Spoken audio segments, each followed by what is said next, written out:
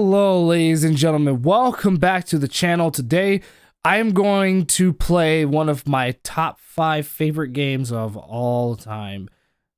I'm going to play Castlevania Symphony of the Night for YouTube.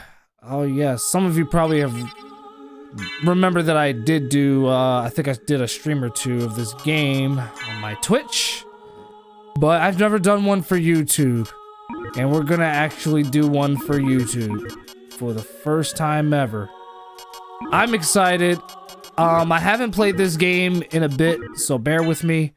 I'm definitely not gonna remember everything, but nonetheless, I still hope you guys do enjoy this playthrough though. Okay?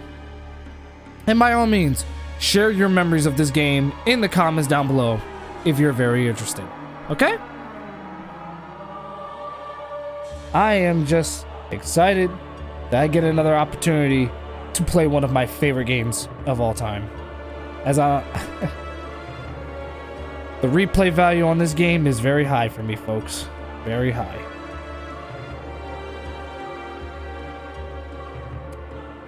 This is considered the greatest Metroidvania of all time.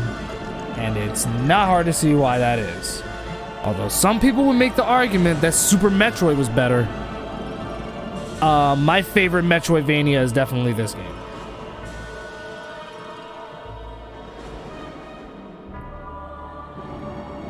Yes, my favorite one definitely has to go to this one. It's a game that's way ahead of its time. Way ahead of its time. For 1997, it is insane with the amount of content that's in the game. And I absolutely love this game to death. Super fun. Right now we're playing with Richter Belmont during the ending of Rondo of Blood.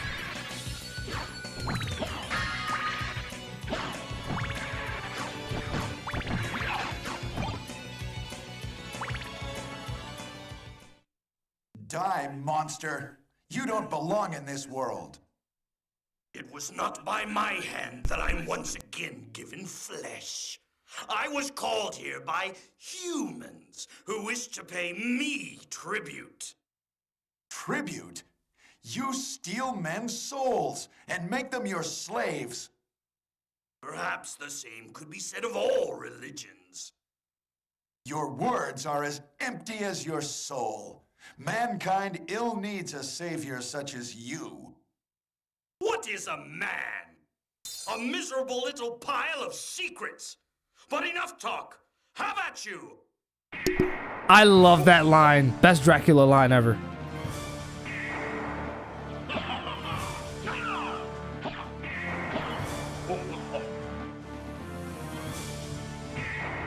I should be hit. Ow. That hurt. I lost my cross weapon, but that was my fault. Ouch. But if you're familiar with how he works in Rondo of Blood, his AI here is exactly the same.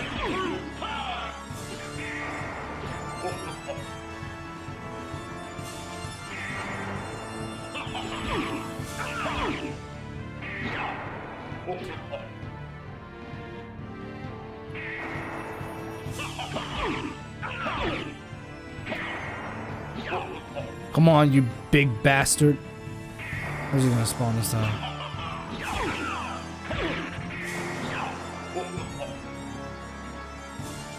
If you end up dying on this fight, don't worry. Maria will revive you. So essentially, you can die in this fight and not worry about it. If you actually do very well on this fight, you actually start out the game with bonus stats, but it's not required.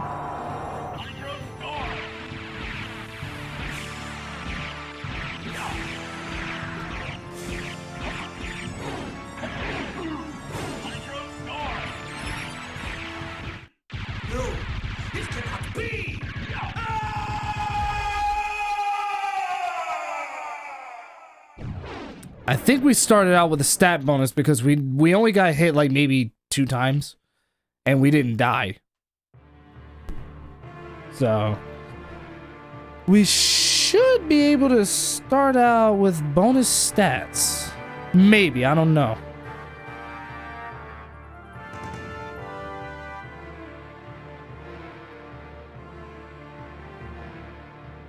Although I cannot say that I'm 100% sure if that's exactly how it works. I might be wrong. I think you actually need to,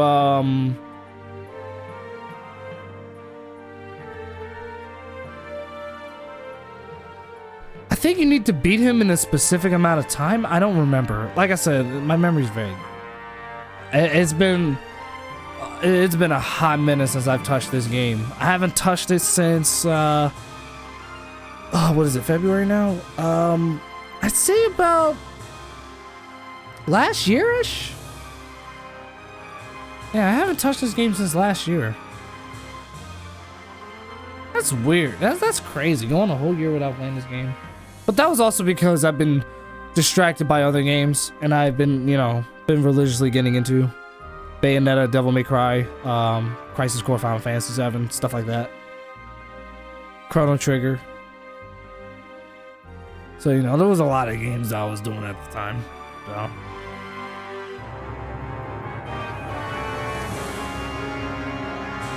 So here we go, ladies and gentlemen. Castlevania Symphony of the Night. The direct sequel to Rondo of Blood. And as I said before, the greatest Metroidvania of all time, as well as amongst the 5 greatest PS1 games ever made. This game has a large amount of content for a game that was on the PS1, made in '97, shit like that. Like this game's content is huge. A lot of thought went into making this game. It's also worth noting that this game was also on the Sega Saturn, where Maria was a playable character. There's also a cheat that you can use that allows you to keep the current weapons that you got right now, which is the Alucard, sword, shield, and the dragon helmet and all that stuff, and resistance to lightning and stuff like that. Because spoiler alert, you're gonna get it taken away from you by the Grim Reaper. But the reason I bring this up is because some people don't even know that you can actually use this cheat and you get to keep his weapons for the rest of the game. I'm just gonna go through the rest of the game as intended so that we can earn our way up. And we currently don't have the power up that allows us to invest in hearts or anything like that. Also, Alucard does have special moves. You can buy them from the Librarian, but it's probably best that you just enter in the code by yourself. And the reason I say that is because once you've learned the attack, the spells will automatically be there and you won't have to spend any money. So as long as you know the move, you can execute it. And as long as you have enough magic power to do it. But as I said, I'm just gonna go through the rest of this as intended. By the way, best theme in the game.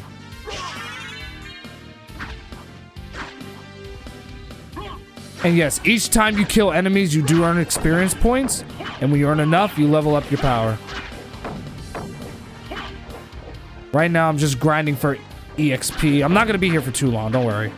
For the sake of the playthrough, I'm not gonna be here for too long. Oh, that's a rare drop. But when you start this game for the first time, these fishmen do give you a lot of XP when you kill them. So if you're trying to grind up a couple levels, I'd say about maybe level 5-ish. We should be decent. But when you're playing this game for the first time, these enemies do give you a good amount of XP when you kill them.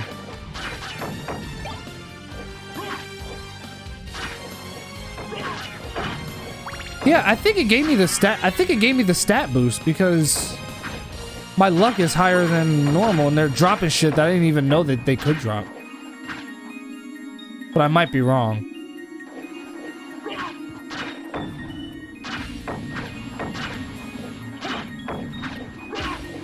But like I said, you don't have to worry about the stat boost. The reason I say this is because you're gonna upgrade anyway. Like, you're gonna get better. So even if you don't upgrade now, you're going to eventually upgrade it at some point. Ow.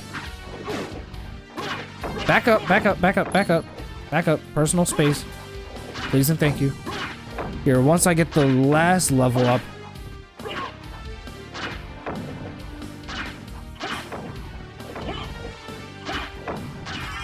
There we go. All right, we're good.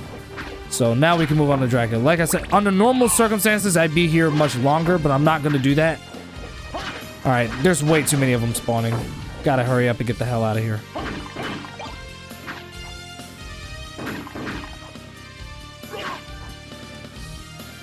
Oops. My bad.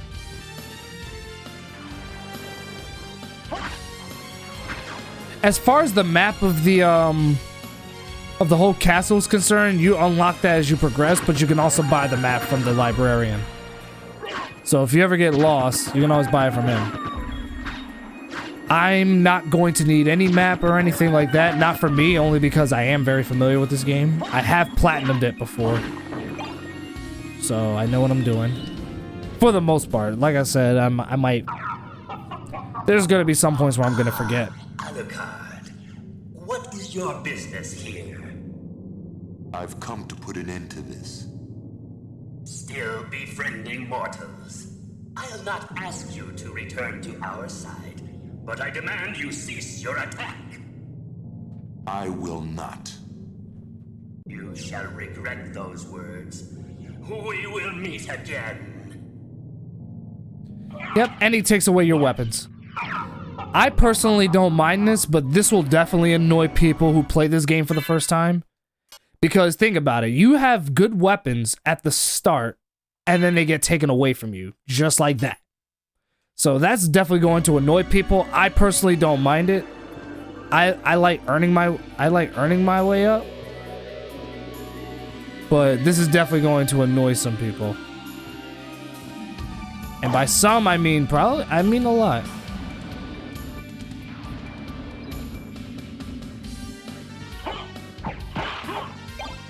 So we start off with the short sword, which is a decent weapon to start off with.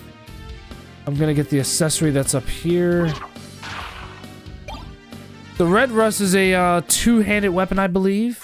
Yeah, it's a two-handed weapon. That's what I thought. But it's not as powerful, so I would stick with the short sword. The Cube of Zoe makes it so where every time you hit candles, hearts come out. Very useful if you're trying to use special weapons and stuff like that. That's actually the reason why I didn't hit the first one down here. This area right here is an area that we actually need to go around in order to get to, but that's not until much later in the game. There is an area up here too. Yeah, there's an area right up here that actually has a life up. But like I said, we're not going to be able to get up there because we need a special power-up for that. We could either get a special power-up or drop from the platform that's up here. But for now, I'm just going to use the save point so that I can refill my health. And I'm also going to let it save my game too. For those of you wondering, I am playing on original hardware. I'm not using an emulator. We are playing this on the original hardware. Everybody knows that everyone on my channel knows that I use original hardware when I record my games. But that's because I prefer authenticity. Alright, so here we go. The Alchemy Laboratory. At this point, you'll encounter some decently strong enemies. There are some items that you can grab over here. And not only that, but the first boss fight will be coming up really soon. Right now, I'm just going to deactivate the spike trap. I'm going to grab this piece of armor that we can use to get us started, which is good. That increases our defense. You're going to find a ton of armor weapons, and there's a lot of them throughout this game. There's a lot. That's one of the reasons why this game is one of my favorite games of all time, is because not only is the graphics and gameplay super addicting, but this game has a large, and I mean a large amount of content.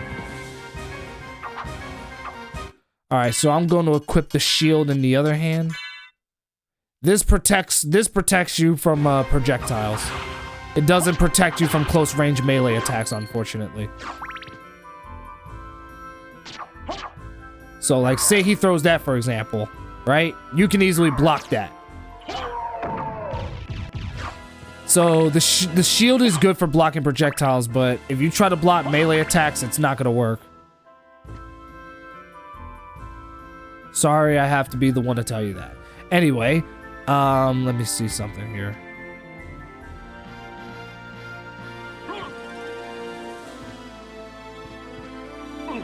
Ow. All right, he hurt me for whatever reason. I was actually looking to lure him onto the damn, I was looking to see if I could lure him onto the... I got an idea, hold on. Because there is a way where you could actually get up on top of that platform, but you just gotta lure the skeleton on it. All right, it's very hard to do.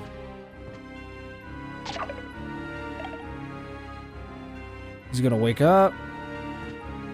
There we go. All right, the Basilard, the thing about the Basilard is that it lacks range and it doesn't have as much damage as the short sword. But the good news, but what I love about this weapon is that since it is fast, is that even though it lacks range, it's very fast. So when you're fighting bosses, you can essentially just hit the square button or circle button, depending on where you equipped it, multiple times, and you'll get multiple hits on it. So essentially, you would be able to combo them. See what I mean? So the only thing that sucks about it is its range. That's the only thing that sucks about it. There's also a hidden area in here.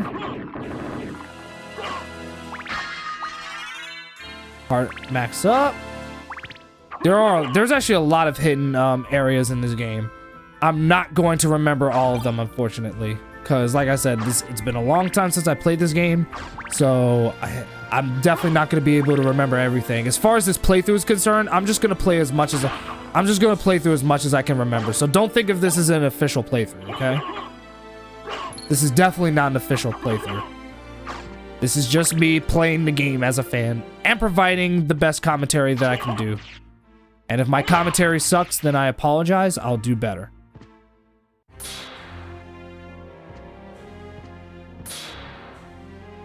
Here, let's push this over. Oh shit, I forgot it could reach that far. So yeah, definitely explore as much of the castle as much as possible. The game predicates itself on rewarding the player for exploring as much of the castle as possible. And as a reward, you get very good items, like this cloth cape right here. But also, it's worth noting that if you do end up beating this game, having explored the entire castle, you actually get the true canon ending to the game. There's 3 different endings in this game, which increases its replay value. You know, the fact that the game can end 3 different times depending on what you do.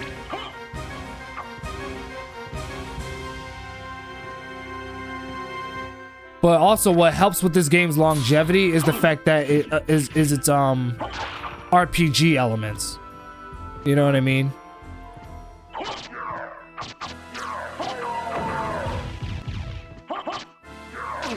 Ow. There we go, I got him. That actually hurt. Then again, it wasn't supposed to tickle. Shit. Get out of here. Here, let me kill that thing. I hate these. Those things actually drop like some kind of poison on you. It's kind of funny. They spit on you. But I don't know. They're weird. Like you see that liquid they drip? If it touches you, you get poisoned. It's bizarre. I know. All right, so we're gonna need this axe weapon for the boss. If you're wondering what's down here, this area we're actually going to need to backtrack to much later in the game because there's a blue door. We don't have the accessory to pass through it yet. And this area does advance the story, but we don't have the accessory to pass through the door yet. So we're not going to need to come back to this area, not for a while. So we don't have to worry about that part, not yet. Let's just for now come up over here so that we can fight our first boss, okay?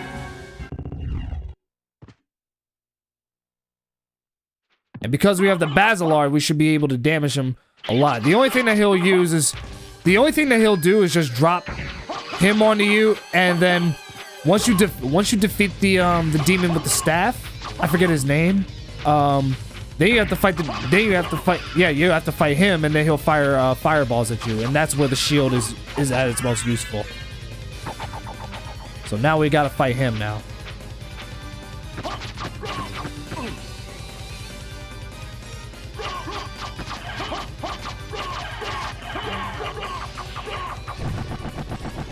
See, he's already done. See what I mean? And every time you beat a boss, you get a life up max.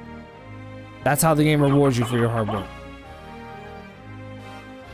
I don't think I have anything else with me, but yeah, there you go. That's the first boss. All right, ladies and gentlemen, we are back with more Castlevania Symphony of the Night. We're on to the next part of the game. We just defeated the first boss and everything.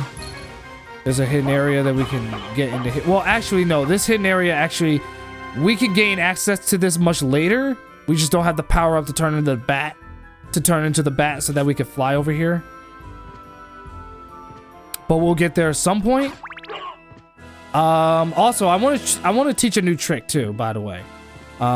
There's actually here, we'll actually go in here. There's actually a spell that you can use, and this spell actually allows you to absorb blood. It's called Dark Metamorphosis, and it's done by doing half circle up.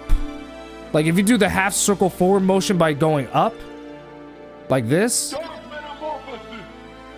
it triggers Dark Metamorphosis, and what this does is that it allows Alucard to absorb blood from bleeding enemies. So here's an example of an enemy that bleeds blood. The zombies. Since they spew out blood when you stab them, pixels of blood will come from them, and if it touches Alucard, he regains health. This is a very useful tool when you're fighting enemies that spew out blood. I love this move. Alright, so technically we don't have to come to this area, but the reason why I suggest it is because you get some good items from here. Like I said, this game predicates itself on rewarding the player for exploring as much of the castle as possible. That's actually what the game wants you to do. It wants you to explore. Now we got some sunglasses. The sunglasses, the only thing that it does is that it does remove your intelligence a little bit.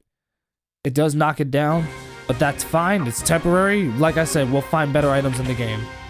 The only reason we're wearing it is because it does increase our defense. So there is a usefulness to it.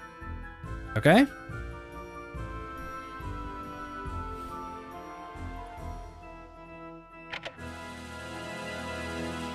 Oh yeah, and this part.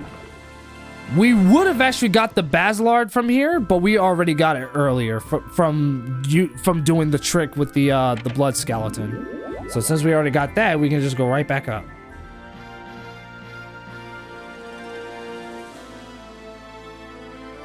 We're just gonna keep going up and up and up. The only thing that's missing is the Jurassic Park elevator music. But I also love the fact that Alucard is just chilling there.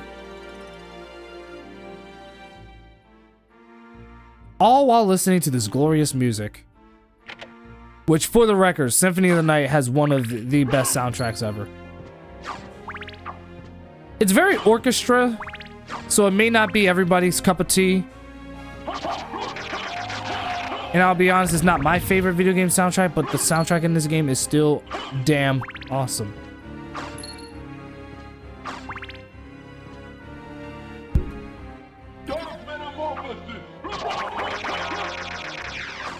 It only, and the best part about this move is that it only costs 10 MP, so it's a very affordable move. Very affordable move.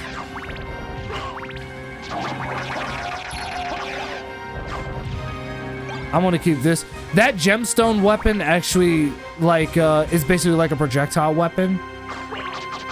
I'm personally not the biggest fan of it, but I'm sure somebody else will probably find better use out of it than me.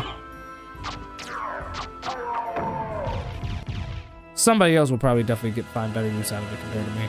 I'm sure of it. Lord knows I can't. Oh, come. All right. For the record, I'm going to try my best not to rage. But keep in mind that there are a lot of rage moments in this game. Much as I love it, there are a lot of rage moments.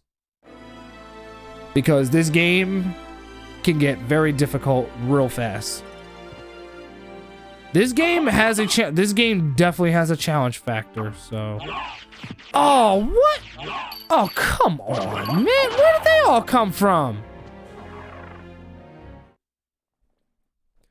All right, I think I might have an antidote that cures me of poison. Oh, never mind.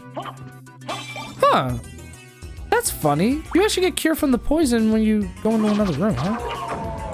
I've never seen that happen before. It's funny. This game is still so. This game is so old, and I'm still finding out new things about it. It's almost like Breath of the Wild.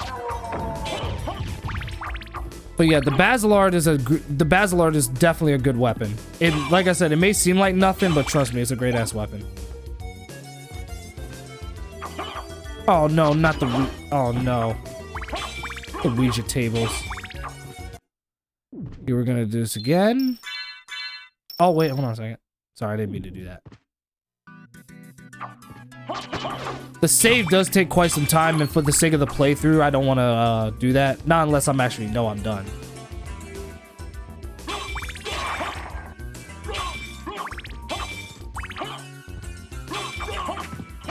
Nope, no you don't. Nope.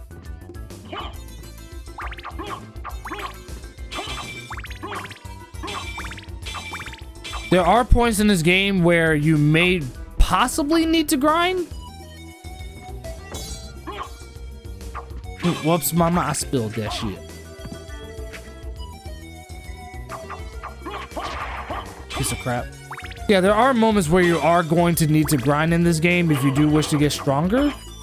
But I feel like that's part of the fun of progressing in this game. It's just like any other RPG. It's like, if you want to get strong and defeat enemies that you couldn't defeat before, I mean, I'm sorry, I can't even speak proper English. That you couldn't beat before, then yeah, that's what leveling up is for. Yes, it's marionettes.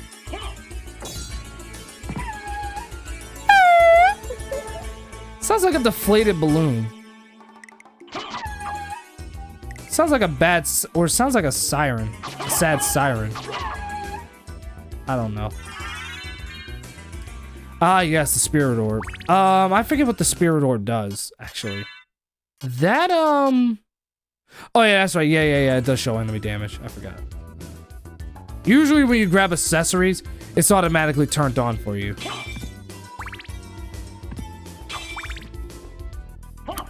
But there are some things, there are some accessories where, which we will hopefully get to much later in the game, where one of them's gonna have to be on and the others are gonna have to be off.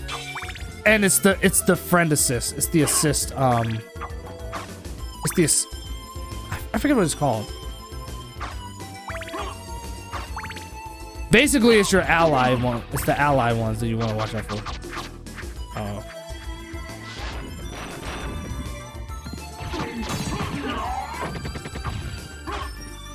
Be careful. The enemies down here are very strong, but as long as you have the Basilard, you can literally just combo them to death.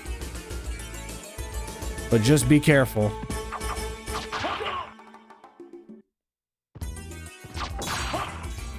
Those skeletons, man.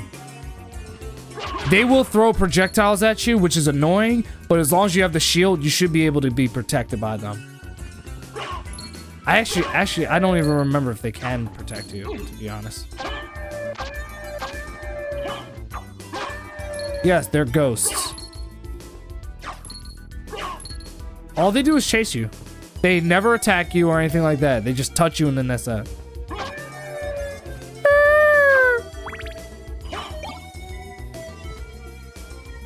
Actually, yeah, let me keep this. The knife weapon is definitely going to be good for the enemy that's actually coming up. Should be, he's actually about to come out right about now, as a matter of fact.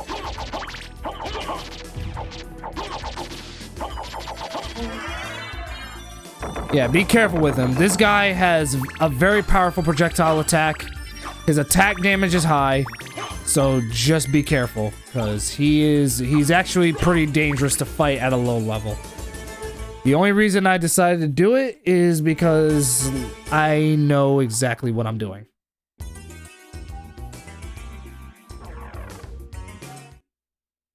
Alright, so we're actually backtracking into another part of the castle that we were before. Remember that one part of the area? This part right here. Now we actually have better access.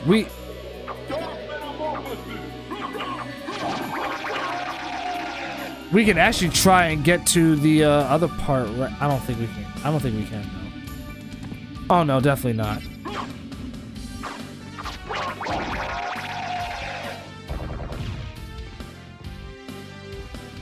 That's funny. I could have sworn there was a way you could drop down and just simply get it. I might be remembering it wrong. But we do need the bat. But we do need the bat power up if we're gonna get the. That's like the easiest way to get that life up thing that's down there on that second platform. Either that or double jump.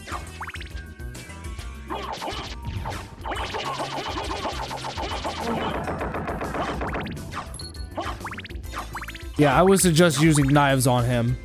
Daggers, rather. Because, like I said, his attack power is extremely dangerous. Like, unless you got a death wish or something, I would suggest fighting him from a distance. Especially at a low level. Like, if you're high level, he's a complete joke. Alright, I'm getting sick and tired of these ghosts.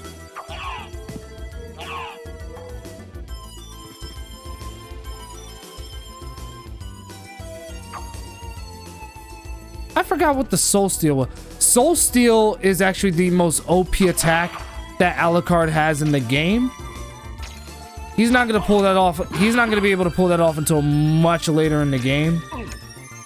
Yeah, you can't be protected from the projectiles of that shit. But luckily, they don't have too much health, so we're good. I'm just gonna go up to the save point so that we can regenerate the health. Since I already lost a lot of health originally. Gotta be careful. That wrecking ball has a lot more range than I last remembered.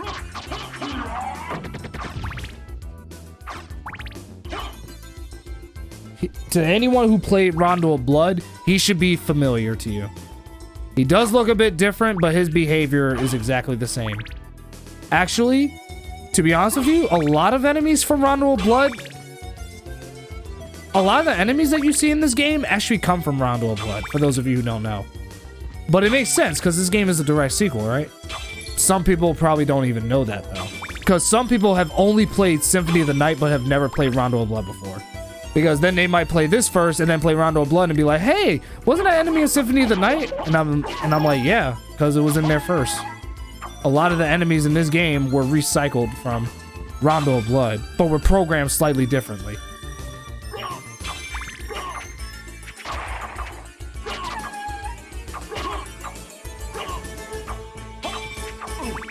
Ow. You're gonna stop throwing those friggin' toenails at me. You're gonna stop throwing toenails at me. Jesus. That's what they look like. Look at them. Look at them. They look like toenails, fingernails. I don't know. Either way, it's something that they should not be throwing.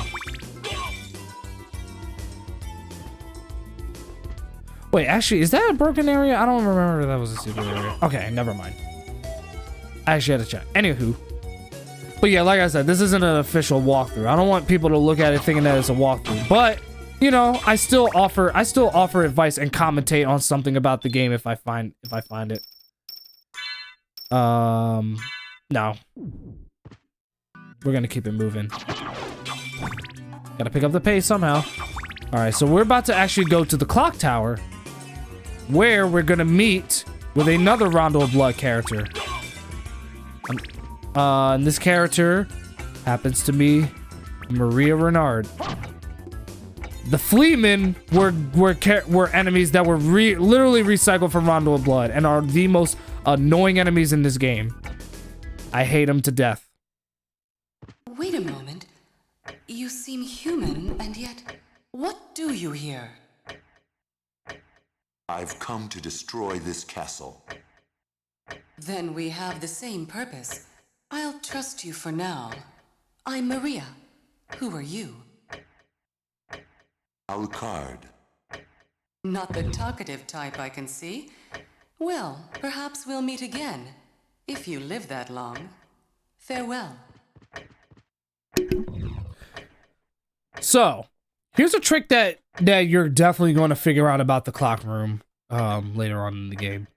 So, this clock room, this left part right here, only activates during the even numbers on the I think it's only on the even numbers on the clock. And that's when this part will open, and then you'll be able to jump up there. The only reason we won't be able to get up there now is because we don't have the double jump. So we're gonna need the double jump if we're gonna get up there, okay?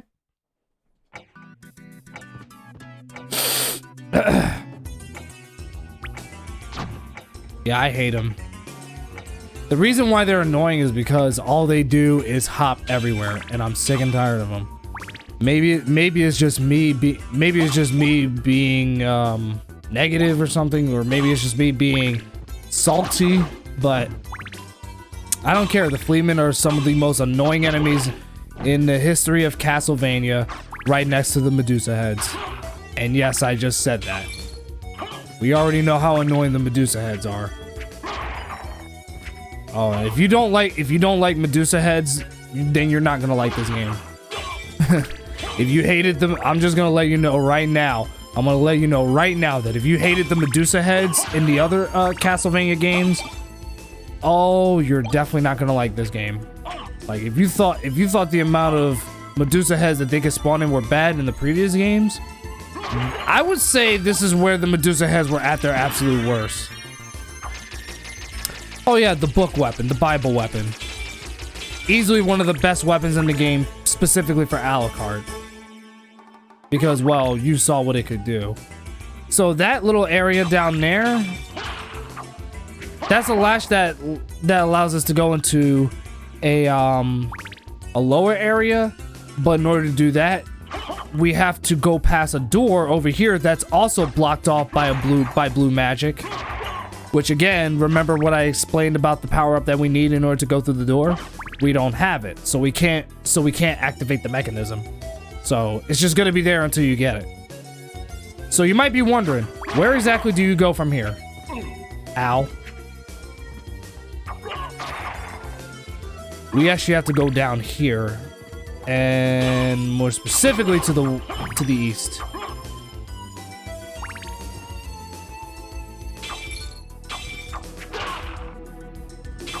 These skeletons are super annoying.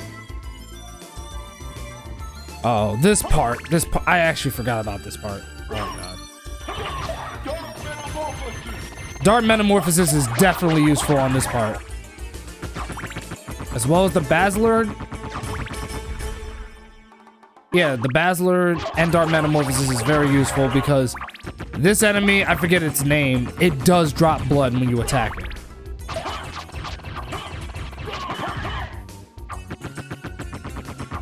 This saves you the trouble of having to use the any potions that you may have.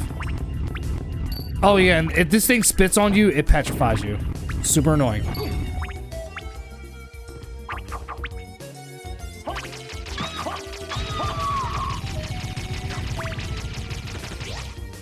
If you're wondering, that thing was also in Rondo of Blood during the alternate path.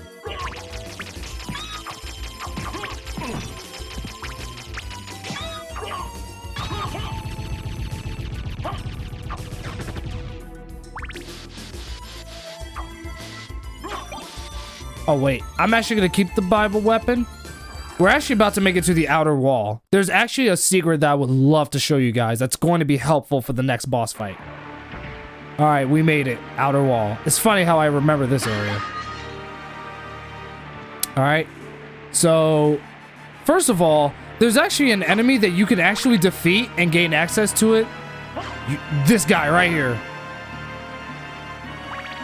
If you can somehow beat this guy, you deserve a medal. But he has the most attack damage in the whole game. So be very careful when fighting this guy.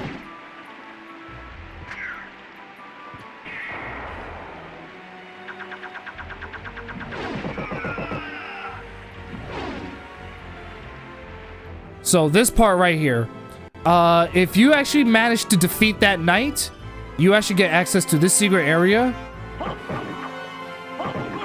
If you break it, you get a pot roast. And if you actually wait here for, I'd say 5 seconds, or at least long enough for it to work, an invisible elevator will take you down, and you'll be in for a special surprise. Check this out.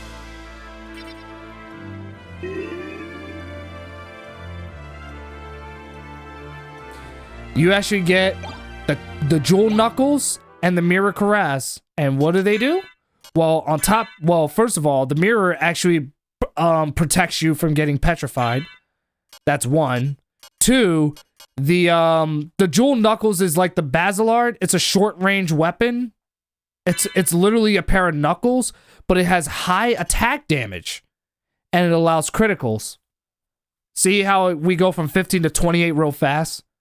So this essentially makes Alucard very OP for where we're at in the game right now. For literally where we're at in the game right now, this weapon makes Alucard very OP. So if you actually are aware of this secret, you'll be unstoppable, believe me. We can't pass through that because we don't have the power of the mist. So yeah, I think you have to wait there I think you have to wait there for at least 10 seconds. And for the record, if you're wondering how somebody figured that out, I don't know. Somebody obviously had all the time in the world to figure that out, and I don't know how. But they're warriors for doing so.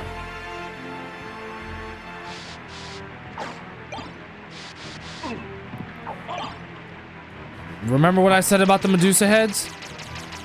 This is where the Medusa heads are at their absolute worst. Symphony of the Night. This is where the Medusa heads were at their absolute worst. This is where we actually see the ferryman, but he doesn't seem to be there right now. If you don't know who the ferryman is, he's a character that we're going to come across later in the game.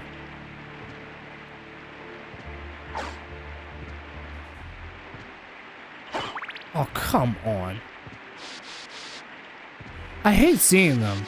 I really do. And all they do is just float in an arc. And the worst part is, they don't even try to hurt you. They're just there.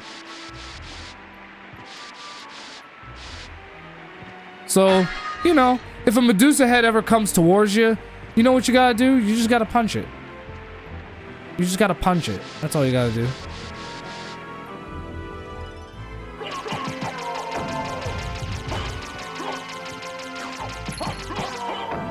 So we're about to come across our next boss fight, which is against Doppelganger. Which is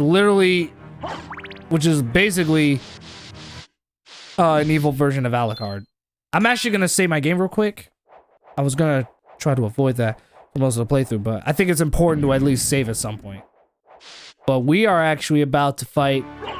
we're actually about to fight Doppelganger, which is basically you.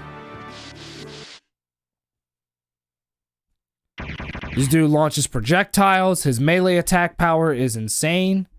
So you gotta watch him. So here he comes. He'll mostly jump in the air to attack you. As long as you have the mirror cuirass, his attack damage will do almost no damage to you at all.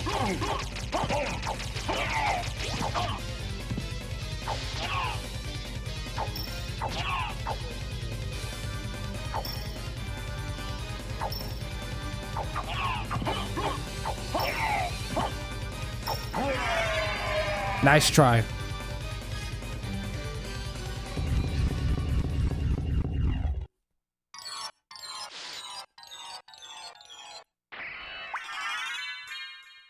And there you have Doppelganger. Like I said, as long as you have the jewel knuckles, he's a piece of crap. He cannot stop you as long as you got that. And for your troubles, you get the Gladius. This is a bigger weapon than before. And it's a one-handed sword. And it's actually got very good range too. I am personally going to keep the leather shield for now, only to protect myself from projectiles.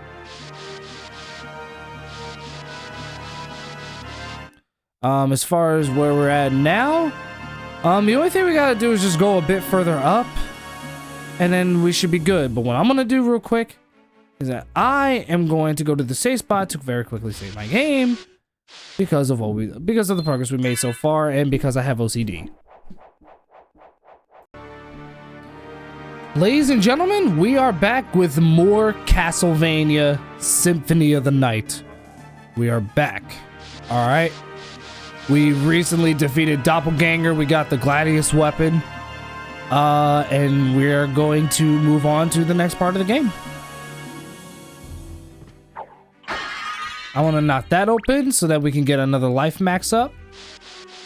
It's very important that you try to find these because the more health you have, the more likely you are to survive. So, you know, making sure that you have a good amount of health and everything like that is definitely key to surviving. We're actually about to go through that door, but I'm going to go up real quick. I remember these guys. They were also in Rondo of Blood. They were some of the most annoying enemies in that game. Oh yeah, and these guys. Those guys were also in Rondo of Blood. They were guys that would not fire arrows at you unless you got close to, like, they would fight you from a long range. So every time you got close to them, they would back up. We're gonna step inside this room real quick, and the reason why is because it's a teleportation room. So I am going to step aside the teleportation room. I'm going to activate it real quick.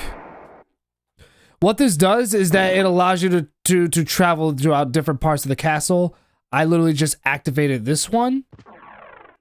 And what I'm going to do real quick is that I'm going to get the heart up power up that's on the other side. Remember that part that I was telling you about, the one with the wooden door? There you go. Now that it's open, we can easily have access to it whenever we need to come back to it. So, but for now, I'm just gonna go right back to where I'm at, to where I was before.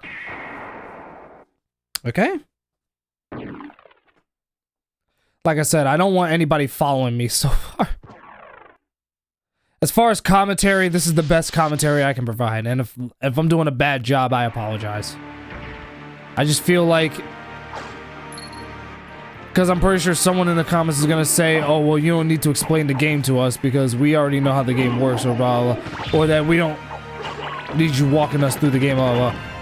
I'm like, that's cool. I just feel like for my fans who don't know, I just figured I'd tell them in case they're interested.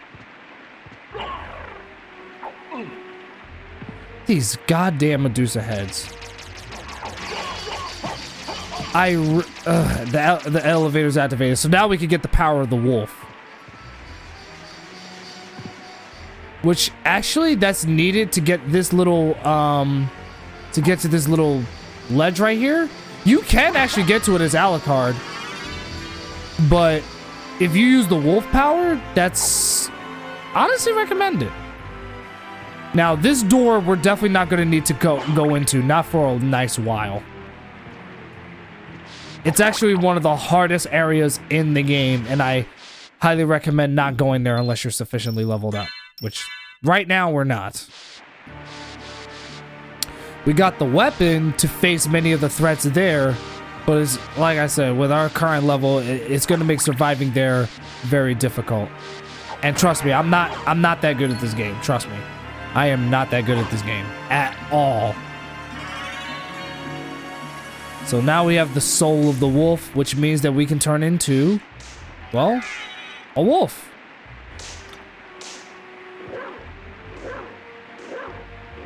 Now, as far as the wolf attack, you're gonna have to gain the power-up that allows you to attack as the wolf.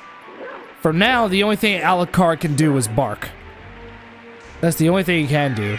But he can run. He can run. So it's not like he's out of, so it's not like he can't do literally nothing as the wolf. It's just that if you really want to unlock his full potential as the wolf, you just gotta unlock more stuff, that's all. You just gotta find more power-ups. So this area is where we're gonna go next.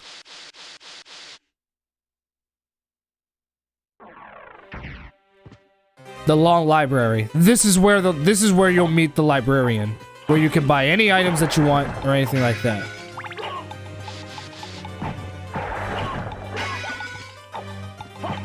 Uncurse. Oh yeah. Do I also need to remind you that there's, like I said, every enemy that's in this game came from Rondo of Blood. So if you come across an enemy and you're like, oh my god, where did this enemy come from? Rondo of Blood. The Fleamen especially.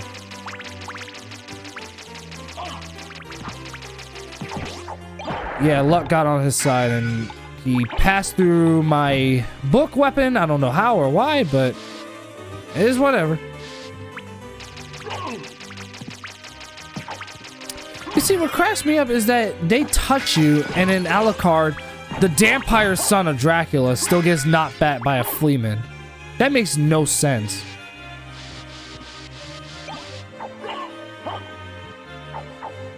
By the way, if you're wondering, the Librarian is right up here.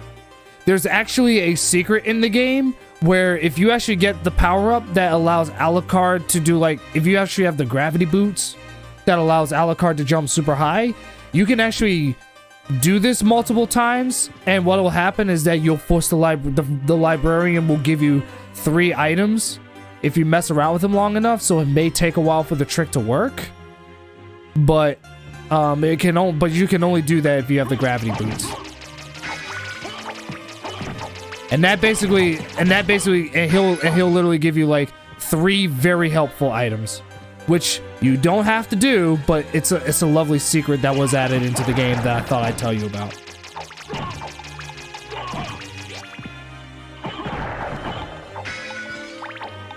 Let me grab that.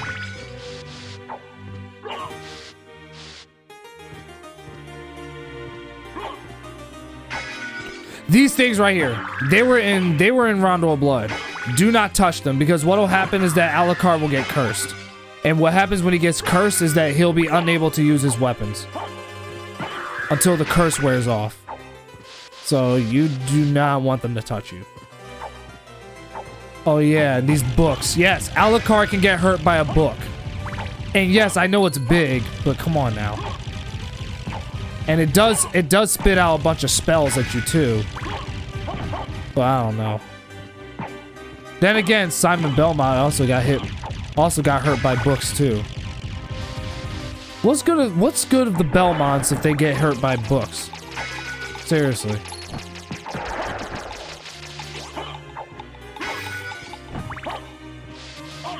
Oh man, I hate these seaweeds.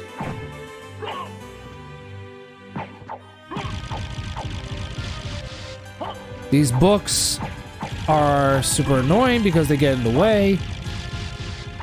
But at least you can tell when they're coming because they're like 3D models like in the bookshelves. So you can kind of tell. It's just that they'll spawn and then I don't know, their hitbox is also weird when they do spawn. It's been a long time, old one. Oh, it's you, Master Alucard. What do you need? I need your help. Young Master, I cannot aid one who opposes the Master. You won't go unrewarded. Really? In that case, just tell me what you need.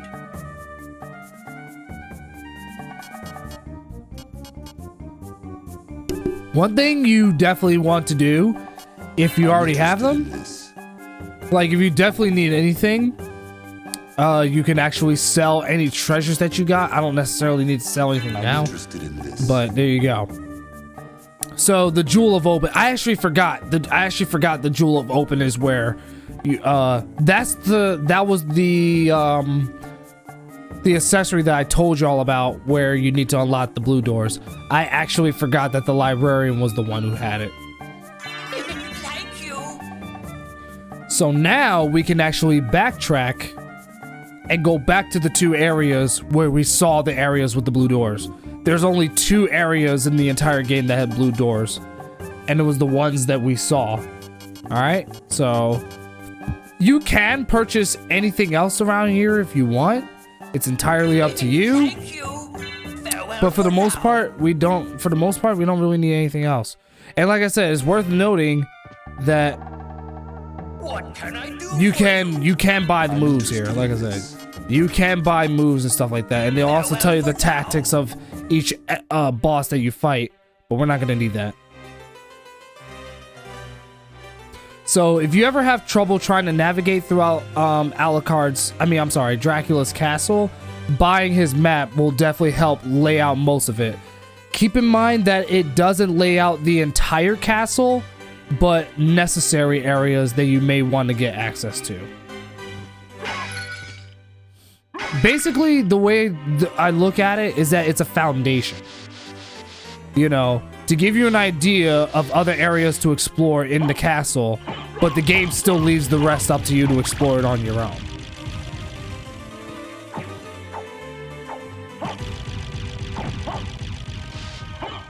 Which, as I said before, this game is a testament to how the developers wants the players to explore on their own. You know what I'm saying? Ow. See what I mean when I say Alucard can get hurt by a book? And that's the worst thing. The book hasn't even done anything yet, and yet it still hurts him. And yes, it's only doing 1 damage, but it's still knocking him back like he got shot by a blunt or something. Like, as if he got shot by something very blunt. The Fairy Scroll. The Fairy Scroll basically identifies the enemies that you're fighting. You see, I actually understand why these books will hurt Alucard. You see what's coming out of them? See, I actually understand why they come out. But still annoying. But yeah, the Fairy Scroll basically identifies the enemies that you're fighting. So whenever you come across an enemy, their names will pop up on the screen. So that way you can tell what the enemy's name is. Yo, my book. That's the book crack that Sephiroth be reading in Final Fantasy VII. They probably got some shit like that in it. Or maybe I'm just overthinking it. I don't know. But remember what I said before about the Knuckles having a high chance of criticals.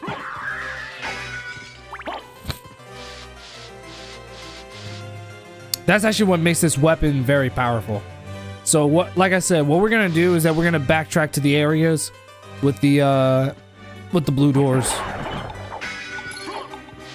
They can be hard to remember if it's your first time playing it.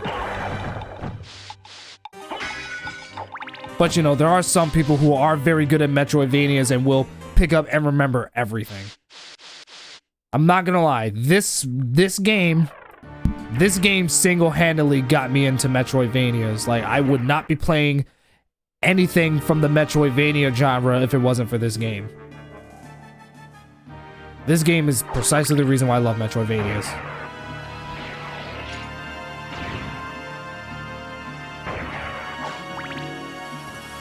So what we're gonna do is that we're gonna use the teleportation.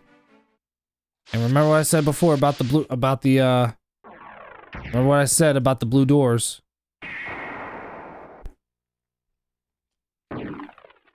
That's where we're gonna be going next. We're gonna start off by going into the, it doesn't, to be honest, it doesn't really matter which door you open up first. It literally doesn't matter. But I'm just gonna go from the one from where the first boss fight of the game happened. I don't know why, but I just feel like going there first.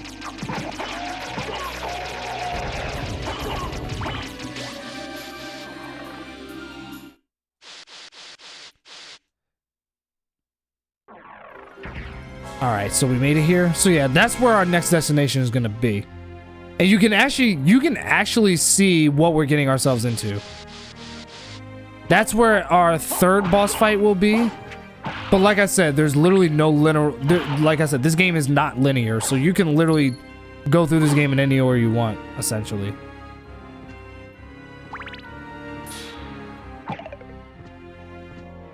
So there's no right or wrong way of playing this game. How you play it is entirely your choice.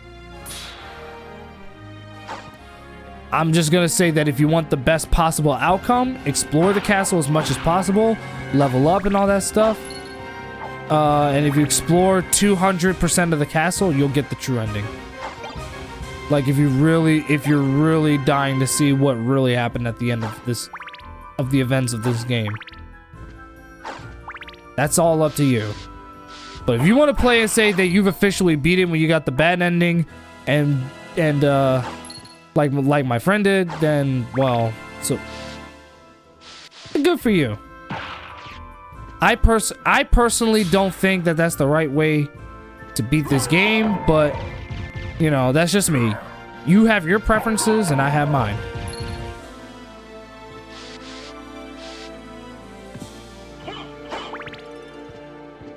If I want to get the story in, I'm gonna get the best ending.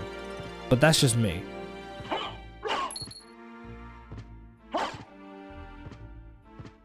So now we can go to the other side, where we can open up one of the two doors with the Jewel of Open. I'll go through the other door later.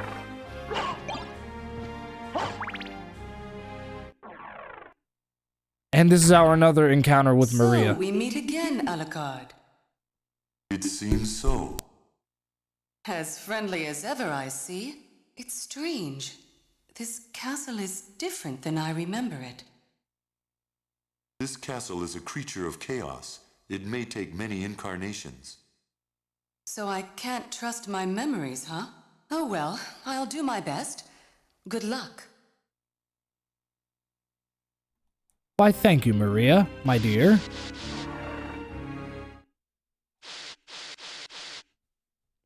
And don't worry, Richter Belmont is in the game, for those of you wondering. So now we made it to the Royal Chapel. I'm going to very quickly save my game, which I know is a bit repetitive for some of you people, but I don't know. I guess that's just me. So here we go.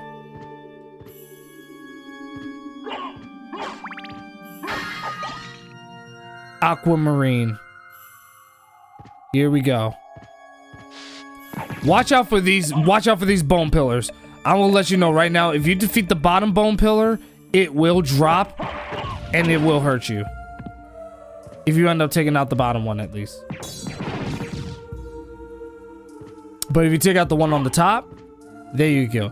We can actually backtrack to this area later to fully explore it, but right now all we need to do is just climb the stairs. Luckily, I got holy water so that I can effectively deal with the problems that we're dealing with right now. Oh no, not that thing. That thing does a lot of damage if it touches you. Common sense would tell you not to let it touch you anyway, so I shouldn't have to explain it. Then again, does common sense exist these days?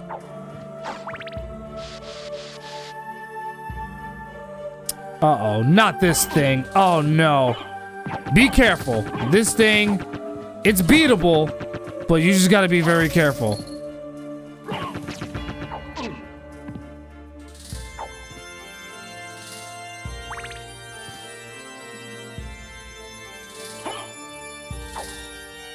I don't think I have enough to do Soul Steal yet, do I?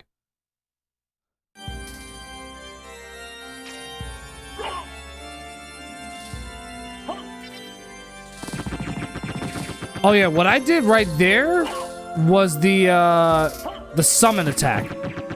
What this attack does is that Alucard will summon in like a I think he'll summon in like a spirit or whatever, 4 spirits at a time, and assist them to do damage. If you're wondering what it is, here it is. It's called Tetra Spirit.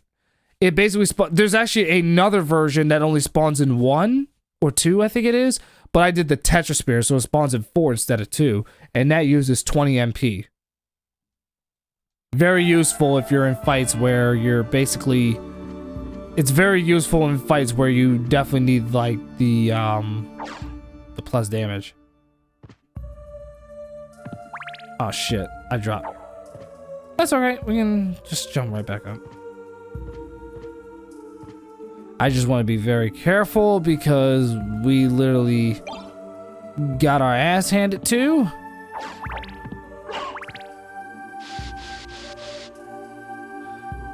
But I'm trying to do Soul Steal.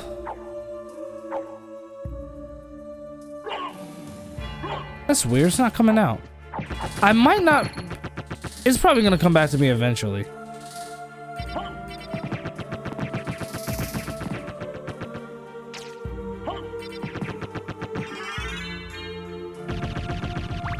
There we go. And we managed to take that son of a bitch down. That's good. This area right here, we may need to backtrack to at some point. Oh no, never mind. That's the one. That's right. It's the door right under us.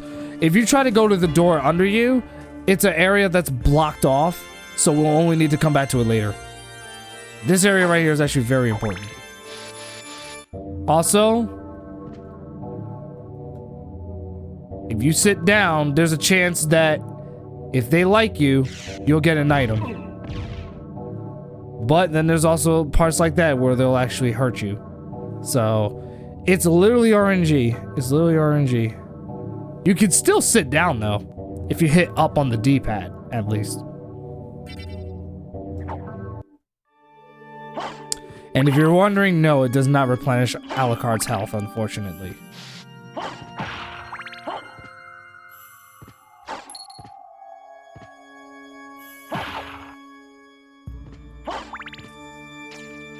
Uh-oh.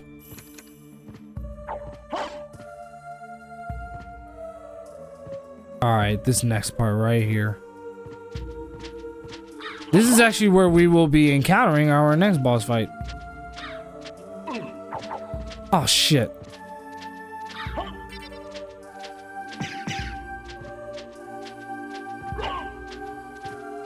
Yeah, we're gonna be encountering our next boss fight real soon. Trust me.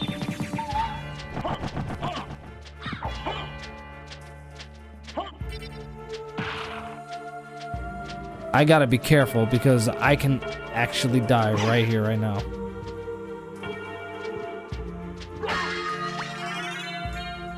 Alright, actually I got another chance at life. I actually got another chance at life. Always be sure to climb up these towers right here too. They actually have health ups and some armors that you're definitely gonna need. And I'm probably gonna need to put on some more, but only if I... Damn. Yeah, I'm definitely gonna wear these because it doesn't impact my defense and my intelligence increases to 15. So I'm definitely gonna need that. Honestly, yeah, only because I don't think there's any enemies that none of the enemies here can petrify you. So at least not to my knowledge. This area right here, we're gonna have to backtrack to this later because we don't have the spike breaker armor. When you have the spike breaker armor, it does exactly what it says it does. It breaks spikes. In other words, it's Sonic the Hedgehog's worst enemy.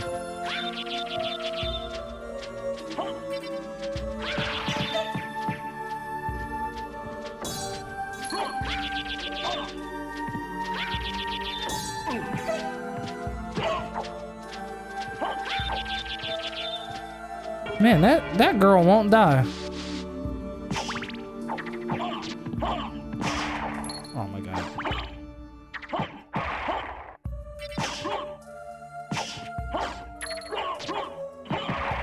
Yeah, the only way to dodge the bone halberds is by ducking. It attacks mid, so.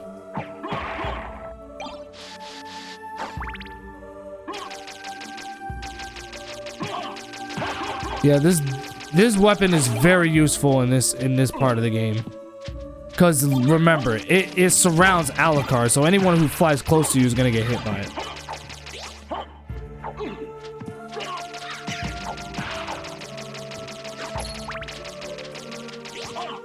Why can't I jump up? Damn. Come on, jump up. All right, I gotta jump from over here, cause Alucard. Ah! I pushed the crow. Oh, speaking of.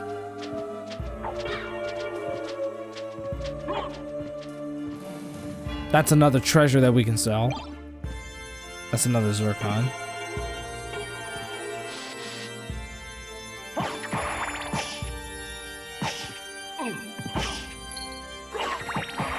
Nope, get out of my way.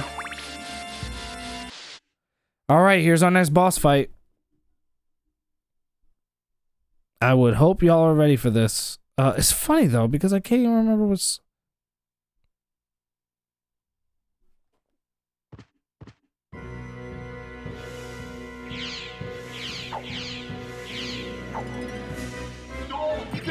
There we go. I figured it out. All right.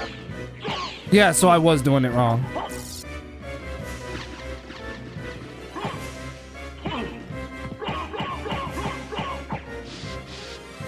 I gotta be careful. Now it's laying eggs.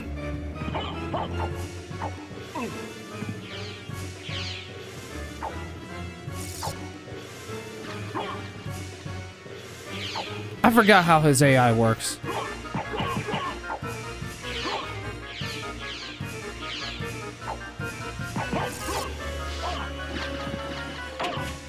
Ow.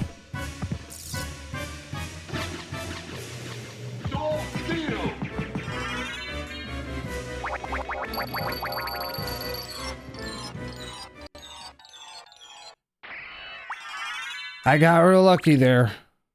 Holy crap. Impressive. You're very strong. What is it you want? You didn't come here to tell me that. You're right. Do you know the name Richter Belmont? Of the Belmont clan? Of course, but... He disappeared about a year ago, and I'm sure he's here. If you see him, please let me know. As you wish, my lady. Thank you. So, you do know how to be a gentleman. I don't know what the hell that's supposed to mean. Have you noticed? You know, it's funny how she did not pick up on the fact that Alucard speaks very formally. He's very old-spoken. You know, he talks that old town folk. He talks in that old folk language. But whatever. So yeah, that was our next boss fight. That was the Griffin that we fought. I think that was his name. It was a Griffin, right? Sorry, my brain just isn't working right now. Maybe that's a sign that I just need to take a break now, since I've been playing this for a while. But I just really wanted to show you guys my favorite game. Like one of my favorite games of all time. And my favorite Castlevania game, too. Which hopefully so far you guys are enjoying. But don't worry, there's more. There's definitely more. Alright, welcome back to yet another video of Castlevania Symphony of the Night. So last time, we already know what we did. We defeated Doppelganger and all that. Well, actually not Doppelganger. We actually defeated, what's the name? We managed to defeat the Griffin, but now we can move on much further. So far, we're actually making really good progress. We're actually about to head into one of the more difficult areas of the game. This is an area that you definitely gotta be well prepared for. Like I said, you technically don't have to come here now. But the good news is that you do get some good items from doing so. But remember what I said earlier about the Medusa heads being at its absolute worst in this game, as far as Castlevania games go? Oh yeah, man. They are at their absolute worst in this game. It's ridiculous. Alright, so I definitely gotta be careful around here. They basically die in one hit, so you don't have to worry about it. But there is a important power-up that you can get. Oh, I almost forgot about the Flea Riders. They were also from Rondo of Blood. In both games, they're super annoying. So, any chance you get, take them out. They're literally the same. They're basically the fleamen that ride on these like gigantic birds and shit. And all they do is fly around and hurt you. And what makes them so hard to hit is the fact that they move around constantly. So you gotta watch out for them. So the main goal here really is to just climb up and then get the accessory. But again, you just gotta watch out for them.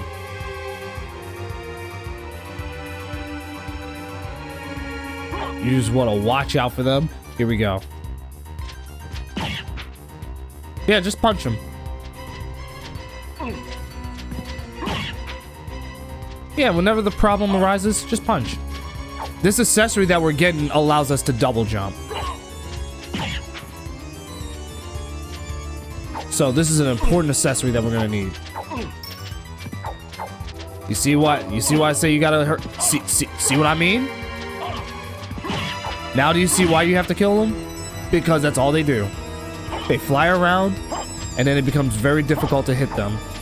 It's especially troublesome if you're using a short-range weapon. There we go. We got the Leap Stone. The Leap Stone does exactly what it says it does. It allows you to double jump. This is a very helpful accessory to reaching greater heights.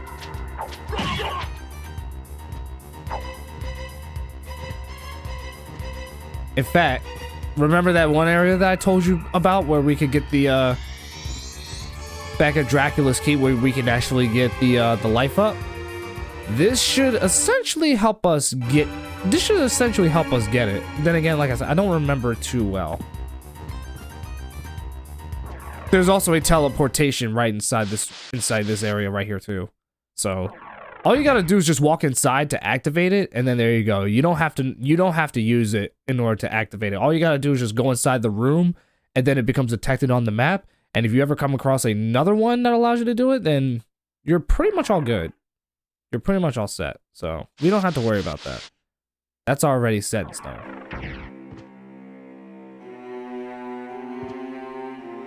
So the only thing we're gonna do now is that, or at least what I'm gonna do is I'm just gonna climb up here so that we could get this. The turfing is a cursed sword. I don't necessarily recommend using it, not right now anyways, but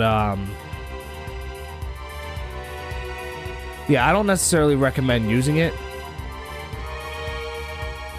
because there are better weapons in the game that you can get access to. That's the only reason why I would say I wouldn't recommend using it. So now what I'm gonna do is that, remember the other blue door that I told y'all about, the one where that's inside the I forget the name of the area, but we already went into the. It's funny. I'm sorry. I can't even remember the name of the areas right now. My brain's very fuzzy right now, so bear with me here. But we already opened up the blue door in the area where we had the first boss fight, which is to the west. So now we gotta go east, basically. Like I said, I don't remember the names very well, only because I haven't touched this game in a hot minute. Like if this were me playing it from last year, I would remember this. I would remember this a lot better. So what I'm gonna do real quick is that I'm going to refill my health real quick, but I'm not gonna save the game, not right now, because I don't have to do that. By the way, what I was doing just now, going into the save zone to refill my health and everything, when you play as Richter Belmont in this game, that's what you have to do.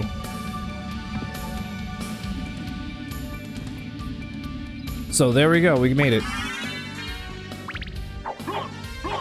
But yeah, when you play as Richter Belmont, Richter cannot heal with anything else other than the save zone.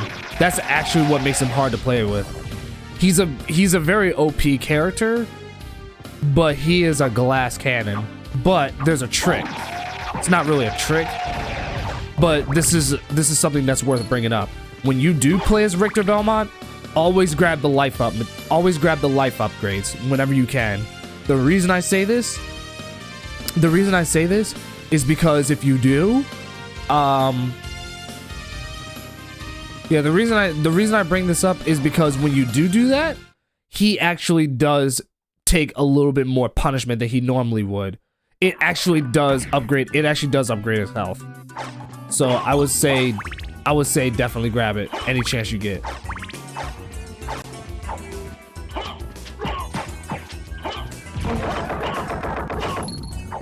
Yeah, with the weapon we got right now, that dude's a joke. So right now I'm going to activate the one door that was never activated with the blue door yet. And then after that, you remember what I said before about the clock tower? About how you can go inside of there? Goddamn ghosts. Get out of my face. Alright, y'all asked for it. That's what y'all get. Uh-oh. Ow. Bitch. Anywho, remember what I said about the clock tower? How every time the hour clock, or I think either the hour clock or the minute clock, I don't remember which one it was. I think it was the hour clock. But if it lands on an even number, the left side of the clock tower opens up, and you can jump inside of it to gain access to a new area in the castle. And because we have the double jump, we can actually finally get up there. The only reason I'm not doing it now is because I wanna open up the last blue door so that I can activate the mechanisms to open up the platforms that also lead into a new area of the castle. So either way, there's two areas right now that we can gain access to right here, right now we want to. But because of the non-linear because of the non-linear nature of the game, it doesn't matter what order you go in. It literally doesn't matter. This is a game, and that's another reason why the replay value for this game is high, is because you can literally run through this game however you want. There's literally no right or wrong way of going about it. But at the same time, if you do come across the more difficult areas, just be prepared for the threats. Because I'm gonna tell you right now, this game is no joke. It may not necessarily be the hardest Castlevania game ever made, but still, it has a difficulty factor. And the only reason why I say it wouldn't necessarily be the hardest, as challenging as this game is because you can make Alucard very OP to the point where he's untouchable. If anyone has seen my live streams, you probably remember about the exploit where if you fully upgrade Alucard and you increase his luck, and then you fight those ghosts that you find in the Forgotten Library, I think it was, in the Inverted Castle. If your luck is high enough, it's a very rare drop, but it'll drop a 3-hit weapon. It's a sword that literally has an excessive amount of range, and there's no attack animation for Alucard. It's like it literally just comes out in like wind strikes, like blade strikes, right? And what'll happen, right, is that, like I said, it'll do three hits. It'll do 3 hits per attack. So say you have 2 of those weapons at the same time, right? Say you have 2 weapons, 2 of the same weapons, right? So you hit it the first time, it does 3 strikes. If you alternate between square or circle or vice versa, it's going to do 6 hits, and it's a very, very powerful weapon. You could essentially use that weapon to defeat Dracula with ease. Like Dracula would be an absolute joke if you have that weapon. You could still defeat him just fine with the Alucard sword, but if you really just want to trash him, then yeah, grabbing that weapon will definitely make Dracula your bitch. That weapon is broken, and that's why people love it. It's literally a broken weapon, but that's That's what makes it fun to use. But that's not gonna happen until the end game stuff. The only reason I'm bringing it up now is because some people, you'll be surprised about how much people don't know about this game despite how old it is. You'll be surprised. Even in 2023, there's people who are still learning stuff about this game. That's how huge it is.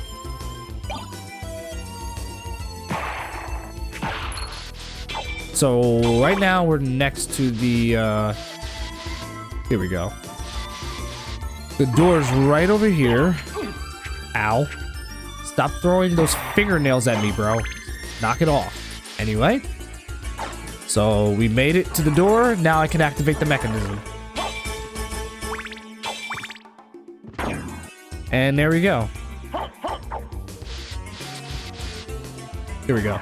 So there's one area that has a good amount of items to pick up. But then there's also one area where it leads, there's also one drop that leads us into a whole new area entirely. This one has items.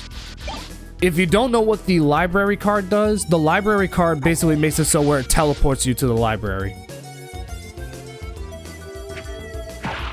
Yeah, we gotta backtrack a little bit to go back to the first area.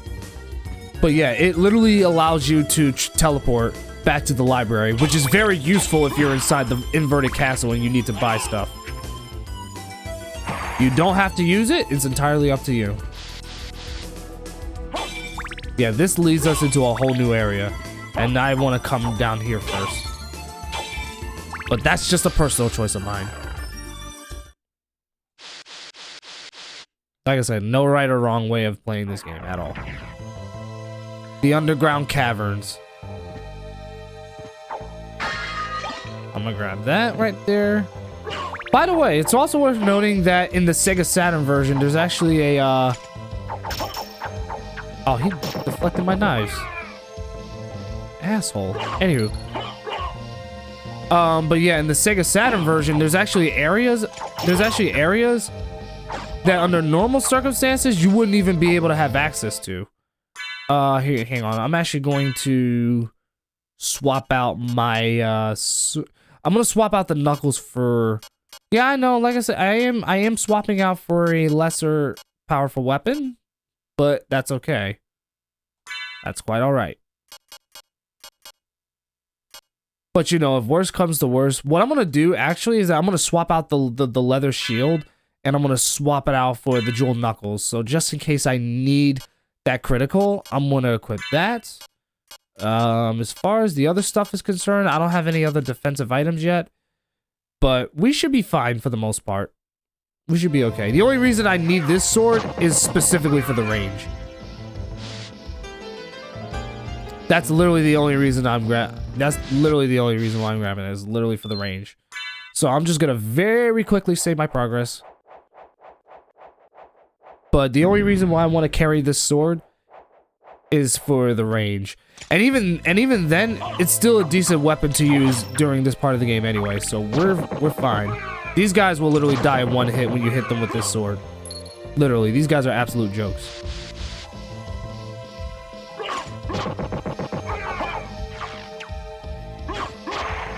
I have no idea how that went through me, but I ain't complaining.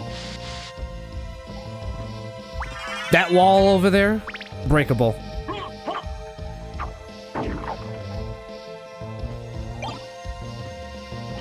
I don't think this one is, though. Just also be mindful that there are some areas, I don't remember which areas in particular. Some of them can be broken from the ground, so just be mindful of that. I just don't remember which ones they are, unfortunately. Yeah, that's gonna bring my intelligence down, but it will raise my defense at least by only 1 point. So because of that, I'm going to keep what I got on right now. That's what I'm gonna do. That's literally what I'm gonna do. All right. I don't think this was a secret area. No, not at all. Uh-oh. Ow. Yeah, those skeletons will not shoot you unless they're far away. Like, they will always try to back away from you. The only time they'll shoot you is if you back them up into a corner. Because at that point, they have nowhere to go.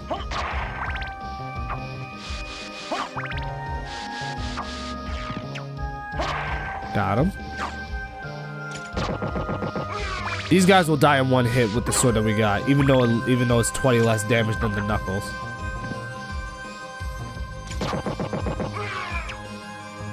By this point, Alucard is already decently strong, so we're good.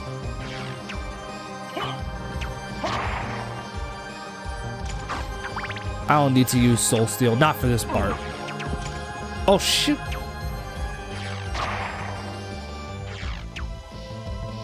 That was close. I almost got hit. Whew. I had to be careful because I would have gotten hit very bad. I'm gonna keep this right here. I should keep this one. Uh-oh.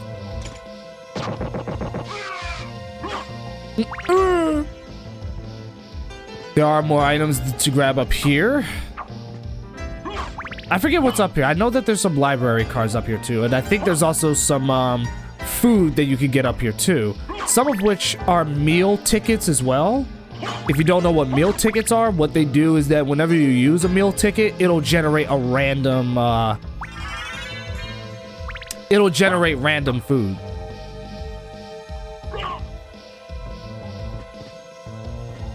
So if you ever come across meal tickets, definitely hang on to them. I would definitely hold on to them if I were you. Alright, we're actually about to enter the dark part. A shiitake. There's another boss fight that happens down here. Oh yeah, watch out for these toads. Watch out for these frogs. They also bleed when you hurt them. So, if you want to use Dark Metamorphosis on them, you can. See? Alright, I'm going to push this crate into here. Because what'll happen is that... Yeah, you see those guys that's in there? They're going to drown. Or explode. Have you ever seen anybody drown like that? Have you ever seen anybody explode when they drown? If the answer is no, well then, there's a first for everything. So. Now, it's important to note that you cannot that Alucard is definitely not capable of submerging himself in the water. Not right now. The only reason why is because we don't have the accessory that allows him to go inside of water and, you know, be fine. So, if you try to take him underwater, he'll drown. There's also a hidden area right down here. Remember what I said earlier about hidden areas that you have to break on the ground? This is one of them. Just be careful because of these things. I'm gonna use the spirits. Ow. They don't have too much health, so you don't have to worry about them overpowering you. Alright, I actually forgot this is full of water right over here. So we're gonna have to come back to this later. That's my fault. For now, I'm just gonna go up to the boss. Here we go.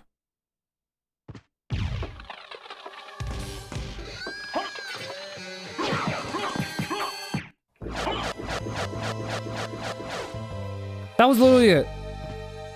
But he's only an appetizer to what's about to really come. Alright, so we gotta hurry up and get out of here before this thing lets us drown. I'm gonna grab that pot roast. Or pork chop, whatever you want to call it, doesn't matter.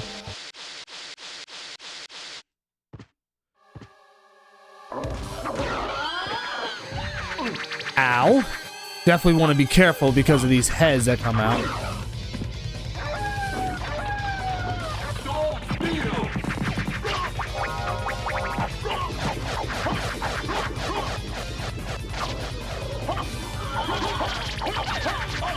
Ow.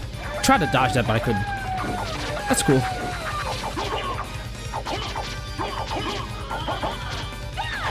Ow. Stop hitting me with that. There we go. And there you go. That's the boss.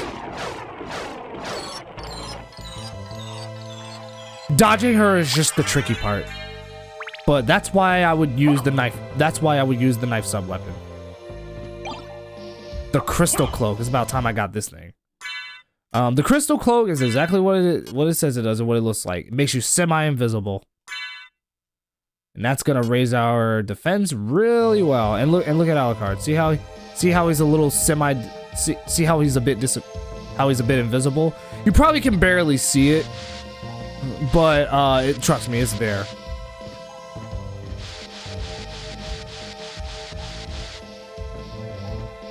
But you probably also have noticed too that one of the reasons why I love this game so much is specifically because of how amazing the boss fights are in this game. The boss fights are incredibly epic.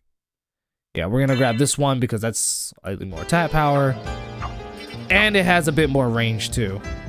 You can actually really tell the range of these weapons if you read them well enough. Like if you actually, yeah, some of these weapons do have least range, and some of them do have a good amount of range. Like Scimitar, for example, does have decent range for the kind of weapon that we're using right now.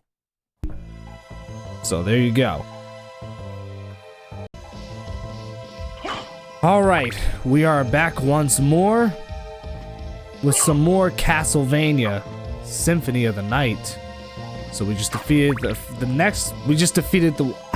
I don't know why I cannot remember the names. I don't know why I cannot remember any of the boss's names, which is funny because I've platinumed this game before and I've beaten it several times, but it just goes to show how bad my memory really is.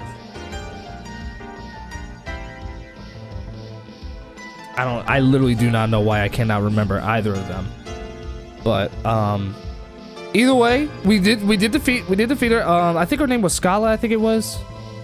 Scylla, something like that. I don't know how to pronounce it. Yeah, I'm embarrassing myself. This is the part where people are gonna go in the comments and say, "Oh, you're not a true fan." I'm like, I don't blame you. So what I'm gonna do real fast is that with the progress that we made, I'm gonna save. I have the memory of a goldfish, so don't mind me.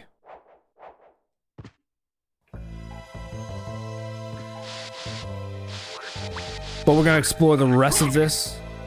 I'm gonna use Dark Metamorphosis. Here we go. Thank you very much.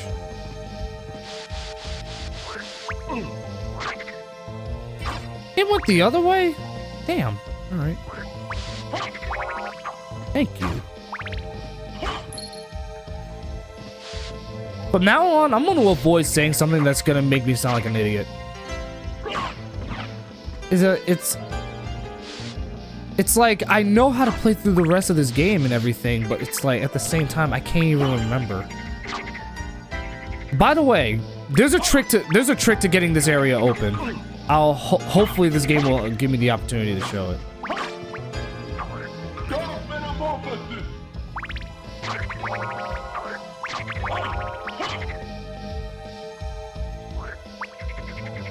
Yeah, I'm dead serious. This thing, Alucard can get hurt by a frog. Then again, we did see him get massacred by a book. So are you even surprised that anything so minuscule will hurt him anymore?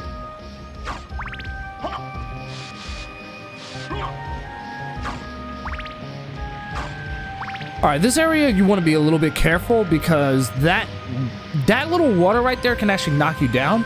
There's nothing wrong with falling down there. It's not like you're gonna get hurt or die, so it's not a trap. But if you're trying to get to the other side, just be careful with how you approach it. And keep in mind that if you touch the water, Alucard will get hurt.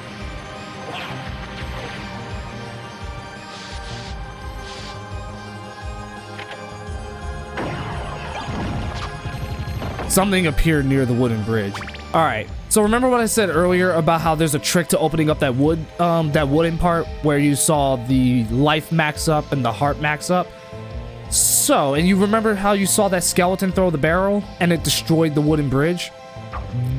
There's a trick to doing it. I'm gonna actually show you what it's about. And then hopefully we'll try to come back here and see if we can get anything. But I want to show you this first.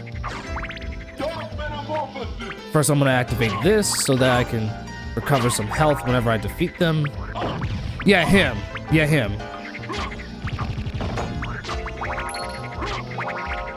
We're gonna have to make him respawn if I can get these damn frogs out my face. So we're gonna have to make him respawn, and then we have to lure him near the wooden bridge, and then have him throw the barrel onto the bridge so that it destroys. Just watch out for the frogs.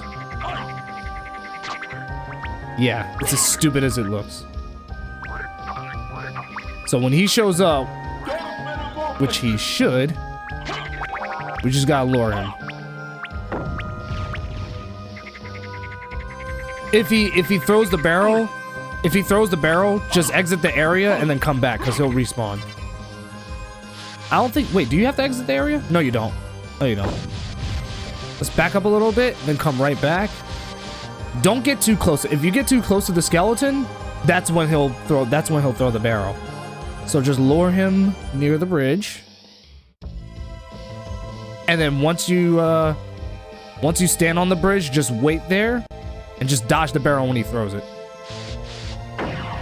And then there you go. Then after that, take his ass out. Skeleton ape. Yeah, in a way, the skeleton apes are references. Even though they were in Rondo of Blood, they also reference Donkey Kong, considering the fact that he throws barrels. So it's kind of a Donkey Kong reference. All right, the enemies down here, the boss fights that happen down here, I'm gonna be honest with you, the Cerberus is down here. Just be careful, because these bosses are very difficult, especially if you don't know what you're doing. Oh, wait. That's actually where the boss fights actually happen. So, I want to be careful. I'm going to grab this, the holy water. There's a save point right here. So, in case I end up dying, I actually have this spot right here so that we can start over again, which hopefully that doesn't happen. But keep in mind, I'm not an expert at this game, so I don't want anyone thinking that. So. Oh, shoot. Come on. Come on, Alucard. There you go, my man.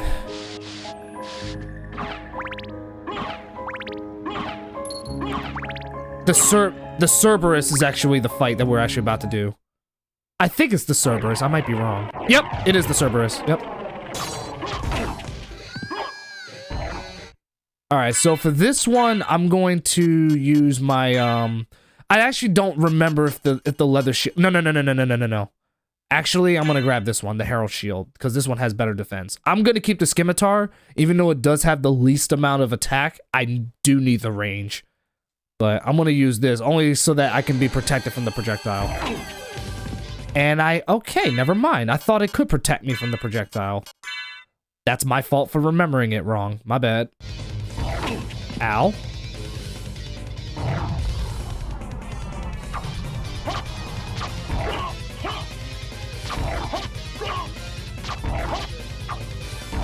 Ow.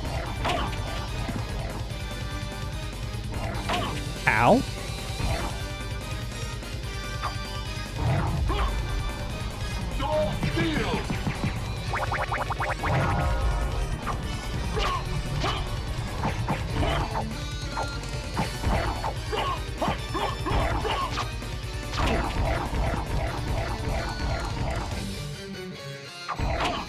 Oh, come on.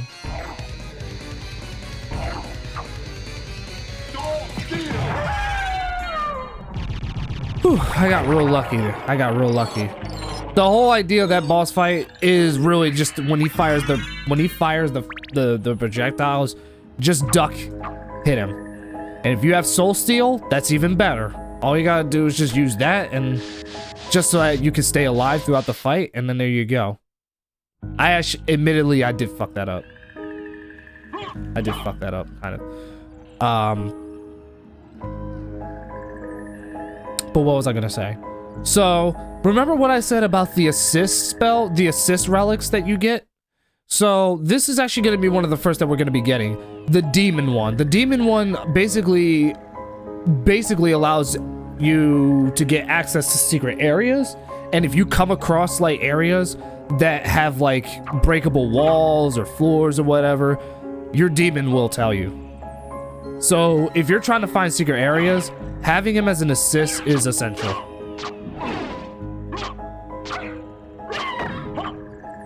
Just be careful with these enemies because they're pretty powerful, but I got the jeweled knuckles, so I can use that.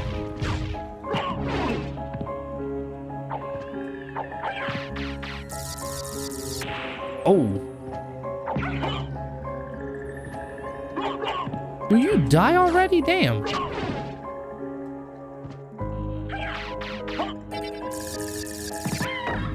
That's what you get. Alright, I'm not gonna grab that. That weapon is not my favorite.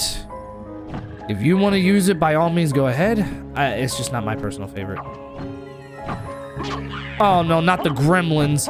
The gremlins will basically place fireballs around you, and luckily you can knock them out. If you want to kill them with ease, they are weak against ice weapons. Yeah, they are weak against ice weapons, which, you know, that would make sense considering the fact that they're associated with fire. So if you ever find an ice sword or whatever, definitely use it on them if you can.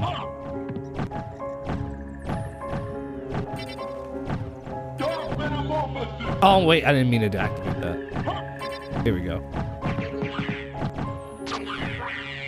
Huh, that kind of worked out for me actually.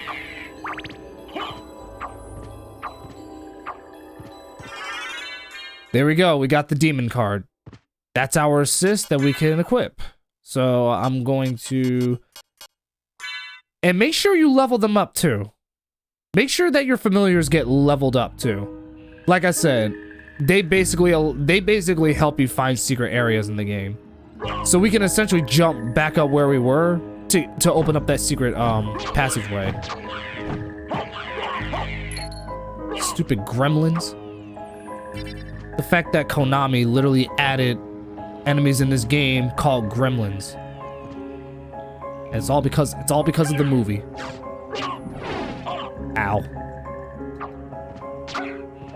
That's a tight spot. Oh yeah, they also help attack your enemies too. So having a familiar, very awesome to have.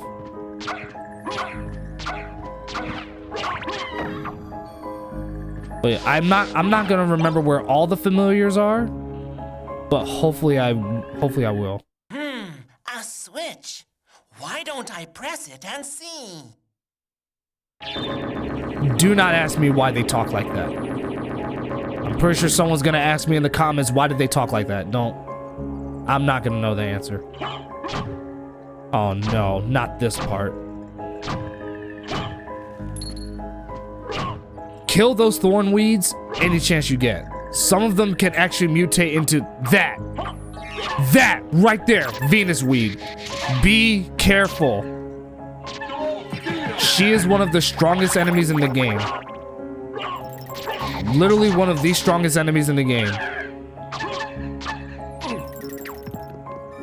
And if you're not careful, you'll get massacred.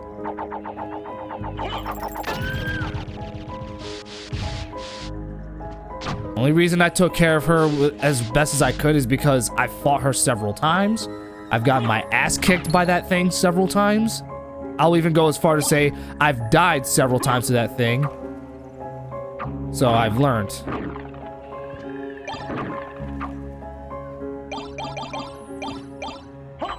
The power of Sire. If you don't know what the power of Sire is, that's essentially a it's a high damaging power-up that literally damages everything on screen.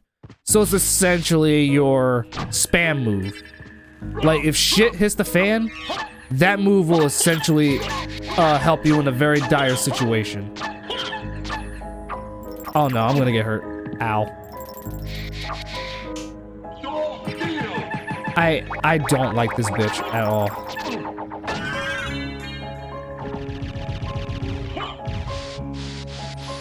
I do not like the Venus weed at all. That's why if you see the weeds with a bigger with more green compared to the thorn weeds, that means that it's gonna be, that means it's a Venus weed, and you're gonna have to kill that thing as soon as you can. Do not allow her to live. I'm gonna backtrack down here real quick and go to the other side. I think this one's a teleportation room, so I want to activate that so that if we ever need to go to another part of the castle, I already have it activated. Yeah, I believe that this one's a teleportation room. Yep. All right, I remembered. Okay, good. I just want to make sure that that's activated so that if we ever need to, you know, teleport anywhere else around the castle, then this is already activated. So, and that's literally all you have to do to activate them. Just walk in the room, and then there you go. It's already on the map, so you don't have to worry about like actually using it just for it to turn on. Some people actually, that's a first player, or rather rookie mistake that people make, because all it does is just waste time. I'm like, don't put yourself through that.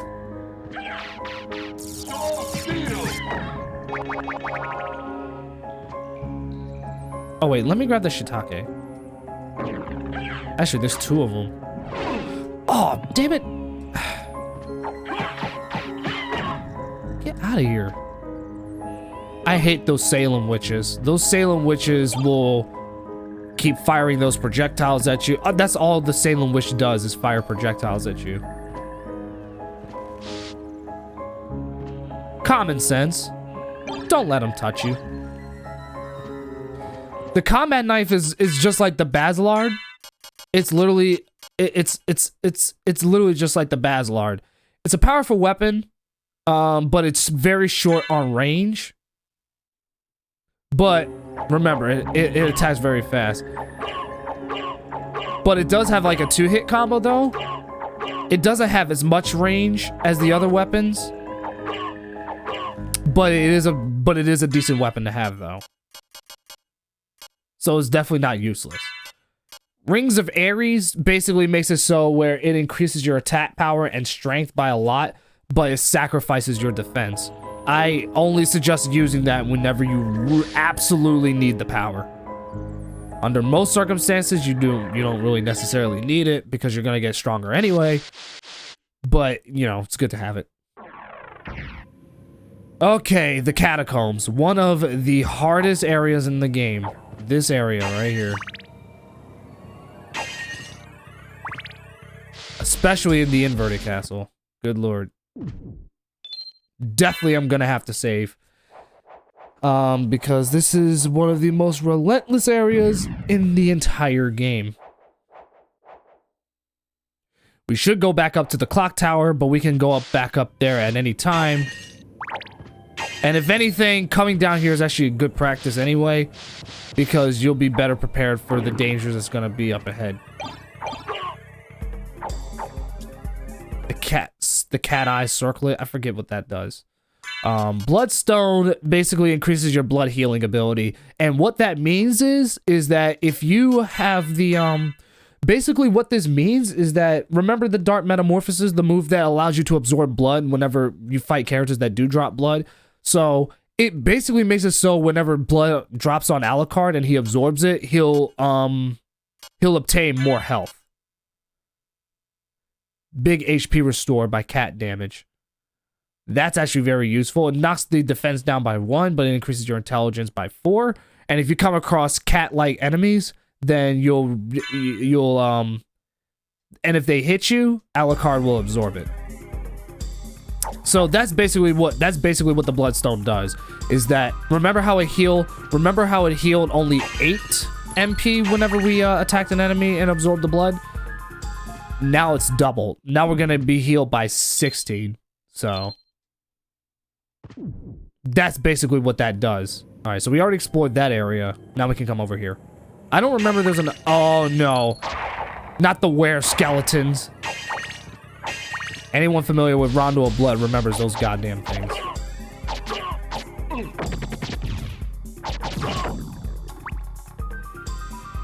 Yeah, the skeleton literally just ran off.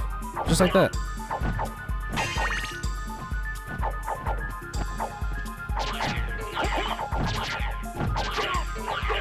Nah, you're not going nowhere. Don't remember if there's a secret area. No, not there. Alright. Yeah, as the longer you keep your familiar with you, it will level up and get stronger. Eventually getting to the point where its damage output, maybe I'm exaggerating a little bit, but it can potentially become on par with yours. Just be careful when you open these up. You get monster vials, but there are blood skeletons hiding inside of them.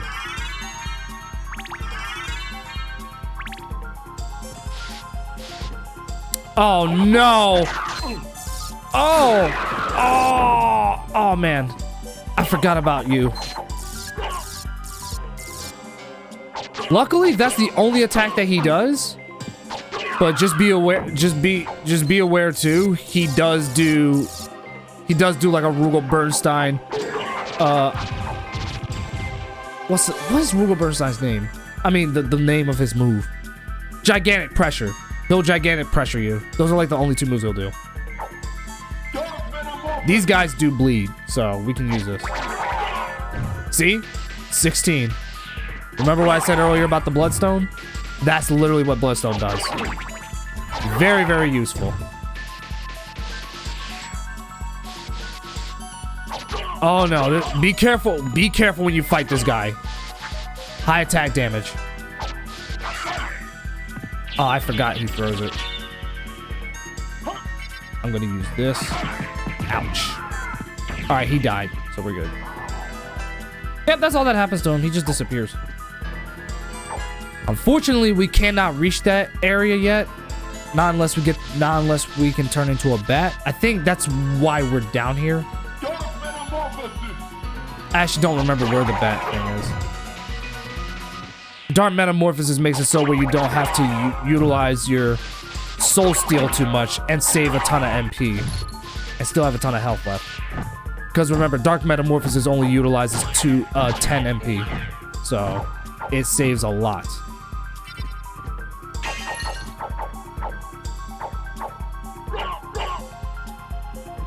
I actually don't even remember if there's like any items in here. Let me check real quick.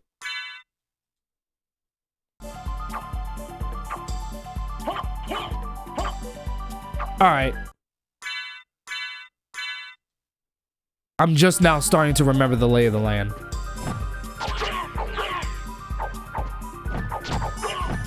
So yeah, the combat knife's a good weapon. Just be careful with it because it does lack range.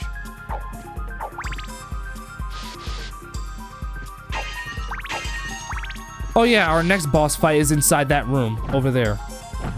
The one we were just in.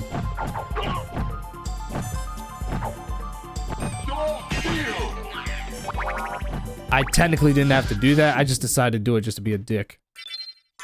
So once again, I'm gonna save real quick, and then I'm gonna go inside, and then we're gonna fight that boss, just to get it over with.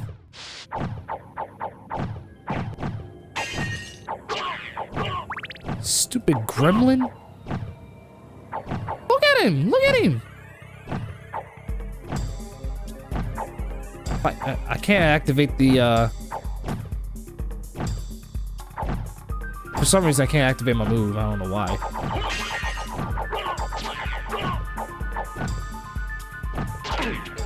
Ooh! That was a bad hit, but it was worth it. Here we go. Next boss fight. Here we go. Be careful with this thing. The Granfaloon. The Granfaloon. I think that's how you pronounce it. The idea is to attack this gigantic thing right here. Just be aware, it does drop in a lot of these things, which is extremely annoying.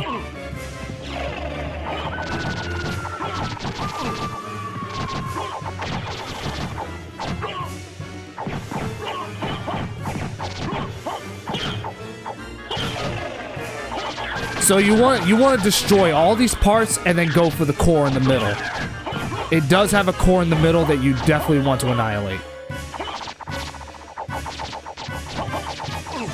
Oh yeah, watch out for that. Oh yeah, watch out for that. It shoots a non-elemental laser that does a lot of damage to you if you're foolish enough to get hit by it.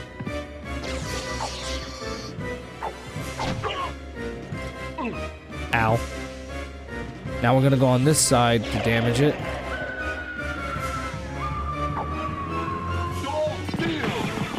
Soul Steal is very useful on this fight. Very, very useful. What I'm gonna do real quick is that because I need the range, I am definitely gonna re-equip my schematter because I'm going to need the range.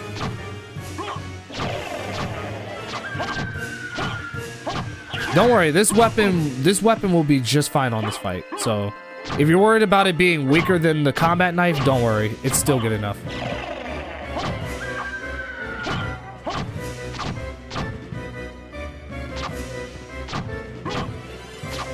That's actually why you have to destroy the brain, the external parts, because all it's gonna do is keep spawning in these zombies. That's all it's gonna do. That's why I suggest destroying. That's why I suggest destroying the. We can literally kill him right here, right now. But if you destroy the exterior, it keeps it from spawning in these guys, and then all that's gonna be left is the core. Uh-oh. Ow.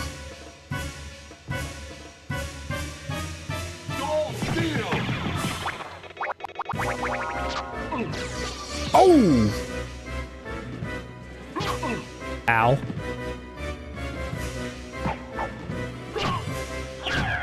Gotta be careful.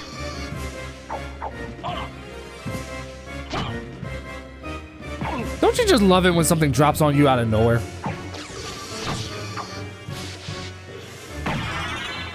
And there you go.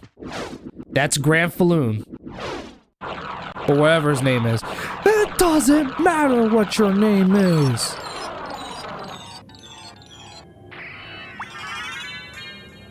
And there you go. That was it. That was it. Granfaloon is one of the harder boss fights in the game when you come across him for the first time. But you know, as long as you destroy the exterior parts to keep those little zombies from spawning in, then you can essentially jump high enough. And if you have the double jump, you can easily attack the core. Because that's literally what you want to aim for. Oh, we finally got this weapon right here.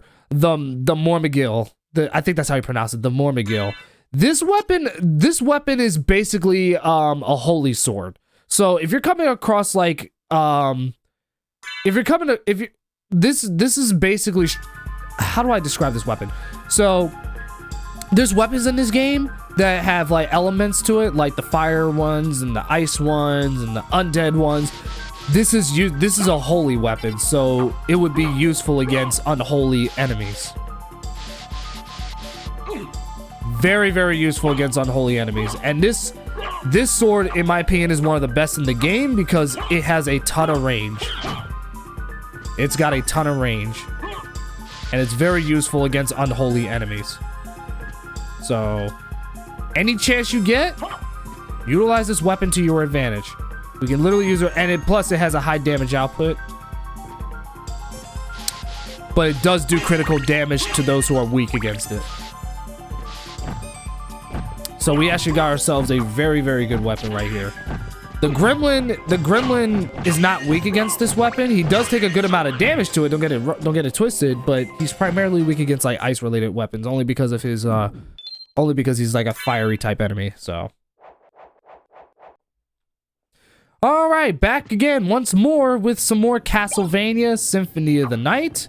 We literally just walked into this area where we got the walk armor. It's exactly what it says it does. When you, depending on how much of the castle you explored, it's going to increase your level of defense. That's what the walk armor does. The more you explore the castle, it increases its defense. See? Defense increases with map coverage. The only reason I'm not wearing it is because, well, actually, the only reason I'm not wearing it is because I don't want to sacrifice my, intelligence. That's just a personal preference of mine. By all means, like I said, if you're playing this game on your own time, experiment with whatever you want. Like I said, this playthrough is not an official walkthrough. This is just me playing through the game as a fan and providing the best commentary that I can. And if I'm doing a very bad job with it, I know I said this in other parts, so I don't want to beat the dead horse. But if I'm doing a bad job at commentating, allow me to apologize. I'll do better.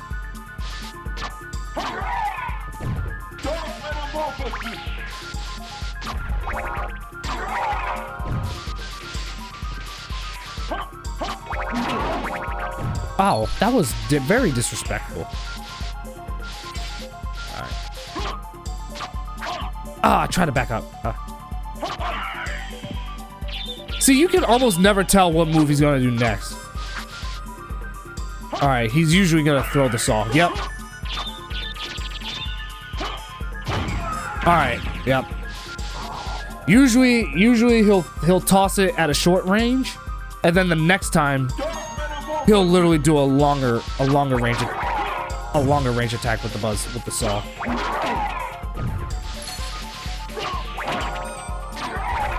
Just keep watching the enemy patterns, and then you'll eventually understand how they work and all that.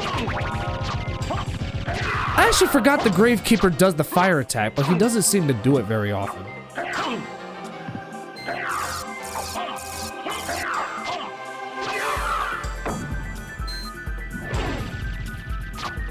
He's really being a gigantic douche canoe. Oh, he didn't drop anything. All right. Well, that's fine, because he paid the price. He absolutely paid the price. Yeah, we don't have to hit these caskets because we already got all the monster vials in there. We haven't gone over to this side yet, have we? Yeah, we haven't gone on this side.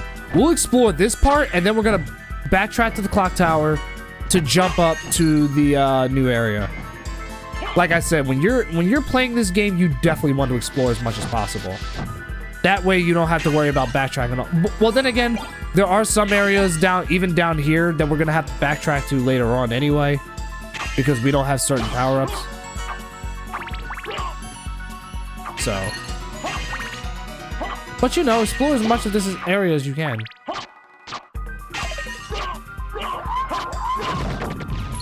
Where are you going? Where are you going? Where are you going?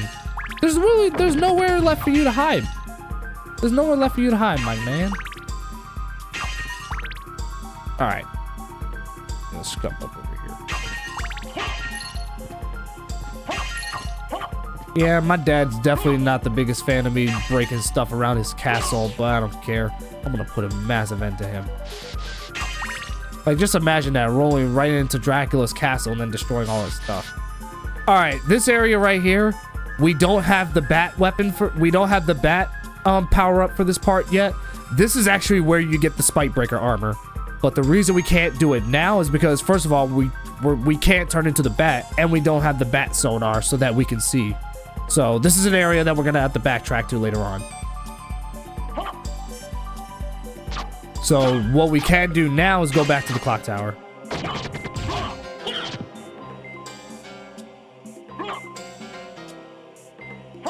There we go. It takes so long for it to, like, go through.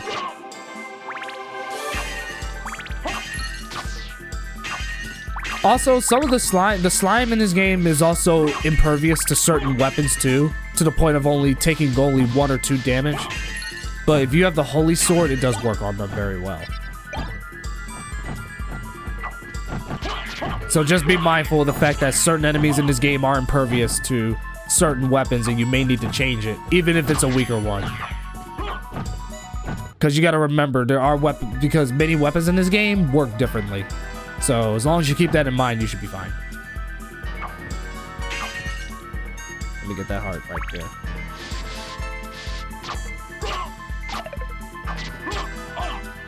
Oh, come on.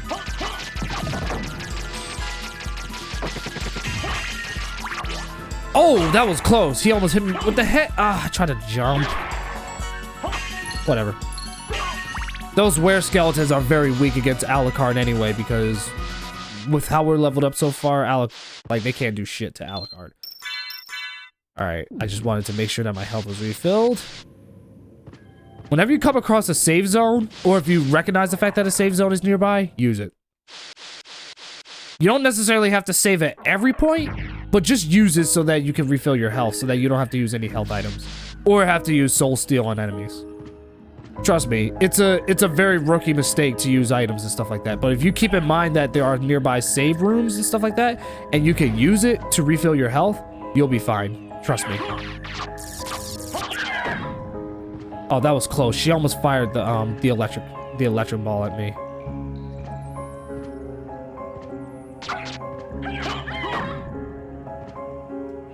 So now that we got a powerful sword that's got a ton of range, we should be able to do this just fine. But like I said, we're gonna go back up to the clock tower.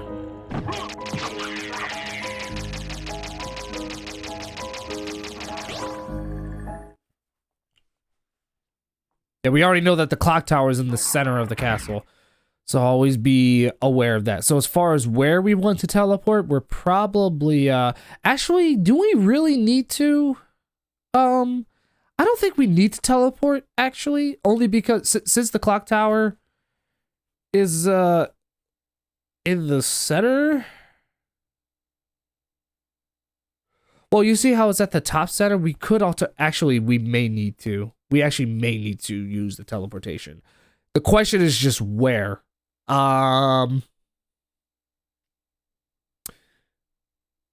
If anything, I'm probably just going to climb all the way back up.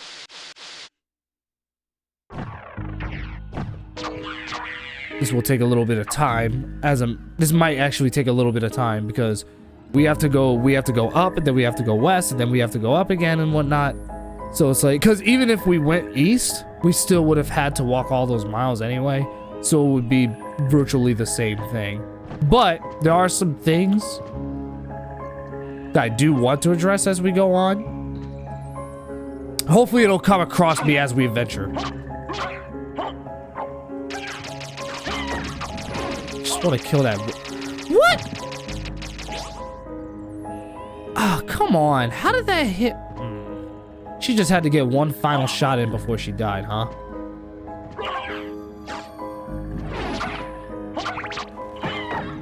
I don't want her to live. You don't want any of those witches to live, seriously. Yeah, we would have had to walk all those miles anyway just to get back to the clock tower. But as far as I'm concerned, I'd say this might be our quickest way of getting back there. I'm just gonna make a slight stop at over here just to refill my health. All right, so we're good. This goes for any of the Castlevania and Metroidvania games. If you ever come across these save spots, use them. At least for the sake of refilling your health. You don't necessarily have to save all the time. It's a very I'd say rookie mistake. Yeah, we can climb up over here. It's a very rookie mistake, I'd say, to use health items or like use soul steal or something like that just to refill your health. But in all fairness, you'll develop your conservation skills the more you keep playing this game. You'll develop it. I will say this though, even though my playthrough isn't an official walkthrough, if my playthrough is actually able to help you figure things out about the game that you never knew before, then I'm glad that my playthrough is helping you. I didn't want to make this playthrough for the sake of helping people because I'm not good enough at this game to walk through an individual through a game. I'm definitely not good enough in this game. There's people who know this game way better than me. But if my playthrough is actually helping you to an extent, well then I'm glad to be your help, you know? Oh, let me grab that. The Iron Cuirass.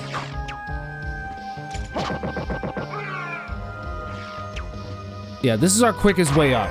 This is definitely our quickest way up. Right now, none of these enemies stand a chance against us. None of them do.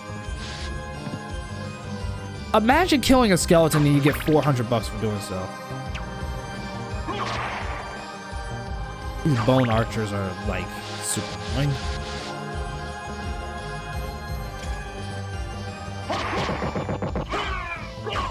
Yep, all these enemies that we're seeing all come from Rondo of Blood, all of them. So all we gotta do is just go up. Yeah, we're literally right next to the clock tower. So it's literally right there.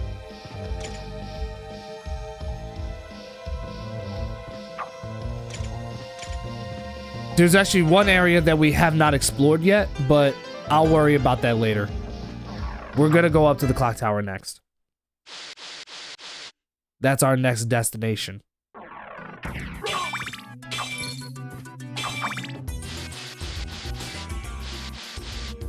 Just be aware of the annoying skeletons and then we'll be fine. What the hell hit me? I did not see that. I think one of them threw a freaking fingernail at me. And I guess I just wasn't paying attention. Oh well, my fault. That's why I wear glasses.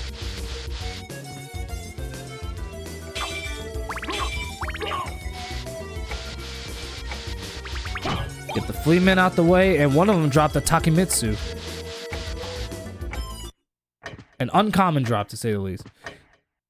Yeah, if the hour hand, it seems like if the hour hand reaches an even number, that's when it opens up. I knew it. And on top of all that, there's a life max up, and now we get access to a new part of the castle.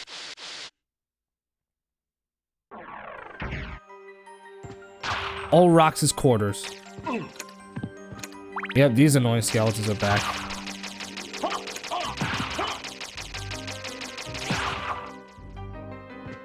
The Skella rings. That's because they throw wooden boomerangs at you, and it's annoying. It's already bad enough that the knockback mechanic is in this game. Anyone playing Rondo of Blood should immediately recognize this thing. That's the poltergeist from the... I forgot what stage it was on in Rondo of Blood. It was on the, I think it was on the 6th stage, I think? It's on the boat level. You guys know what I'm talking about. It's on the boat level. Alright, we made it to the Colosseum. This is another new area. What I'm gonna do real quick is that before we explore the Colosseum, is that I'm gonna come right back over here, and we're gonna explore the rest of Olrox's quarters and everything. Then we're gonna come right back, because many of the enemies in that area are super powerful.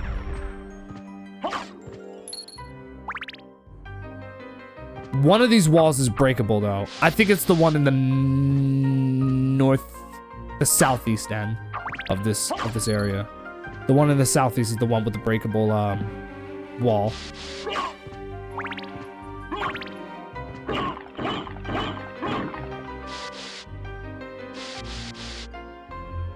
It's amazing how much stuff that I still remember about this game. The broadsword, I don't think, has as much prestige. The broadsword is a decent weapon, but if you have the Mormagil already, then you're not going to need it. The only plus side to the broadsword that you might have with it is that it's non-elemental, so... Oh my god, I'm making a big-ass rookie mistake. There we go. Oh no, not this area. These guys right here. Be careful when you fight them. Yeah, because that happens. Their damage output is insane.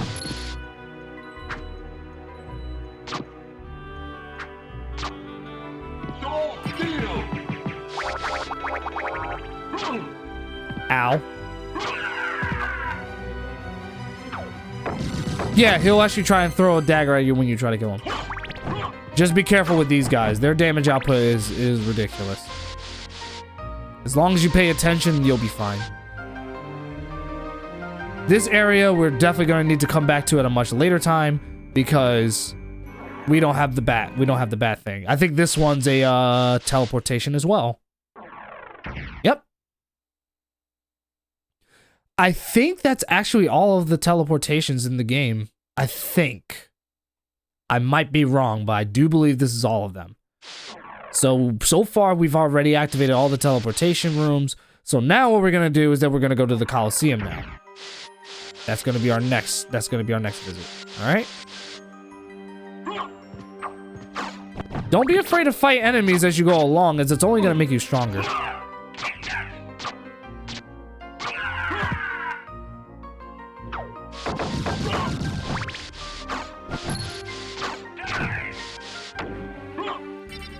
Him and his stupid ass hammer.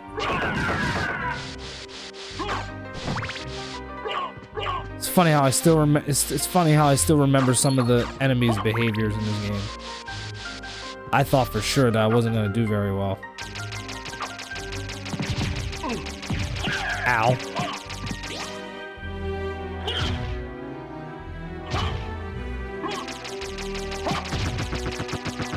By the way, the sword is weak against the time weapon. It is weak against the time weapon, but just keep in mind that not all enemies are weak against it. I'm just throwing that out there because some people may not know that. Some people may think that the clock weapon is going to stop every enemy. No. Some of them are actually immune to the clock. Some of the most powerful enemies in this game are in this area. If you're not well prepared, this is going to be trouble. Right over there, this power-up right here is the mist. The power of the mist. This will help you gain access to certain areas in the game and help you progress.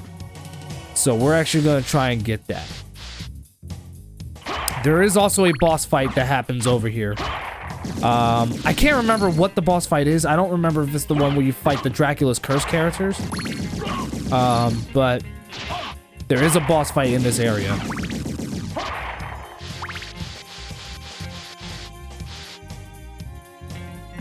I just want to be careful and not encounter it too soon. I think the boss fight is right over here. Right in this area. I'm not going to go in there yet. Especially since I have low health, so. Oh yeah, remember the area that I told you that was blocked off from before? Here you go. It leads right back into this area. You remember what I told you before? About the one door that we couldn't go through because it was blocked off? See? Yeah, this area right here.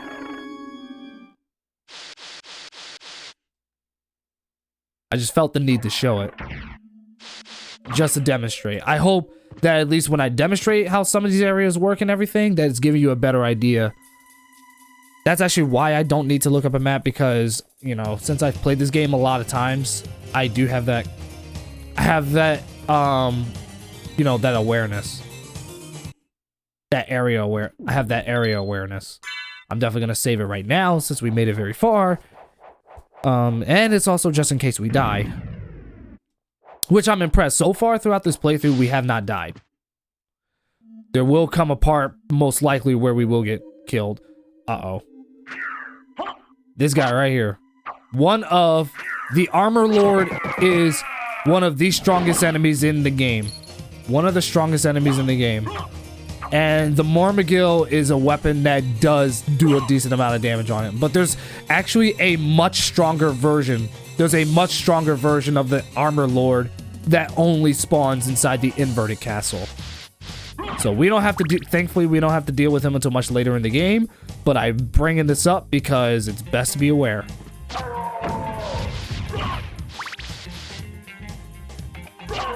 Oh no. The Valhalla Knights are one of the most annoying enemies in the game. Because first of all, it's basically half a horse that only walks through the head part, and even though all it does is walk into you, it does a lot of damage to you. I consider them to be one of the most annoying enemies in this game specifically for that reason. Right now, the only thing I'm doing is just grabbing every item that I can find.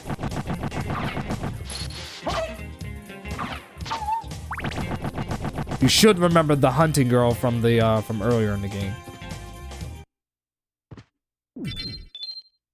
Yeah, they put 2 different save areas in like the same area within close proximity, which I think is helpful. I don't remember where this area leads to, actually. Oh yeah, this part. This one, I think there's like a heart max up over here. Yep, okay. I remembered. Nice. Before you ask, no, there's nothing hidden around here besides that.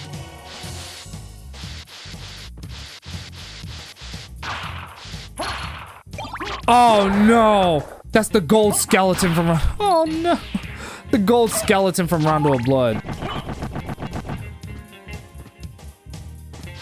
That thing sucks. Ah, yes, the blood cloak.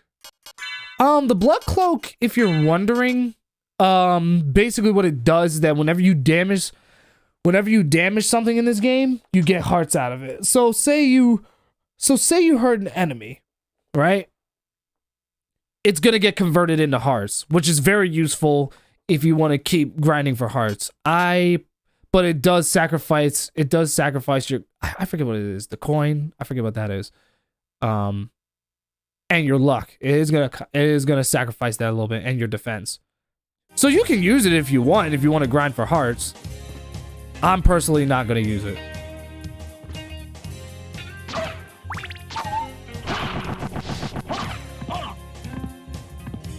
He barely even touched me. That's the only thing that annoys me about Castlevania. It's not even just this game, it's the other games too. Like you'll run into something and then you'll touch it, and then it's just like, why does it hurt you? It's not like it swung an attack or anything. I'm gonna... No, we'll go over here. We just gotta watch out for the Valhalla Knights and the Axe Lords. Werebane? I've never heard of this weapon. I'm dead serious. This is the first time I heard about it. Effective against werebeasts. Huh. That's interesting because there are, that's actually interesting because there are werewolves that do spawn down here. So this will be very, useful. I'm going to very quickly save my game because I can only assume that this drop is kind of rare. Because I've never gotten Werebane throughout the playthroughs that I've had in this game. But that's also primarily because when I was running through those games, I wasn't killing as many enemies as I was.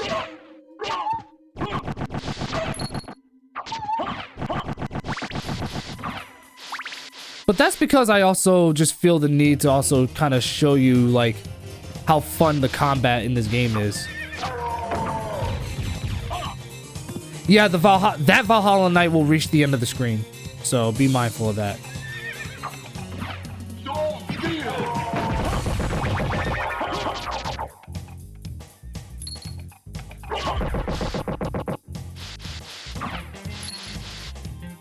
Whew, man, I hate the Valhalla Knights so much. I hate them with a burning passion. There's a lot of enemies in this game that I hate, but holy shit, man.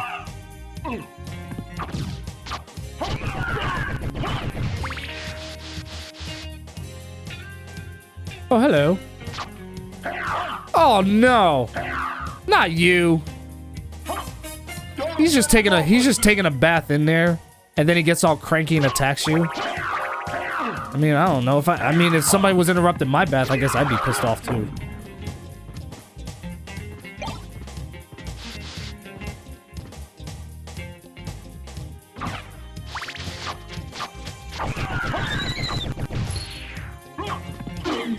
Oh, hello. You're back. Why would they spawn him here? He's a joke. By this point of the game, he's an absolute joke. That poor owl. We literally demolished that thing, and it stood no chance.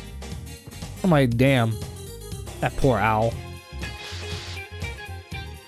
Oh, no! No! No. I forgot about this area. Oh, God. No.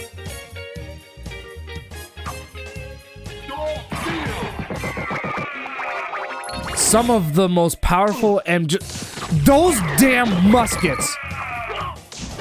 I hate those bone muskets. I really do. They're I'm gonna say this right now. Their bullets do so much damage to you, it's ridiculous. I'm even amazed that I even got through. I remember when I played this for the first time, I died so many times on there. If I had known the moves in this game, I probably would have gotten through it.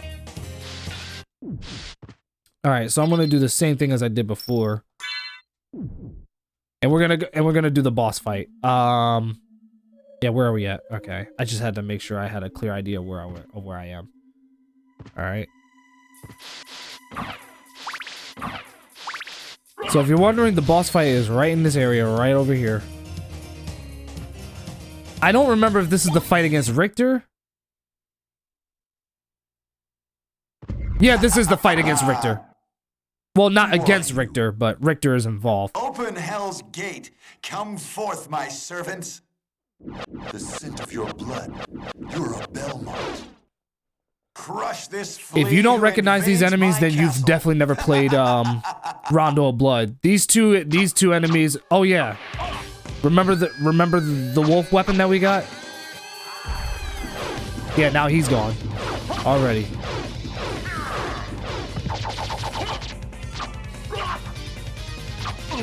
Ow! Jesus!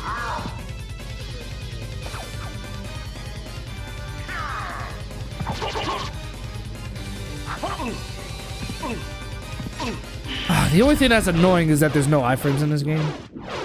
So often you'll just get jumped. I'm certain that was a Belmont. So he says he's the lord of this castle.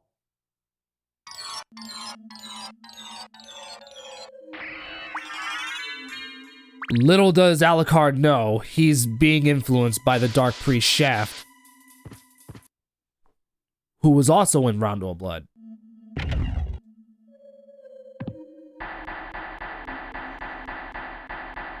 As a reward for defeating the Minotaur and the Werewolf, we've got the Power of the Mist. And as far as exploring this area, we're pretty complete for the most part, honestly. I just now noticed that there's an area over there. Hang on a second. I never noticed. There's an area over there that we have not explored yet. So we definitely gotta check that out. Alright, ladies and gentlemen, we are back once more with Castlevania Rondo of Blood. There is an area that I have not explored yet, but I want to go up there really quickly. The only area as far as we can go next is back to the library. Because we have the double jump, we actually have access to we can finally access different parts of the library, but there's an area that I do want to visit up to first.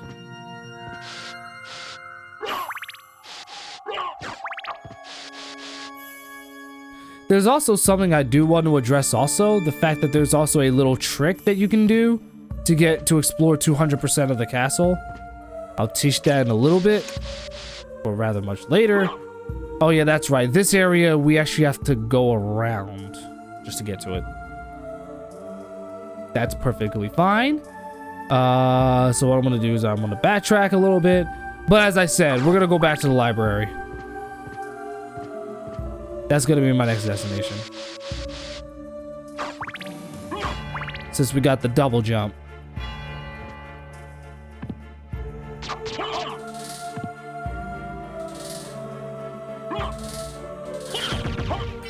Oh, what the hell?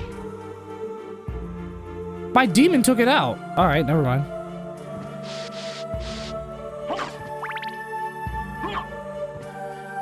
I forgot. I named my demon something in the live stream. I think I named it Spartacus or something. If I did, then, well.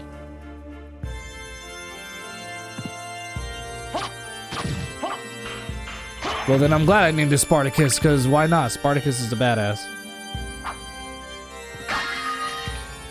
I'm gonna try and break these little vases that we got over here, which does count, and it does count as exploring it too.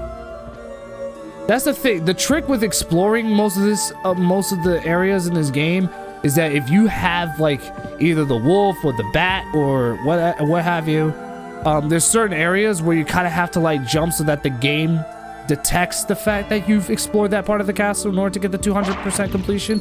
That's honestly that's the hard part. But as long as you keep that in mind, getting 200% completion shouldn't be too difficult. And there are some areas that I unfortunately cannot reach.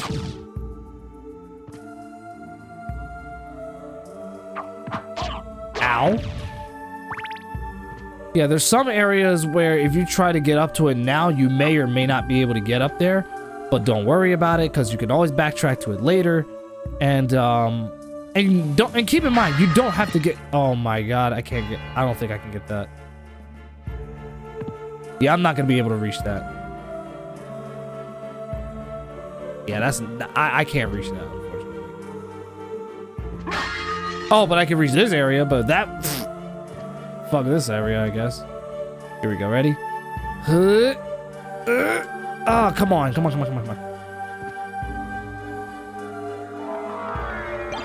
There we go. Hey, I had to improvise somehow. I know someone's probably gonna say, huh, I've never seen somebody do that before. Improvisation. Sometimes if something doesn't work out, you just gotta improvise. You know what I mean? Anyway. So we managed to knock off most of the areas there, but there is one corner that hasn't been explored yet. So that's the benefit to me exploring this area now, is so that I don't have to worry about it later on. But there may come a time where I may need to. Oh, I didn't do that well enough. My bad. Here we go. We're gonna do it again. Made it. There we go. Mystic Pendant. Oh, I thought something else dropped up there. Never mind. Yeah, but it still didn't count as exploring for whatever reason. I don't know why. I'm going to very quickly save, and we already know where our next destination is. I already made that very, very clear where I'm going to be heading off to next, or rather backtracking to. Then again, there's many different areas that you can backtrack to, like right here, right now.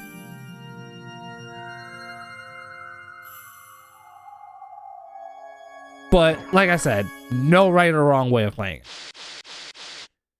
But it is important to backtrack to areas that you couldn't get to before if you got new power-ups. Because you never know what's up ahead for you. You never know.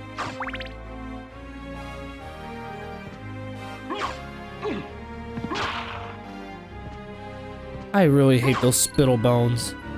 I really do. I don't think we'll be able to get up to this area. Not yet, anyways. Not over here.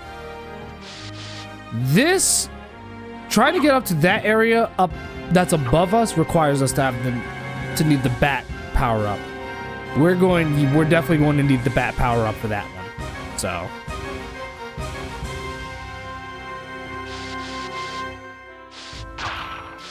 But like I said, going to the library is definitely our next destination, for sure.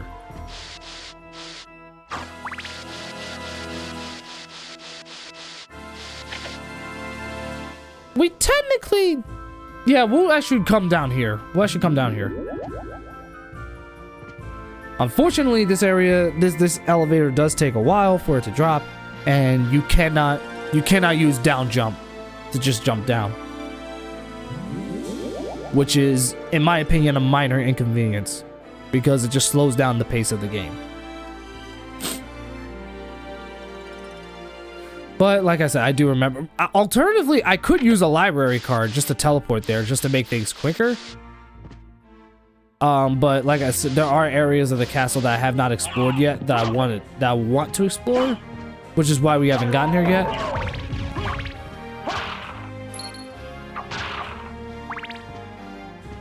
Oh yeah, we can't get up there yet. All right, bet. So what I'm gonna do real quick is that I'm going to equip the library card. Don't worry, there's more library cards that you'll be able to get later in the game. I'm just gonna use one right now just to simply make this playthrough go by a little bit faster. so I can preserve the time. I'm probably not even going to use it for the rest of the playthrough anyway. But the only reason I'm using it now is to make it so where I can condense the playthrough as much as possible. I don't want the playthrough to be filled with a bunch of dead air. So it's for viewers. It's for the viewers' experience. But now, since we have the double jump, there's other parts of the library that we can jump up to now that we couldn't get to before because we didn't have that extra elevation to help us get up there. The corpse weed. I hate that thing. It looks stupid, too. Here, let me see what we got so far. I don't remember if there's another boss fight that's over here, but I'm pretty sure there is. But I don't remember. Oh yeah, it's bad enough that we have fleamen that constantly run around. Now we have fleamen with armor.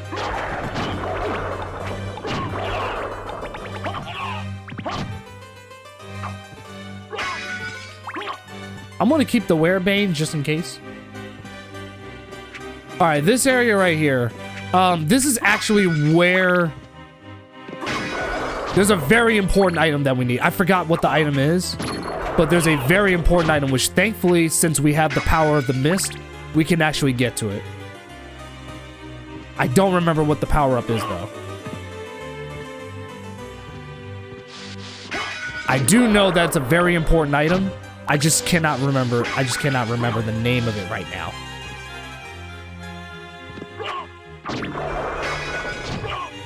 Thank you.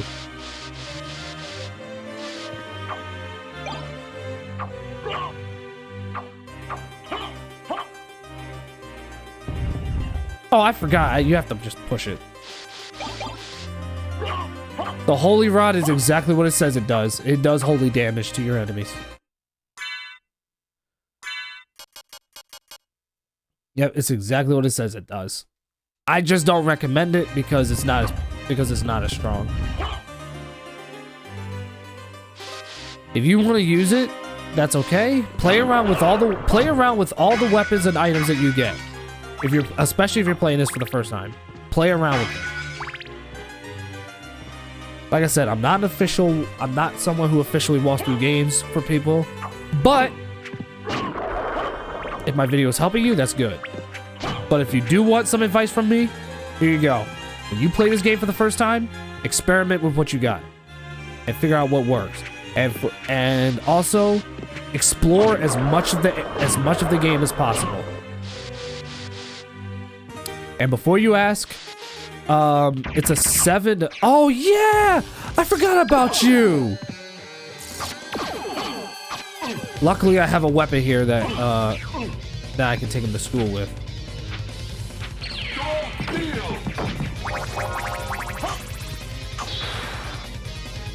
Uh-oh. Got him. Luckily, since I had the werebane, I was able to hit him with it. He's immune to the power of holy. So yeah, there was a boss down here. All right. Yeah, that boss is immune to the holy sword, but because I had the werebane, I was still able to hit him. See, I thought ahead of the game. That's why I made sure I had a second weapon equipped just in case my holy sword doesn't work, which he was very clearly immune to.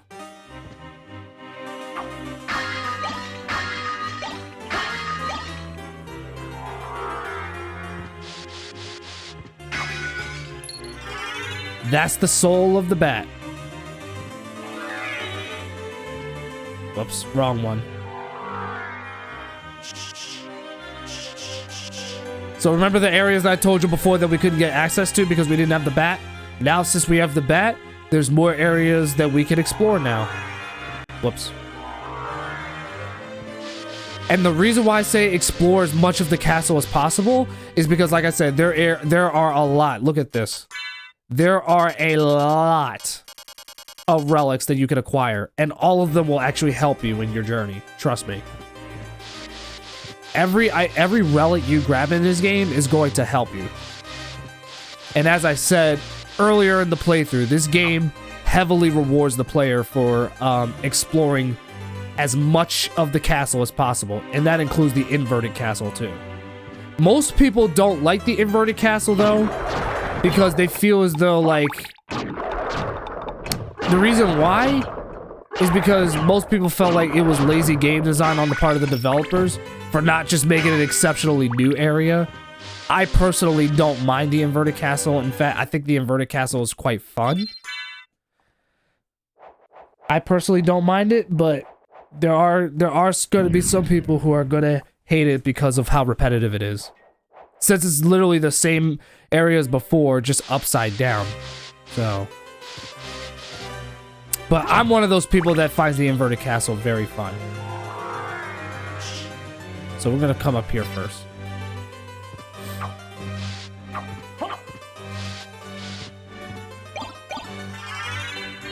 The fairy card.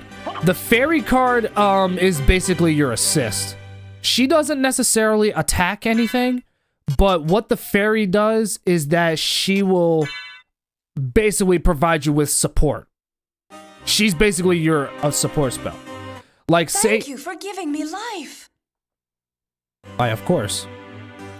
Basically, like if you have a low amount of health and if you have any items or food or whatever in your inventory, she will heal you. Or if you get poisoned, she will automatically heal you if you have an anti-venom potion inside of your inventory. Or if you're cursed, she'll do that. Basically, if you're having like any negative status ailments or if you're too low on health, the fairy will take care of you.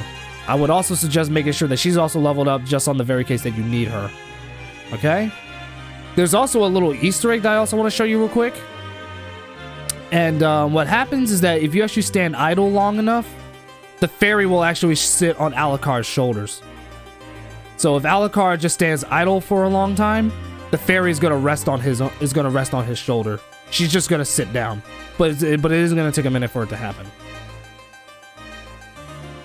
See? Yeah, if you stay idle long enough, she will sit on Alucard's shoulders, and then watch what happens when you move. She'll fall right off. Lovely attention to detail, right? That's another reason why I love this game so much. The attention to detail for a game so old is very impressive. Like it's absolutely like criminal at how high quality this game is for 1997. But that's why I love this game. Now we can exit this area, and now we can start backtracking to areas that we couldn't get to before since we never had the bat weapon, since we never had the bat power up.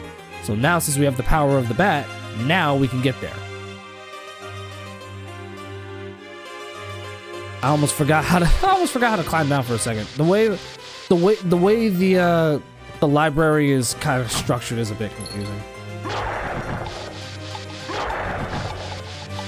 So if anyone looks at it and goes, "Oh my God, where am I going?"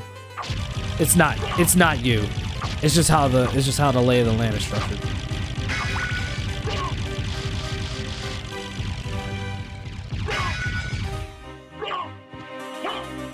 Oh yeah, these things, they're very weak against the holy sword. Especially that one.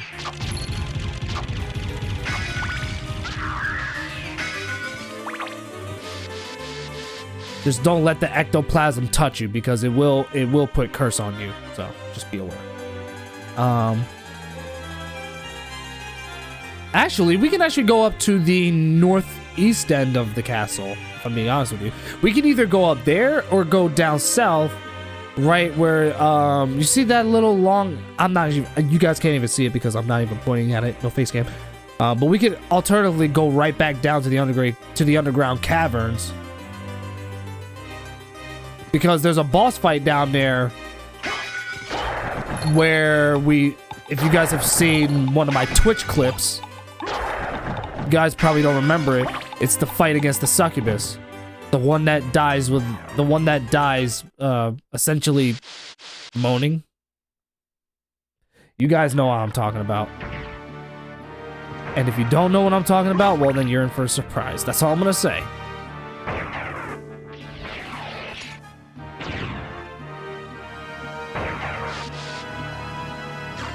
But for now, our next goal is that we're gonna...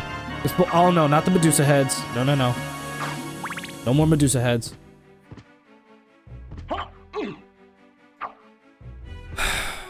I hate him with a burning passion. But then again, I'm pretty sure everyone else does.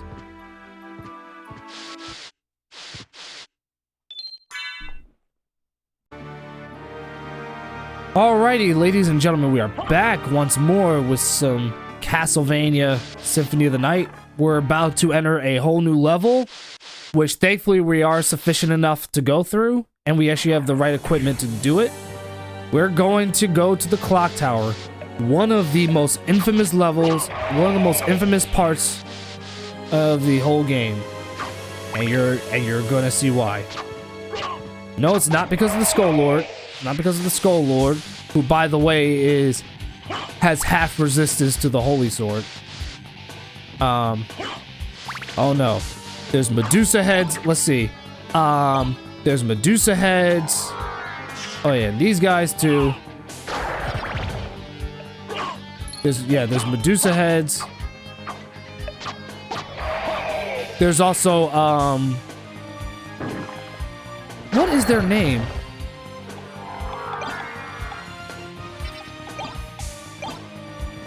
Some of y'all may know who I'm referring to.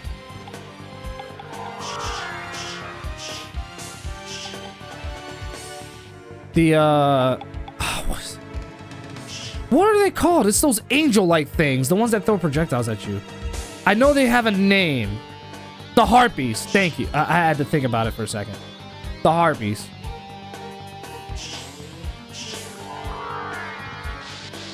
Watch out for the Harpies. Fire of Bat. This basically allows Alucard to attack as the Bat.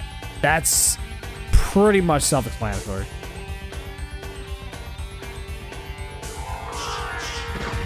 See? Right now, I'm just trying to make sure I explore this part of the castle so that it's completed. Just watch out for the skulls.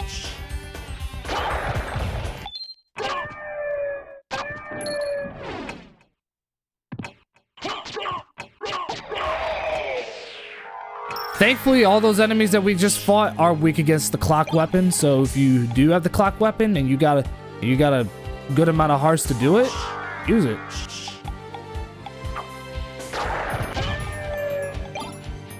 Because let me tell you something, if the game is gonna get relentless, you gotta get relentless with the game. The game wants to kick your ass, kick its ass back. That's all you gotta do.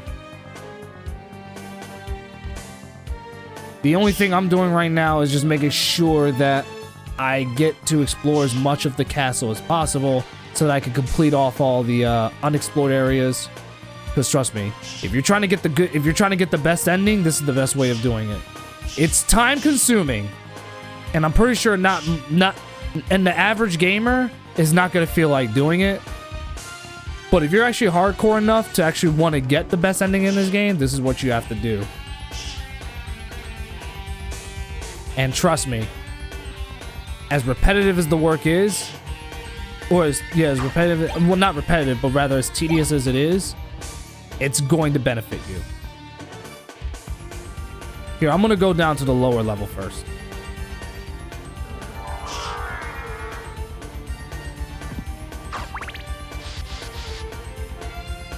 Yes, this area, I hate it. There is a secret too.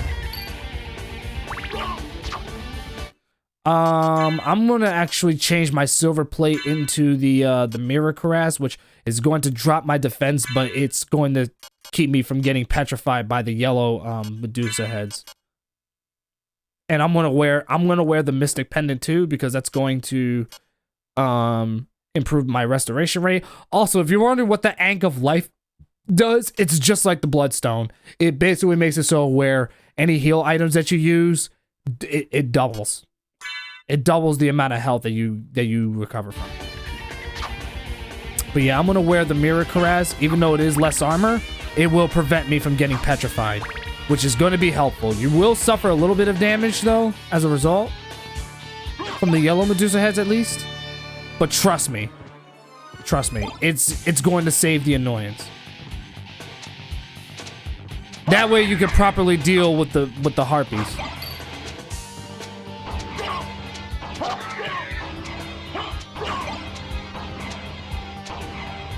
Oh yeah, and these little gears right here?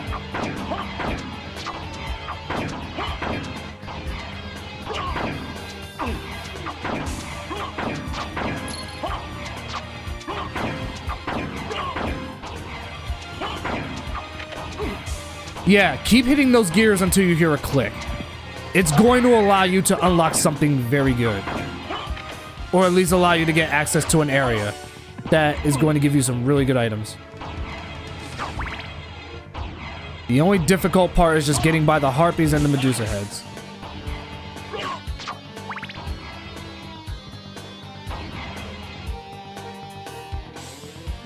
There's like 2 more gears that I think you need to do.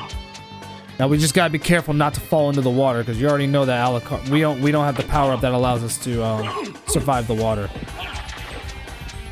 Oh my god.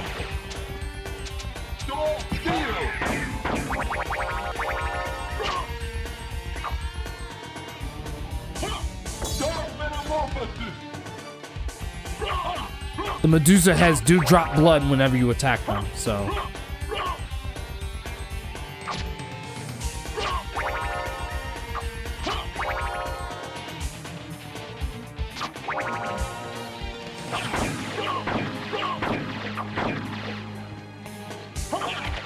Alright, that's clicked.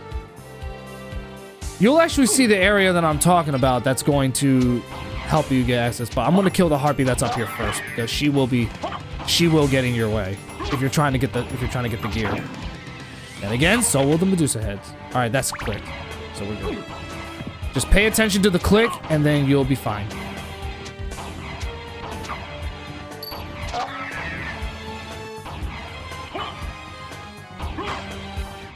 There is something funny about this wall. Yep, that's why we're going inside. Oh yeah, there's a boss fight that's inside of here, but let's get to the secret area first. If they'll allow me.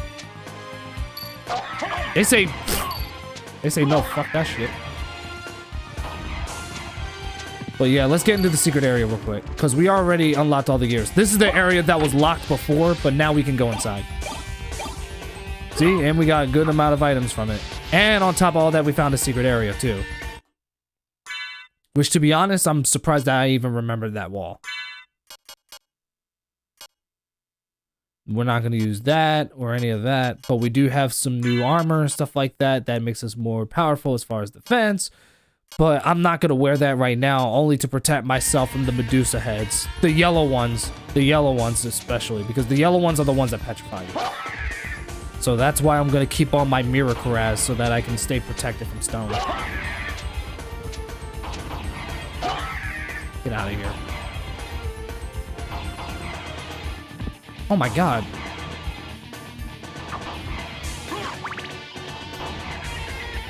Even the fairy will let you know if something seems weird about a wall, like if there's a breakable wall or a hidden area or whatever. This is why I encourage everybody to explore as much of the castle as possible, because there's a lot of hidden areas. In fact, this area I think also has a boss fight too.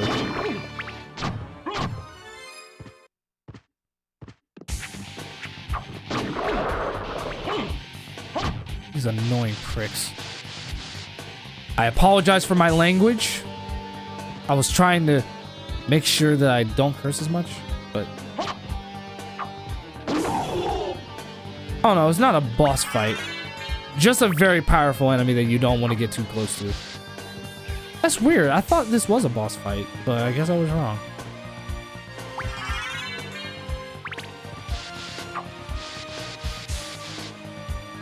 It's funny though. It's funny how I say that I don't remember most of this game, but as I'm playing it, I'm starting to remember a lot of stuff. I feel like I said, my memory is terrible, but get out of here. My memory is terrible, but I feel like if I'm playing a game that I've played quite a number of different times and I still don't remember, it comes back as I play. Like, it's probably one of those games where it just comes back as I play. This area right here. This area is going to lead into another boss fight. I remember this area. I actually remember this area.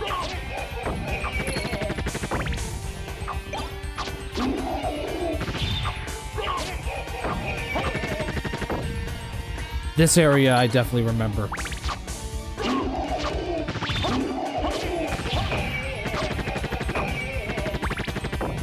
Right now, these enemies are complete jokes to us. So, or at least for me. This is a breakable wall. This is really suspicious looking.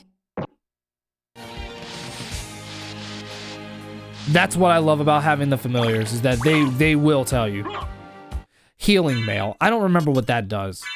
I know it oh yeah, restores HP while walking. Yep. And it doesn't have an effect on it doesn't have an effect on any of our stats besides increasing our defense by 1. But what I'm gonna do is I'm gonna wear the gold plate. I'm gonna wear the gold plate so that if I get attacked, it won't do as much damage because, like I said, there is a boss fight that's coming up. Only thing I'm doing right now is just try to explore as much of this area as possible and then move on to the boss fight. There are also some breakable walls too that do high pot roast or other various foods and what have you. Ow. That was rude. You may die now. Actually, this one right here is an example. Wait, it wasn't this one? Or was it this one? It was one of these walls. It was one of these walls, I swear to word. Yep, here we go. Alright, I was just thinking of the wrong wall.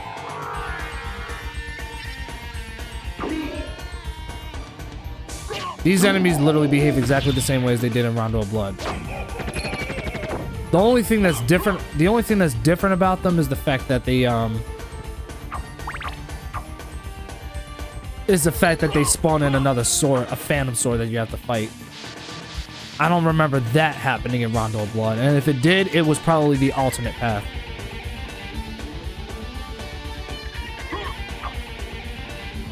Alright, so I think I already explored as much of the area as I could over here. So now what I'm going to do is I'm going to come up here. Since I got the bat, I don't need to fly on this thing. I don't need to ride on them. Alright, ready? Oh, stick of dynamite.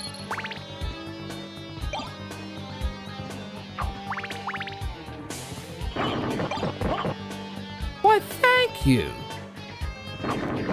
For the most part, these projectile weapons that you're fighting, or you don't need to use them. You can if you want to, but for the most part, they're disposable. Yeah, he's definitely protected from the Holy Sword.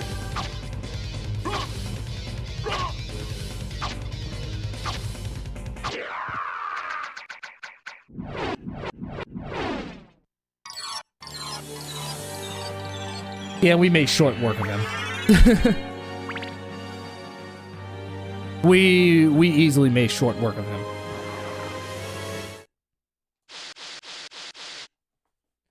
As much as I like the boss fights in this game, some of them, I'll admit, pretty easy. We actually can go, and you want to know something? You want to know something? This part right here, which is where you can actually go up to the castle to get to the inverted castle. We can actually go up there right here, right now to battle Richter. We can actually do this right here, right now if we wanted to. I'm not going to do that, however.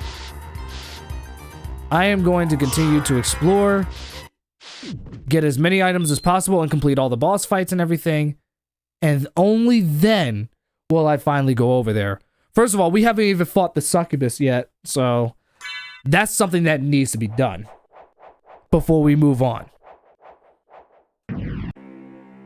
All right. We're back again with more Castlevania Symphony of the Night. Here we go. You already know where this is going. This weapon I don't think is strong enough. Not for where we're at. We already got like so many other powerful weapons. The thing is that we explored the harder areas first before we came here. So it's like I'm already like pretty well equipped, you know what I'm saying? The only thing I'm gonna do real fast is that I'm gonna explore this area right here. In fact, there are actually power-ups that you can find over here. I think there's only like one that you can find. I don't remember the power-up, but I do believe it relates to the bat. But I'm gonna grab everything here. We get heart max-ups and life max-ups. So definitely grab them while you can.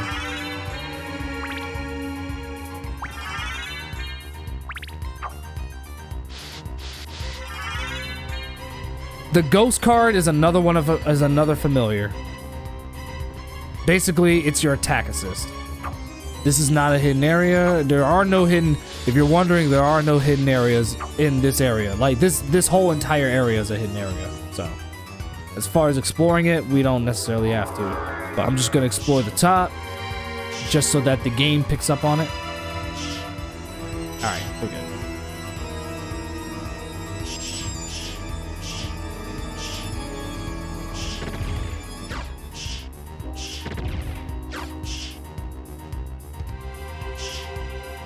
Like I said, we can actually go inside right here in this area to battle Richter right here, right now if we wanted to. But as I said before, I'm not going to do that. There's actually a power-up that's under this structure that's definitely going to help you. The only thing that I forgot about is these goddamn flea riders. And I apologize about my cursing, but they really are some of the most annoying enemies in this game, and I hate them with a burning passion. I'm pretty sure everyone else does too. The worst part about it is that they keep coming. Luckily, they don't infinitely spawn, but still, it's bad enough.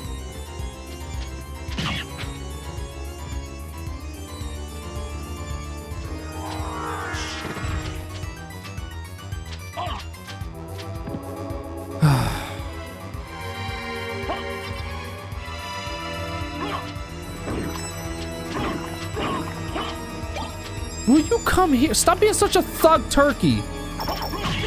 Thank you. Hey, he was the only one that was flying around, I think. At least I hope. Yeah, there's a power-up that's under this structure that you're definitely going to need to get. Only if I can get up there, but the goddamn flea rider won't stop touching me. Got him. The only thing that I don't like about the fireball weapon is the fact that it does take a long time for Alucard to fire it. The power of mist. You might be wondering, what does the power of mist does? It allows you to stay in mist and travel with it. So like, say you're fighting an enemy that fires a ton of projectiles or attacks or whatever. It makes you go invisible. It basically makes you go invisible with the power of the mist so that you can avoid being attacked, which is a very, very useful power up when you're fighting Dracula. Very, very useful move in the final fight against Dracula. No, no, no, no, no, don't touch me. Come down. You chose death the second you touched me. Come on down, come on down.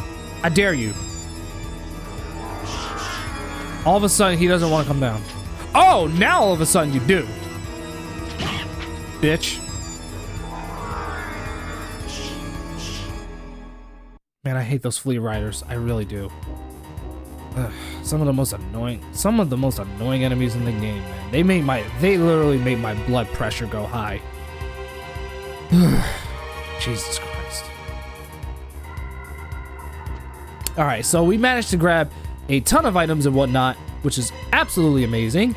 So now we can backtrack into areas that we haven't been able to get access to before due to the lack of the bat weapon. But remember what I said, there's another power up with the bat that we need. We need the sonar. We need the sonar power up so that we can see through the. Remember the dark area with the spikes, so that we can get the spike breaker armor. We're gonna have to. Yeah, we're gonna have to get that. But we need the sonar in order. Technically, I could do it. You can actually do it right here, right now, even without the sonar of the bat. But that requires you to have to remember the path by memory. And unfortunately, I'm not good at that. I wish I had that. I wish I had that kind of skill level, but I don't.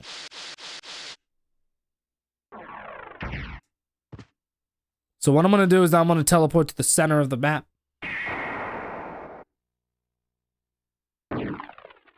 Oh, nice.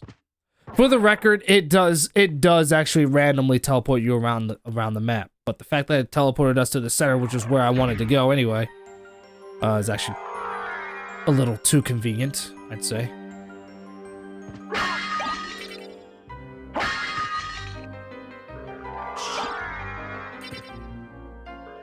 Just be careful also when you use the power of the mist, because it does consume a lot of MP. So just be mindful of that. The luck potion is actually going to be essential for getting the broken weapon. Remember what I was telling you? It's called the Chrysogrim. I think it's called the Chrysogrim. Something like that.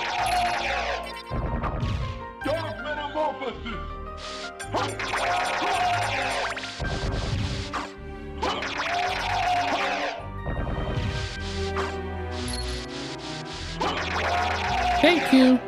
Thank you for being so generous of your blood. It tastes very good.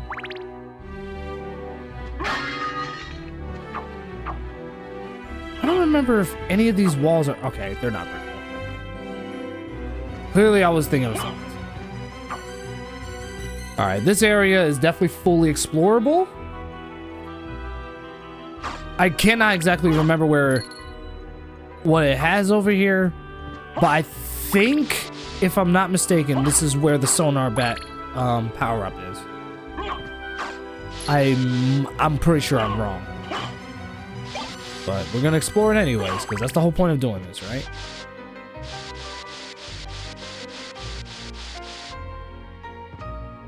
Give me that iron ball, thank you very much. Luckily, we can turn into the wolf.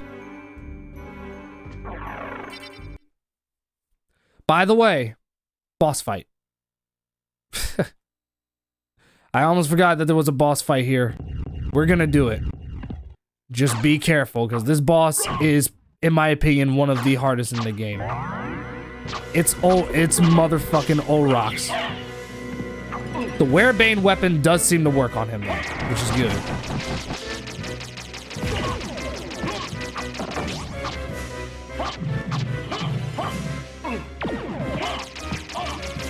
If he fires the laser weapon, duck.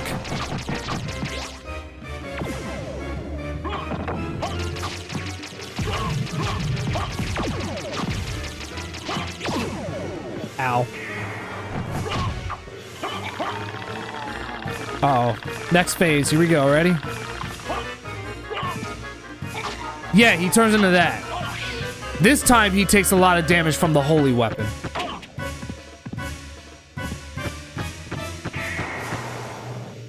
I don't know if this will work. To an extent. Ow.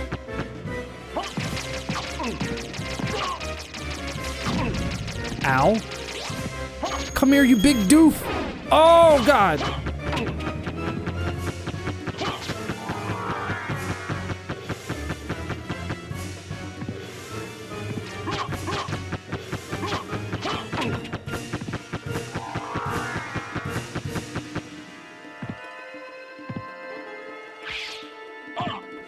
Oh, why would you back into the corner like that, you mother... Canucker. Oh! Uh-oh.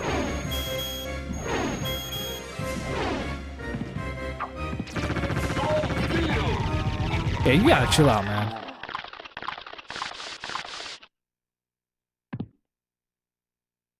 Olrox is definitely one of the harder bosses in this game, but if you know how his pattern works, he's an absolute joke.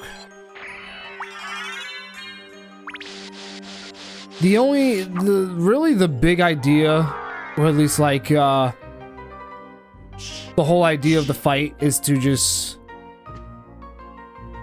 really, like, if he fires the laser in his first phase, just duck, because it's literally a mid-range kind of attack. It's kind of a high, so just duck. And if you have the book weapon, which is what I would recommend, it'll knock all the skulls out. Yeah, that's the one. Echo of the Bat. I knew it. It was in this area.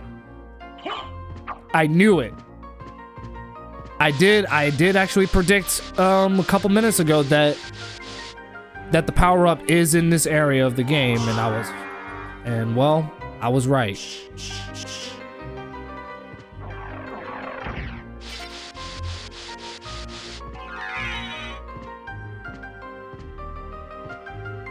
So now that we have the Echo of the Bat, now we can actually backtrack. But first, I'm going to explore this area.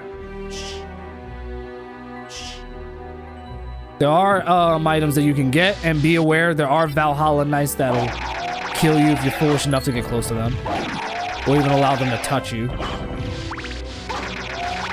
And the Valhalla Knights are undead enemies, so if you have like an undead weapon, they will take the most damage. In fact, I'll even go as far as say it might be the only way to kill them with one hit.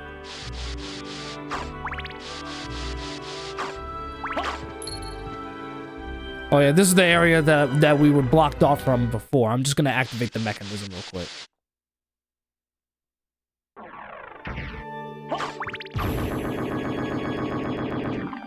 There we go.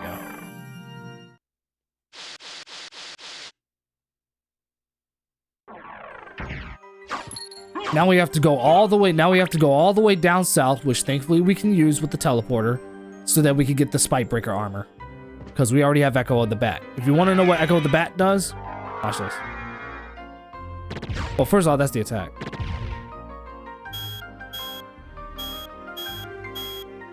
Yep, that helps you see. That helps you see through in the dark.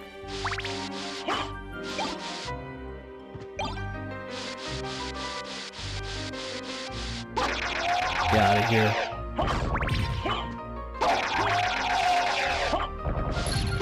I also want to make sure that I also get to fight the Succubus too. Yep, there they go. Yep, there they go.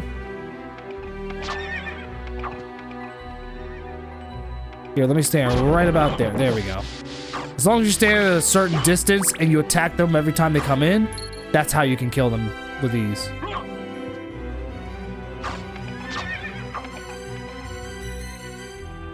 That's how I would suggest fighting them. I would just stand in one area as far as possible, but still enough range to hit them when they come by. That you essentially have to poke in order to defeat them. Only reason I would do it that way is because they're some of the most annoying enemies in the game, and they will knock you back if you're foolish enough to get hit. That's just how it is. And I'm pretty sure I'm not the only one that hates these guys.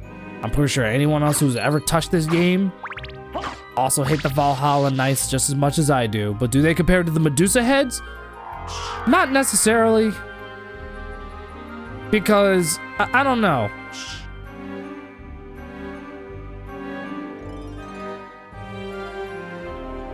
I guess for me, I'm not gonna say yes, because I still think the Medusa heads are the most annoying enemies in the history of Castlevania.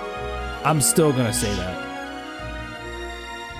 But you know what? That's just me. That's just me. You have your... I'm pretty sure everybody else has their own opinions of who they think are the worst enemies in Castlevania, and I have mine. And you know what? That's cool.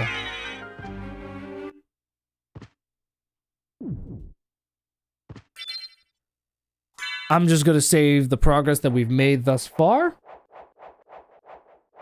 And we're gonna keep it moving.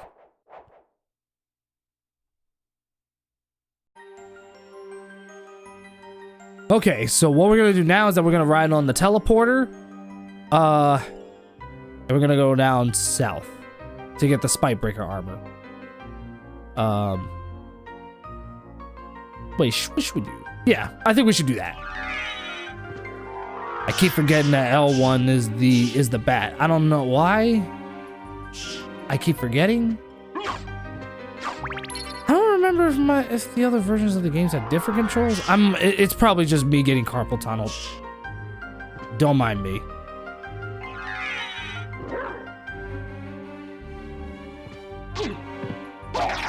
Yeah, I still cannot attack, not with the wolf. There is a power-up that allows you to attack as the wolf. Actually... Oh yeah, I can't input the move. I don't think I have the power-up yet.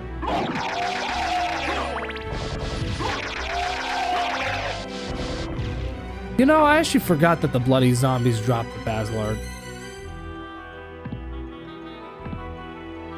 Good news is that we explored that area very thoroughly, mind you. Which means that, what I might do, actually, since it's close by, we're gonna fight the Succubus next. I think, yeah, I'm gonna fight the Succubus next. Yeah, that's what I'm gonna do. Ow.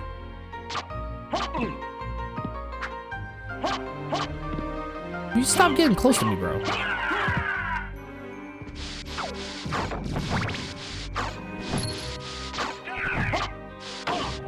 Oh, fuck, man. I tried to back up.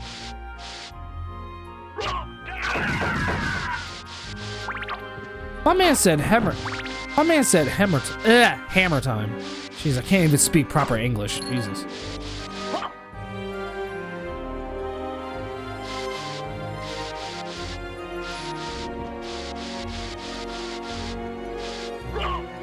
Succubus is definitely next. I want to take her to. I want to take her to school.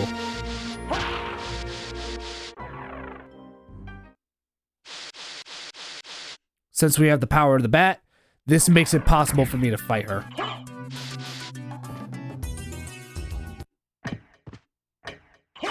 Oh, and by the way, if you have the clock weapon, you'll be, and if you activate it in the clock tower, you'll be able to access this part.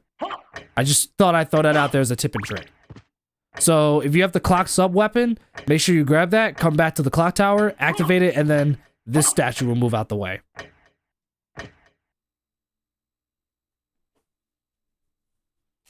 And I see that this area is still open. So I think during the early hours is when, or at least when the minute hand is on like an even number. Yeah, that's what I thought. Okay. So if the minute hand is on an even number, it's going to open up. Right now it's on an odd number now. I'm sure of it. But keep in mind that that my memory is vague. So if I'm wrong about something, let me know in the comments. Definitely let me know. Because I don't want to spread anything false. But yeah, I'm gonna fight that Succubus. Just so I can hear her death sound again. Because that was hilarious. I'll never forget when I first live streamed this game on my Twitch and I heard her make that sound. I laughed so hard because that was the first time I had ever seen that. It was funny.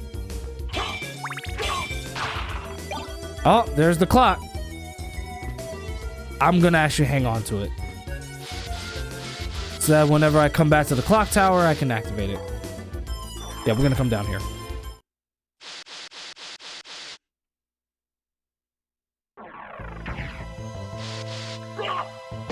Asshole.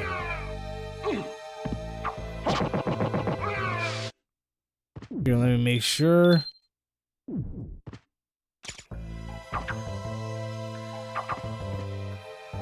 Get out of here. Alright, I'm coming for you. That was close, I almost fell down. If we fell down, then we would have just landed in the, what's the name?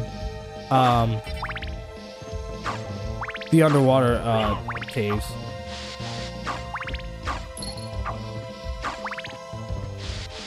If we fell all the way down, that is.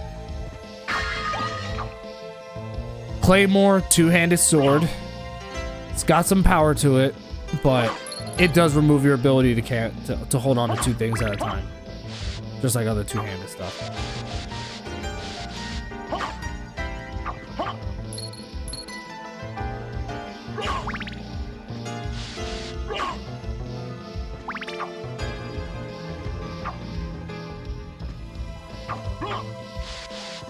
So she's down here.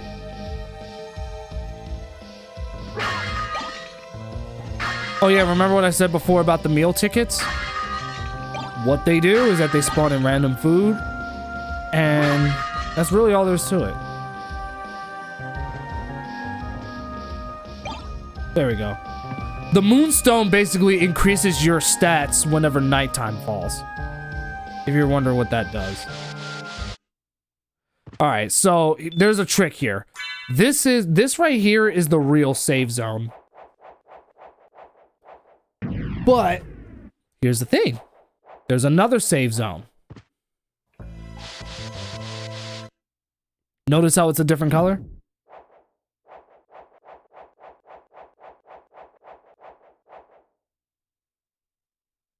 This is what triggers the boss fight against the Succubus.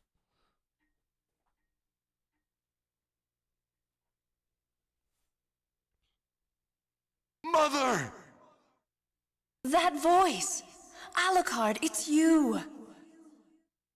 I'm coming, Mother! I'll save you! No, Alucard!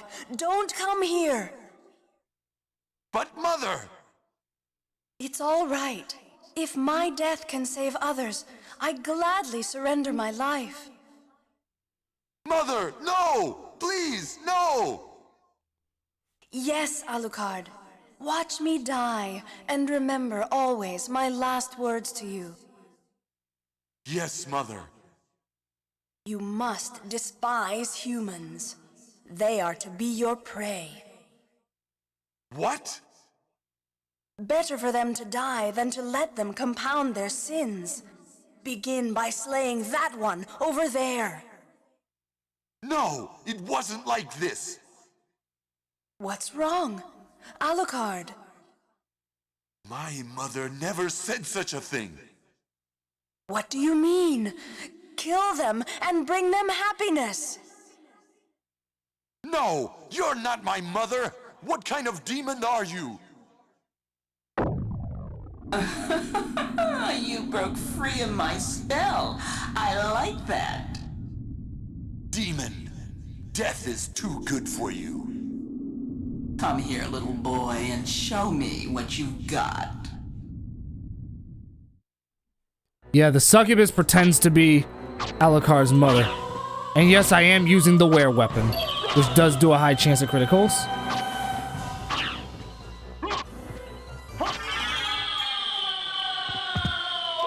And that's literally Darling, it. I smell your blood. You're Here a comes my vampire? favorite part. Could it Silence, be? please. That strength, that beauty. You're the son of Lord Dracula. Death in the dream world will set your soul wandering for eternity, demon. Wait, I beg of you.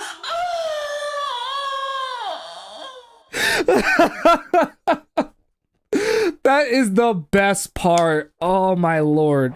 I love that part. Okay, we got it. We would have had to have fought the Succubus anyway because she does drop a very I'm sorry, I just love that part. Anyway, she does drop a very important accessory that we actually need once we get to the clock tower. Let me show you what I mean. So, there's two accessories that we need in order to trigger something in the castle. At the clock tower. We need the silver ring and we need the gold ring. So far we only have the gold ring. So far the gold ring is all we got. We need to get the silver ring. I unfortunately don't remember where it is. As silly as it sounds. But we definitely do need it. We definitely do need that. The way that the item's description is gives the player the clue that you do need to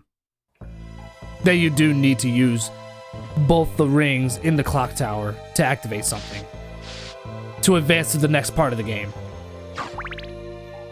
But we don't have the silver ring, not right now. The only thing that we're gonna do now with the stuff that we got is that we're gonna get the spike breaker armor. Since I've already took down the Succubus, which yes, the Succubus actually does pretend to be Lisa, which is Alucard's mother and Dracula's wife. But, you know, Alucard doesn't fall for it.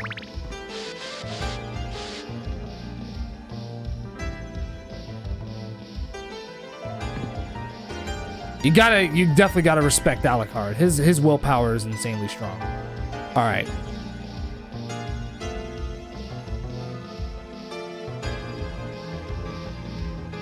Yeah, you know what? I think we should go through here. There's literally no point in climbing all the way up just to get back up. No point whatsoever. Will you stop touching me? Damn. Stop sticking your tongue out at me. Or else I'm gonna go onto my Twitter and cancel you.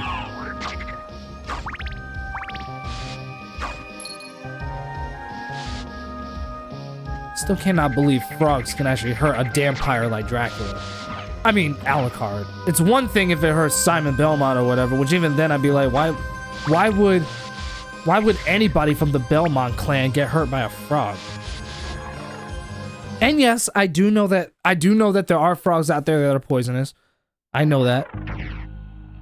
But still, it just kind of seems a bit off that someone as powerful as Simon Belmont or even Richter would get hurt by something so trivial as a frog. Especially when you take into account how many demons and other undead creatures exist in this universe.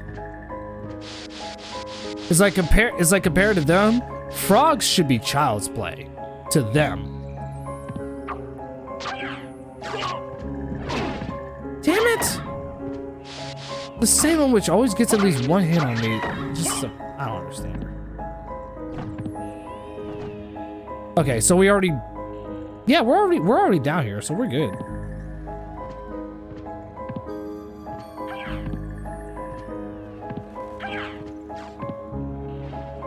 Here we go. Wait a minute. Am I going the right way? Sometimes I get... You'll be surprised that I still... Even though I'm aware of the lay of the land in this entire game, sometimes I may get lost, mainly because my sense of navigation isn't my strong suit. I'll be honest with you. And I don't know what it is, but every time I one-hit kill something, it's always so satisfying because it just gives you... It only just goes to show how strong you've become. That's why when death takes your weapons away and shit like that, and you have to get the powerful weapons again, I feel like, I don't know, I have a strong sense of pride. So often, that's why I personally don't mind it, but I already know it's gonna bother other gamers. There's gamers who literally just want power from the get-go. I'm someone who likes to earn it. I just have that kind of pride. Which is why I personally don't have a problem starting from the bottom. All right, so you want to be... Don't forget that some animals can live in complete darkness. I'm aware. Just be careful, because if you touch any of these spikes even once, you'll go out of the bat phase, and then you'll get hurt, and then you can't get out of it. But I think because I have the power of the mist, I should be able to recover. But so far, we're good. All right, we're good. Yes, let there be light. So the spike breaker armor is just ahead. You just gotta keep going. Oh, son of a goat bitch. These damn were skeletons, man.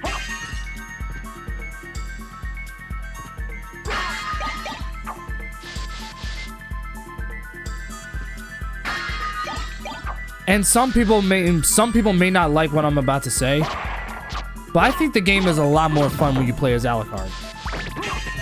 I know what you're gonna say. Well, what about Richter or Maria? Because they're very OP, and you're right. But it kind of, and I love playing with them just for the sole purpose of being OP.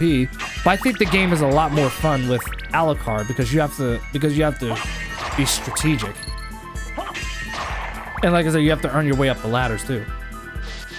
That's why I think the game is a lot more fun when you play with Alucard first. Because if you want the true experience out of Symphony of the Night, you have to play through the game with Alucard.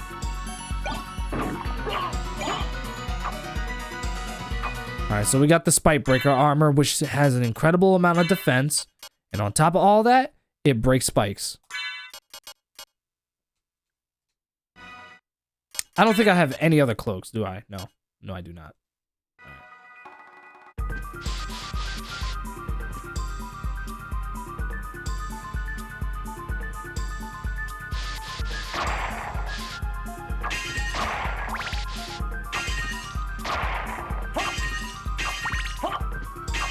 Oh shoot, I almost missed him. So now we can teleport all the way back up. There's just one area that I do want to visit real quick to explore so that I can get the items that's there. I want to go to the west side. I do want to go to the west side. Oh no, I have to keep the clock weapon. I have to keep that. Because I also want to venture back to the clock tower too. Ow.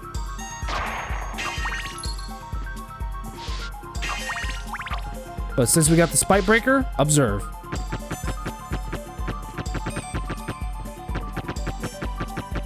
Aha!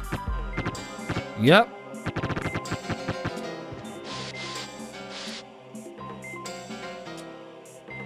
And a lot of that can literally just come off from just exploring the castle.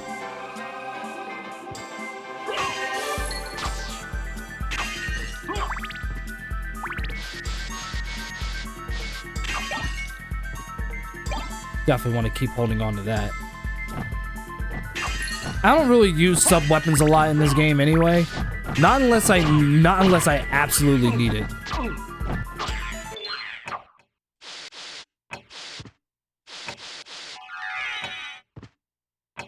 I'm just gonna turn into the wolf.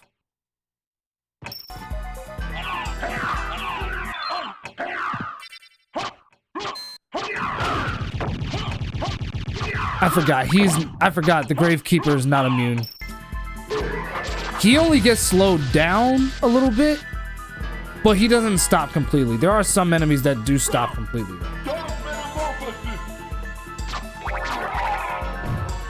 You know, even though they're old men with lanterns, essentially like Bray Wyatt, they do take a good amount of punishment. They sure do.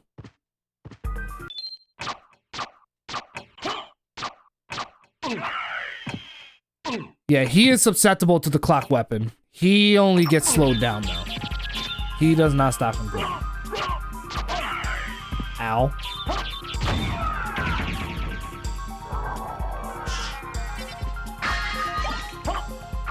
Hey, the ballroom mask. Not exactly something that I would be dying to use, but it's still pretty good.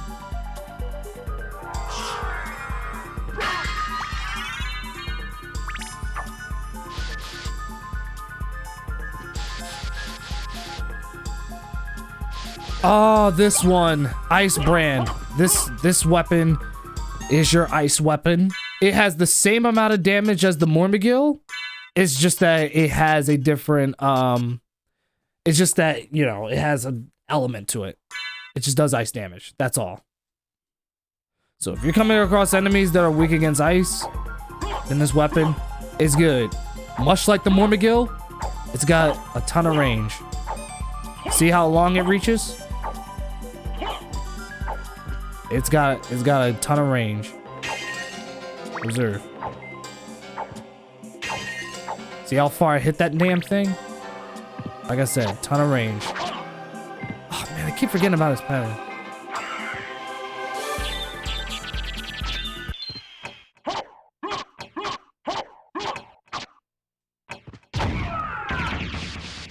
I thought I was gonna have to avoid him at some point. But as far as exploring down here, we're good. We already got the Spikebreaker armor, so as far as I'm concerned, we're good. Alright, ladies and gentlemen, we're back again with some more Castlevania Symphony of the Night. We defeated the Succubus and we got the Spikebreaker armor. So I think it's safe to say that we're doing very well for ourselves. Now we're going to backtrack into the northwest. We're going to go back to the northwest, up where the bell tower is. Because that's where the spikes, that's where the rest of the spikes were. And because we have the spike breaker armor, we can go through there now. We still don't have the power up that allows us to, go underwater, but we can easily grab that in the underground caverns. We can easily grab that. Oh man.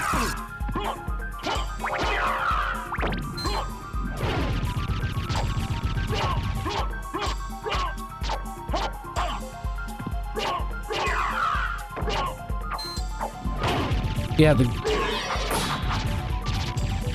what on earth? What just happened?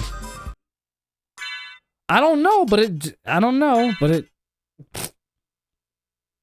Strong versus lightning attacks. This armor literally nullifies lightning attacks. You want an example? Observe. By the way, those guys are weak against ice. Wait, watch this. If he does the lightning attack. Oh.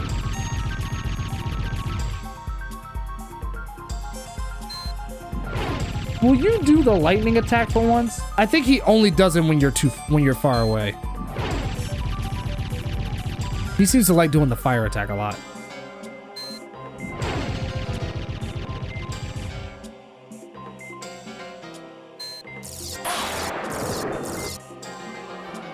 Well, it doesn't exactly nullify it, but it basically makes it so where lightning attacks won't hurt you as much.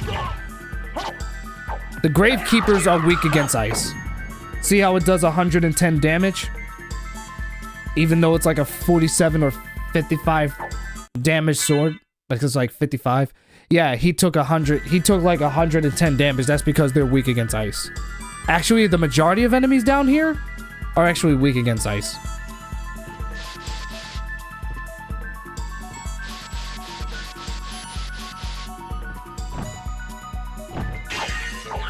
Remember what I said earlier about how the gremlins are weak against ice?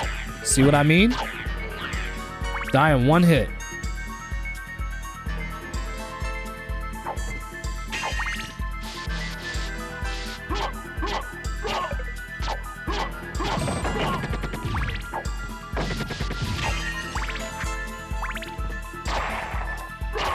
What was your problem? It's funny. It's funny how out of everyone in this game to give me head, it's the freaking were-skeletons. They literally give me their heads. It's just like boing, pow. It was a lot harder to dodge that move in Rondo of Blood than it is here. Because the jumping in this game actually feels very fluid. I mean, the fluency of the jumping in Rondo of Blood was also good too, but I think the jumping in this game's better. But that's just me. Actually, I'm pretty sure some people might argue that it's actually worse. Yeah, so we already explored the entirety of this area, so now, as far as where we can teleport next, we can go up to the top center next.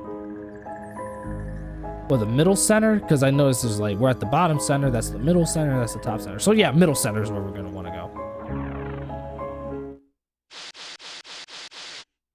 Just so that we could get back to the bell tower to get into that one area that we couldn't get into before, since we never had the Spikebreaker armor. It teleported us all the way over here. That's not where we're going to be. That's not where we're going to need to be. No, we're close. We're close. Yep, here we go. Now let's get to that damn bell tower. That's gonna be our next destination.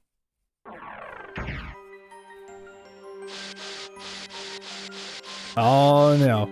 And then don't forget, we also gotta go back to the clock tower at some point.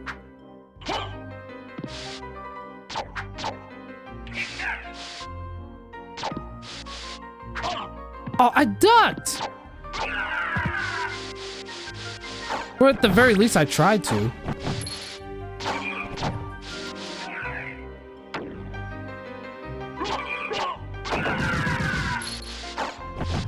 My man said hammer time.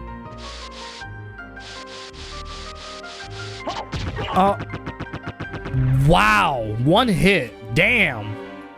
Oh, damn. My guy literally died in one hit. Died in one hit.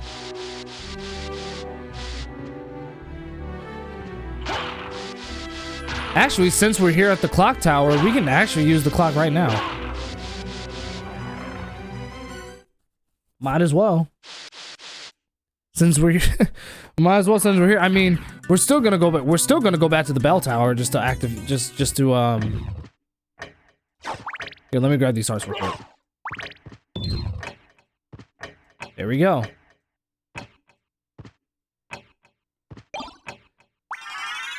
A la carte shield. Don't worry, it's not the real deal. Those are makeshift versions.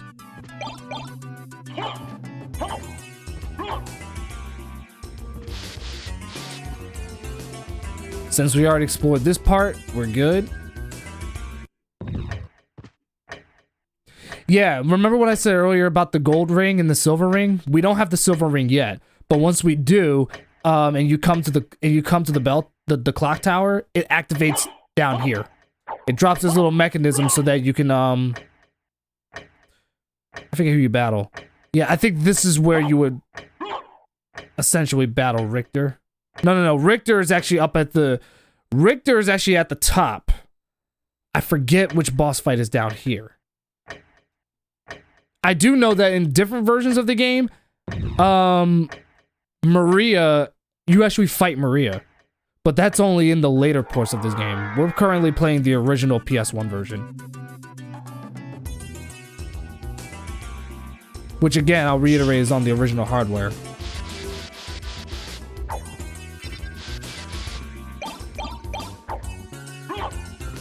Life Apple is exactly what it says it does.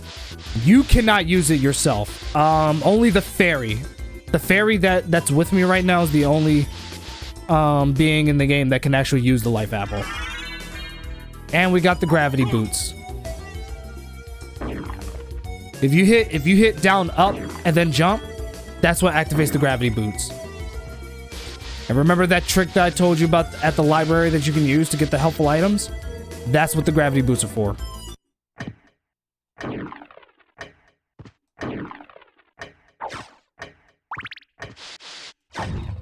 But I think once we go to the left side, to the west side, that's how we're gonna be able to get the oh man, I was trying to hurry up and jump up there before the clock before the minute hand switched. But we're gonna go up here to the left so that we can get to the bell tower, so that we can get inside the area with the spikes.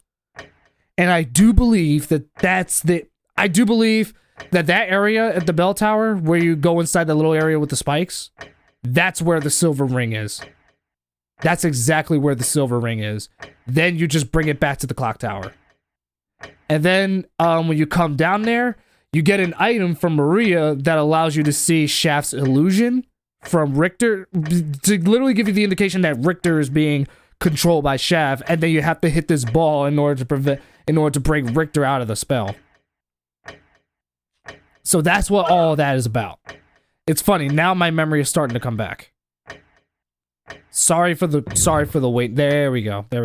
I just figured I'd bring in that little information because it's weird how only now is my memory starting to come back. I swear, I'm not even looking anything up, like, because I'm pretty sure someone's probably gonna say that I was looking something up. I swear, I'm actually avoiding looking up anything for this playthrough because I want to remember this entire game organically. This actually helps me with, you know, keeping memory. So yeah, we're gonna go to the left side. So yeah, now we're going on a quest to get the silver ring. That's gonna be our next bet.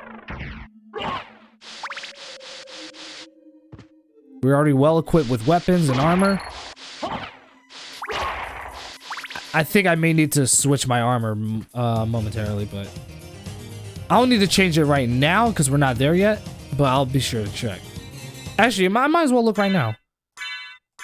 Yeah, let me equip it right now so I don't forget. Knowing that I have the memory of a goldfish, I'm most likely am going to forget.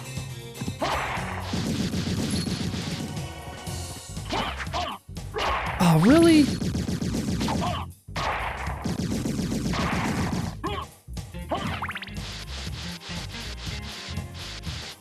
Yeah, as you can see, I'm horrible at this game.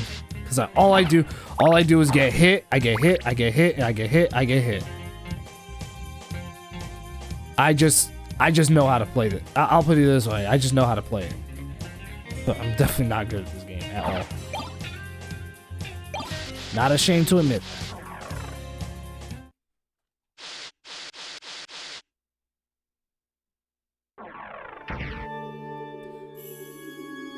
Yeah, we're gonna jump up here now.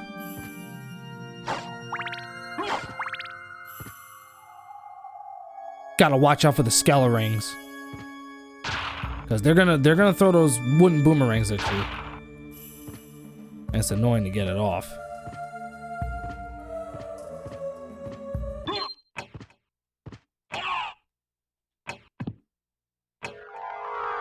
That's pretty annoying. Yeah, because when you get hit by something, you literally cannot recover.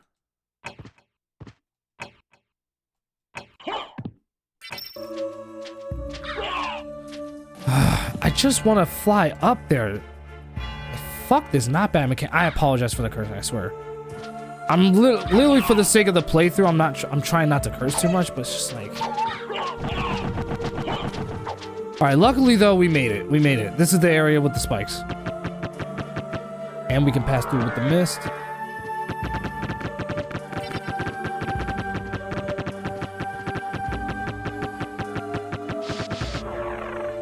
Oh, I forgot. That's the third blue door. So there are only 3. So, did you find Richter?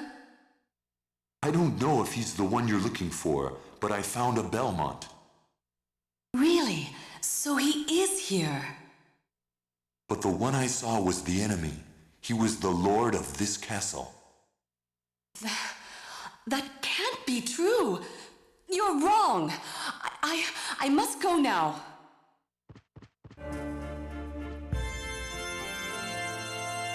Oh, Maria. So if you're wondering where Maria went, she went to the clock tower. And by the way, we got the silver ring. So now what we're going to do is that we are going to backtrack to the we're going to backtrack to the tower, meet with Maria, and then we're going to go up to the top of the tower to meet with Shaft and battle Richter. So that's our next goal. That's going to be our next goal, and then eventually we're going to get into the inverted castle.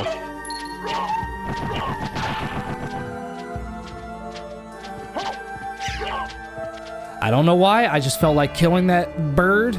But you know what they say, the bird is the word. We can easily get back to the clock tower from here because it's not too far. It's literally not too far from where we're at, so we can easily get back.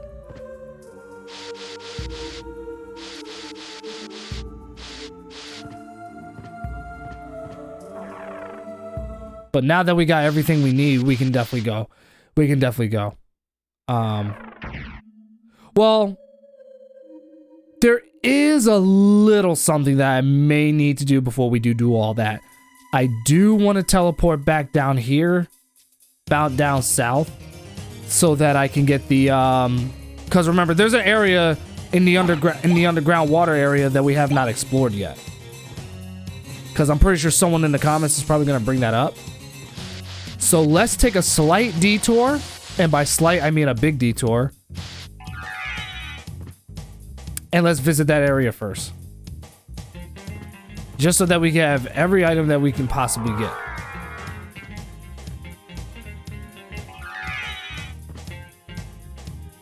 Oh wait, I forgot about the damn skeletons here. Alright. I don't know why I forgot that they were here.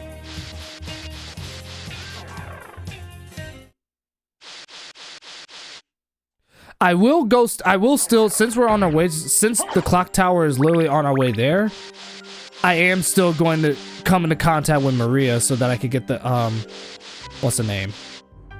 She basically gives you a pair of glasses or goggles, I think it is, that allows you to see,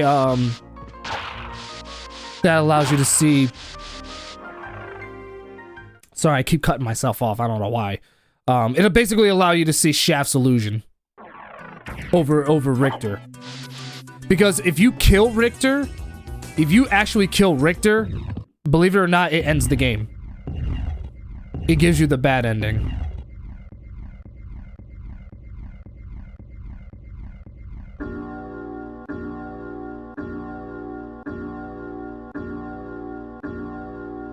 For the record, you can't move while this is happening.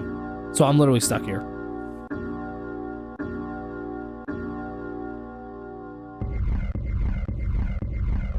Alright, now you can move. But I'm still gonna stand here just so I can mess with my fairy. Look at her. Look at her. She's relaxing right now. And then watch what I do. Ah, she fell off. She fell off my shoulder. There are 2 save areas. Well, not two save areas. Really, it's only 1. But I'm still gonna save regardless.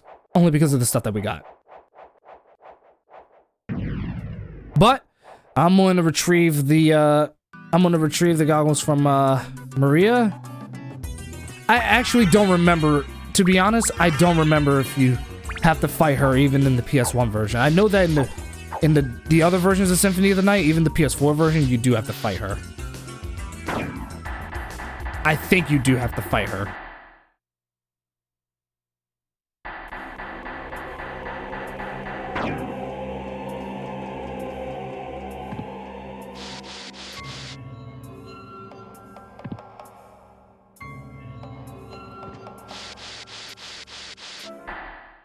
Oh shit. Alucard? That voice, Maria? I'm sorry. You were right. He has joined forces with the enemy. So it was a Belmont after all. But someone must be controlling him. Whatever we do, we can't harm Richter. But he must be stopped. I know. Well, here. Take these with you. What are these? If you wear these, you can see beyond evil illusions. Thank you. 'Tis best then if you pray for the soul of your friend.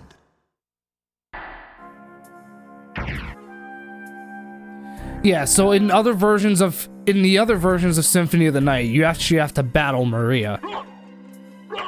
But in this version, Maria will just simply give you the glasses you need to see the illusion that Shaft is performing on Richter to control him. So that's literally all it does. That's literally all it does. So we can equip it right now. It does bring down our intelligence, but it does raise our defense. But it is necessary if we're gonna battle Richter and knock him out of Shaft's spell. And if you're wondering, no, you can't hit her. Maria literally just stands there, emotionless, almost to the point of petrification. You can even try to hump her, but that doesn't work. She'll still stay stationary. It's kind of weird. She stands there like a literal statue.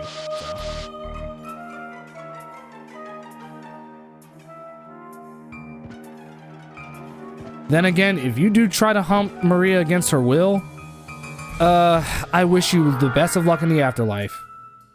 Because that lady can summon in a dragon. You gotta remember, she comes from a family of vampire hunters too, and actually she's one of the most powerful. Remember, she can summon in many different animals, including a dragon, so I wouldn't recommend provoking her. Ladies and gentlemen, we are back once more with Castlevania Symphony of the Night. There is actually another area that I want to explore. But we're gonna use one of the teleporters though in order to get there. Remember the underwater caverns that we were at before? I want to make sure that we get the water accessory that allows Alucard to go inside underwater and everything so that he doesn't lose health and everything. So essentially what we're trying to do is explore the last bits and pieces of the normal castle before we go on to the inverted. And acquire every usable item that we need. It's only now am I finally starting to remember all the stuff in this game. Like, I'm starting to remember where everything is. There's still some power-ups that we still have yet to achieve, but again, you know, we can get them by exploring as much of the castle as possible. Ow.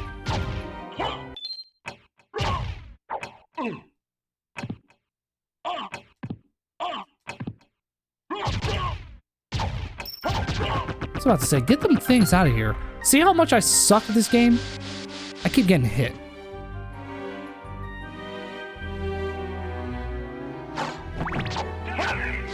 If you're trying to cheese this game, you could just fly around enemies. I'm not gonna do that. I'm gonna keep fighting. Because even if it's little experience points, it's better than none.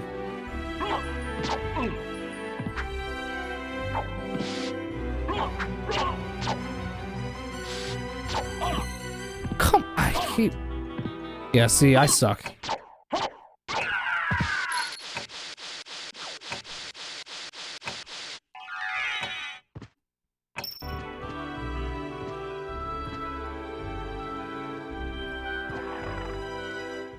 Alright, we made it. It's time to make a run for it. We're gonna go down south.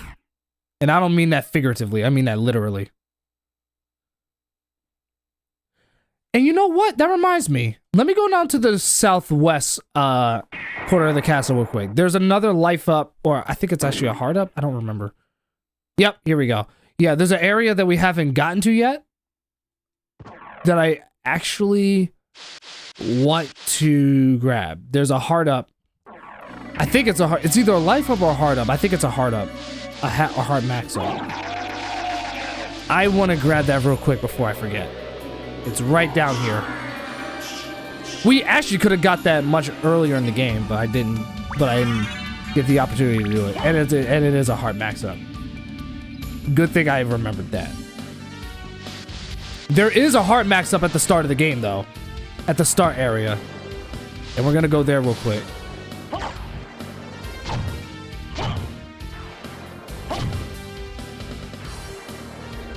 This area we can fly through.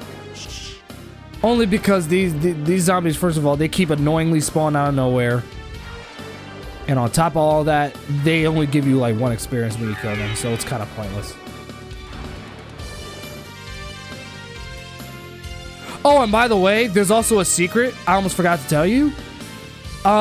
If you fly through the left as the bat, I might be doing this wrong, and then go to the right as the wolf,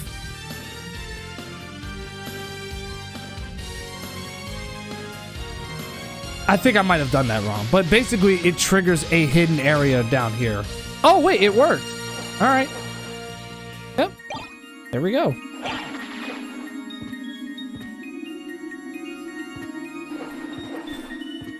In fact, since we have access to this open area, I say, why not go up here? There is a lot of unexplored parts around here that we haven't gotten to yet, and that's actually the reason why we're doing it real quick, is to get it out the way.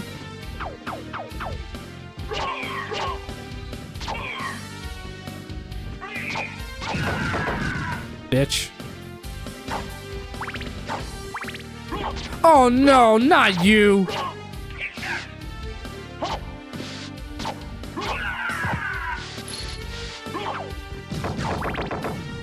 I don't know who throws a blade like that in their final breath. Him, apparently. Yeah, I'm not gonna need the clock anymore.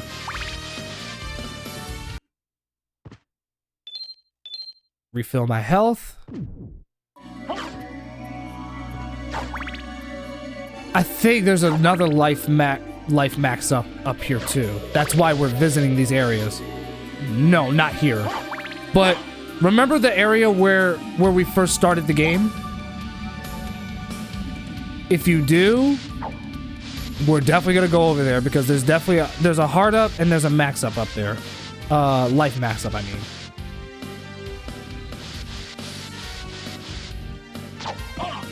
Damn it!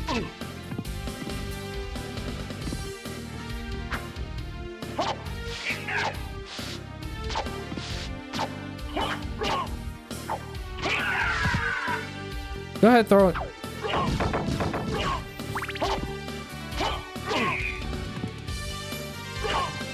I gotta watch out because he may throw it. I was actually lucky he didn't throw it.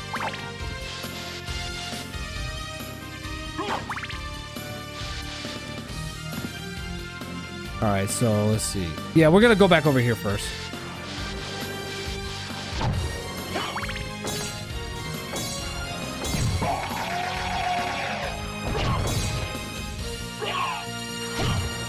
See what I mean when I say that the zombies just jump out of nowhere? Or rather, they spawn out of nowhere? Also, the bloody zombies are now the ones that spawn over here instead of the giant wolves.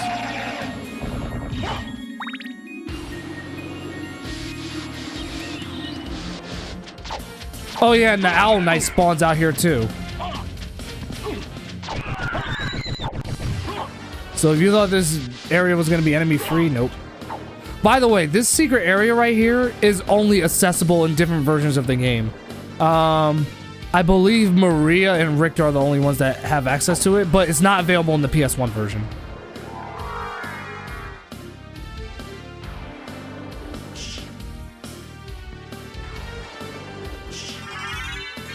The power of Wolf is what allows Alucard to attack as the wolf. If you're wondering what that does. But that's why we came here. That's why we came over here. So if you're wondering, he should be able to attack. I don't know why he's not. Let me see something.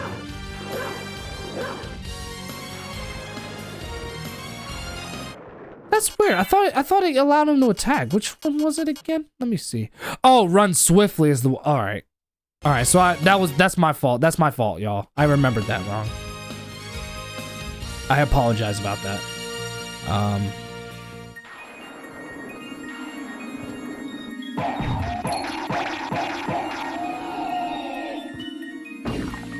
Yep, that's exactly what it does. Oh, what? Oh, you know what? I gotta go underwater from the other... Alright, I see what I gotta do.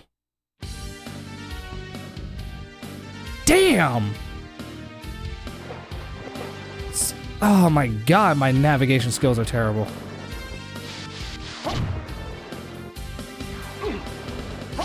Damn zombies.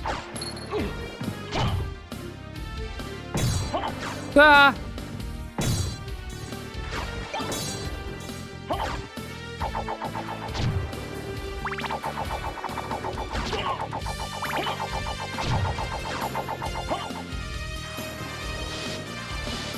That's all I did was just spam the axe weapon. I don't like spamming in games, but sometimes I feel as though I have to.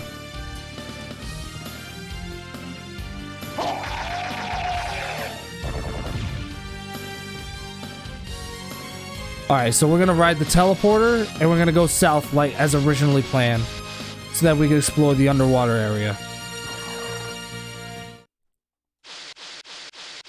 It's gonna require us to have to go up and around, but it shouldn't be time consuming at all, as it's literally right above us.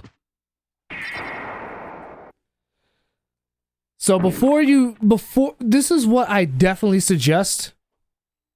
This is what I suggest for most people who play this game for the first time, is that if you've never explored as much of the area as possible, or as much of the castle as possible, right before you go in to do the battle against Richter, definitely explore as much of the castle as you can.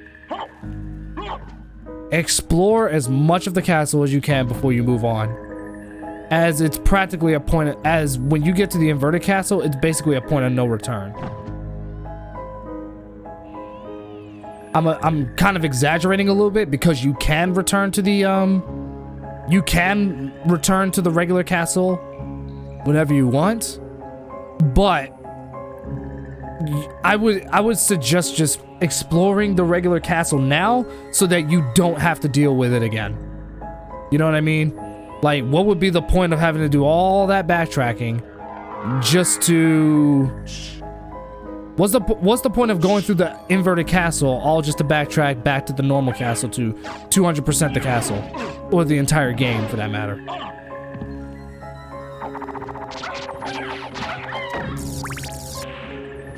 Fucking bitch.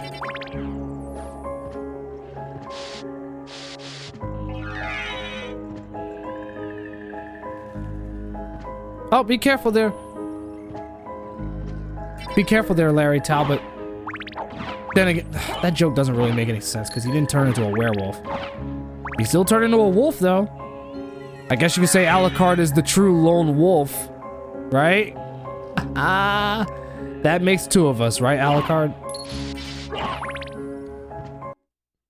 Let me apologize for the cringe.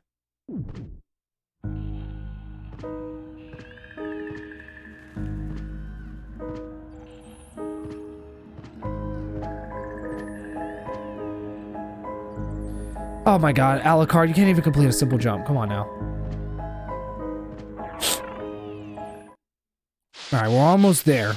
I want to make sure we get the power up that allows us to breathe underwater. Or at least let us go underwater without having to worry about getting hurt. We're already here.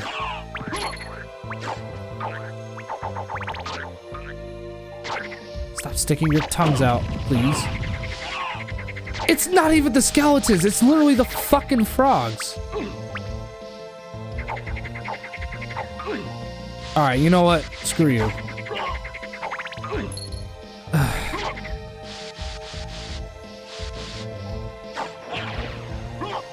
I don't know why I'm letting them. The only reason I'm not going inside to grabbing that is because I don't want to, and because I have the bat, weapon, or rather the power up, I can fly back up at any time. So we're good.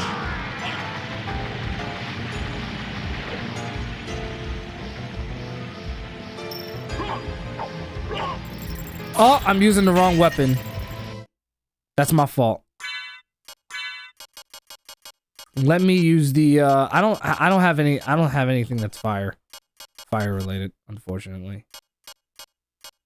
I might be wrong. I think I do. No, I don't. No. Not at all. All right. So what I'm going to do instead is that I'm just going to equip the yeah, I'm just going to equip this one right here.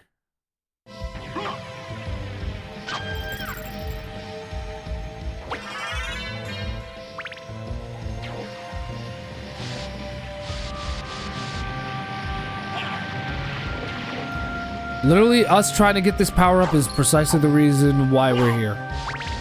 Because you see the water that's hitting me, or rather submerging me? That's why.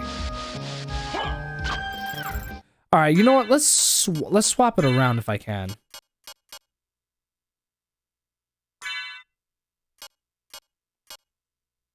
Actually, I don't even know if I can. Hold on. Hold on 1 second. Whoops. I don't even know what I'm doing. There we go. That's what I want. Pardon me for getting carpal tunneled.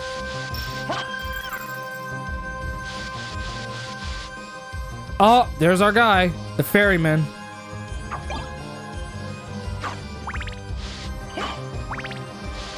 This area right here backtracks into the area that we were before, the one with the life up. Back into the main hall of the castle. I'm gonna activate this mechanism right here. That way, if we ever need to come back, it's right there. But we're gonna ride with the ferryman. It's funny, I almost forgot about the ferryman. We could have actually rode with him much earlier in the game, but because I got all the powers that I do, now I don't have to worry about how I'm gonna get back up there. Like, get back up to the surface. Take you to a place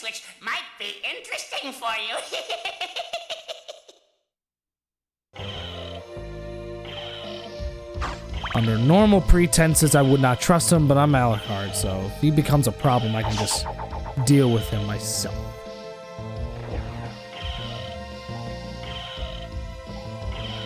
Teabag City.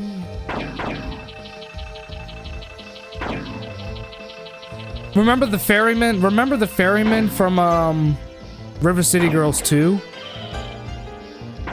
This is where they got the idea from. It came from this character. Clearly someone on the Way Forward development team is a huge fan of this game. Which, then again, it was made by the same people who did Shantae, so.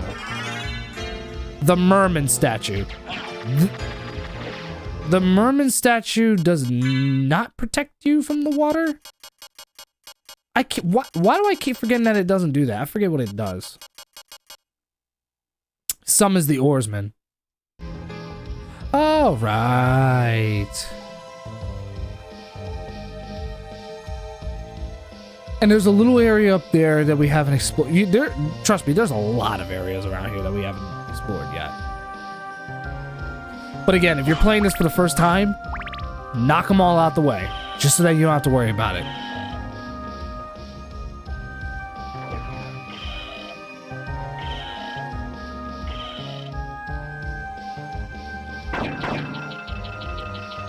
I don't know why, I just feel like teabagging him for whatever reason. Oh, I didn't pay attention to the bat. That's my fault.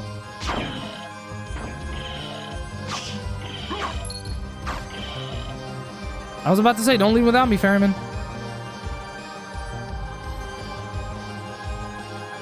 That's weird, though. I don't remember where it is. Hold on a second. I think I know where it is, actually.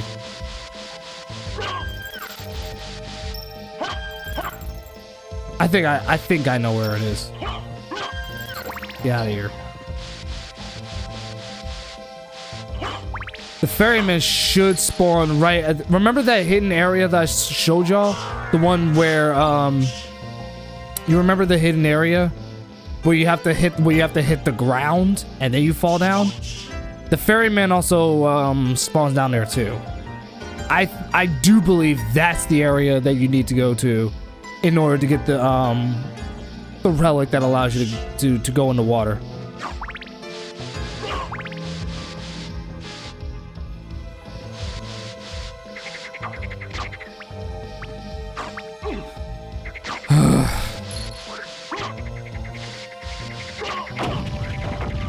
Bruh, really?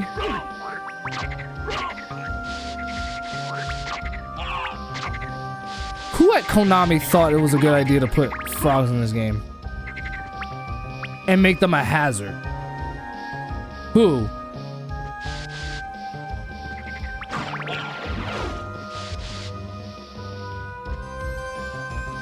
I genuinely want to know. I genuinely.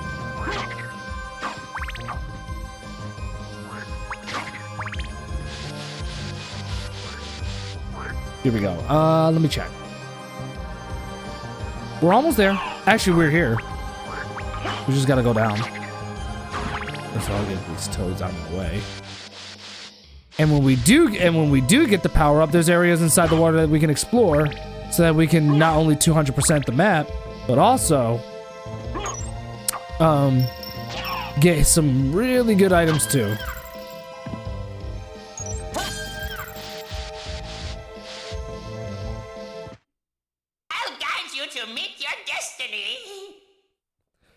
Only if you promise to not talk like that again.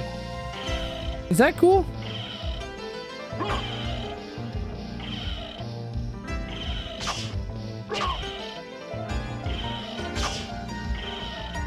Just want to be careful with the maneuvering. We'll backtrack for that accessory. We don't have, because I would do that if I was safe to go inside the water. But we can come back for it. You don't have to duck, so why do I? That's not right.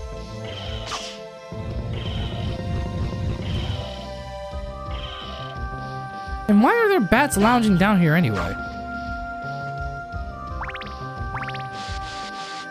I know y'all question it, so don't look at me like I'm being unreasonable. I know y'all question the dumb shit in this game.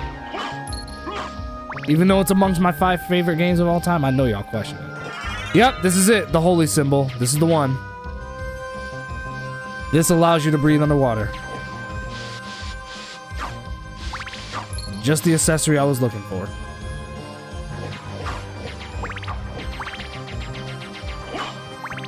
Now we can go underwater and not have a single ounce of care in the world. And grab any accessories that's down there too. So now I don't need the ferryman. The only use that honestly, after you get the holy symbol, the ferryman is practically useless. If you like, if you ask me, he's basically useless once you get the holy symbol, because you can just go inside the water of your free will and get whatever you want. You know what I'm saying?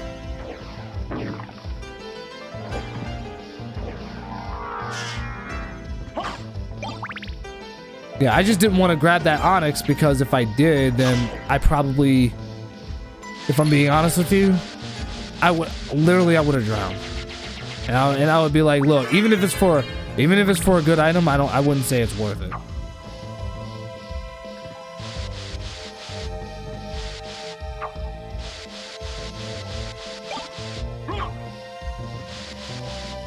So yeah, we pretty much explored that area.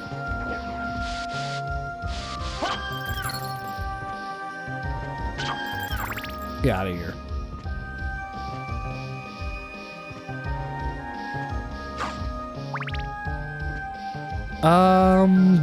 Not that next room. We don't have to worry about that.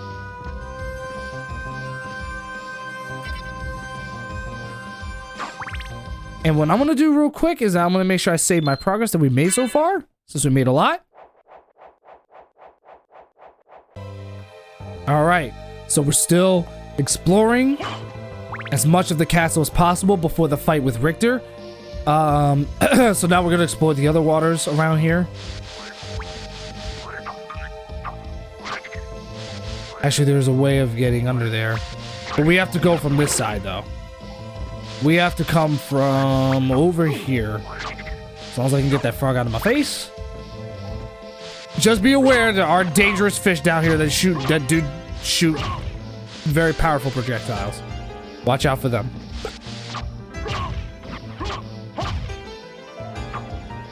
There are basically underwater versions of the skull of those bone heads that you were fighting from before. Or shall I say that we were fighting from before.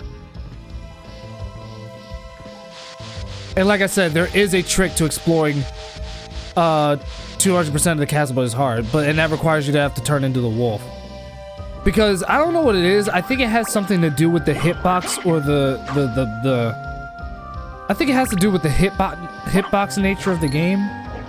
I don't know how to describe it. Basically, ow. Oh, and by the way, how do these fish heads fire something fiery underwater? That makes no sense. And I'm pretty sure again, somebody's gonna look at me like I'm being unreasonable. I'm like, listen, it's one of my favorite games of all time too, but I know y'all question it.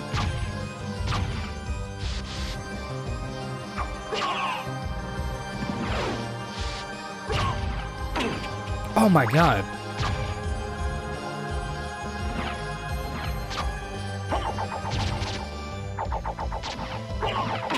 Oh, I tried to duck.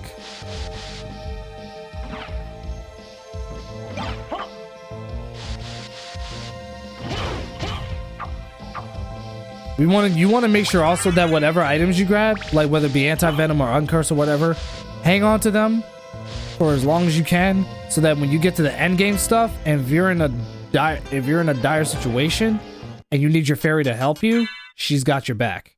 All right, so right now she's level 11, so now I'm gonna actually use the ghost this time.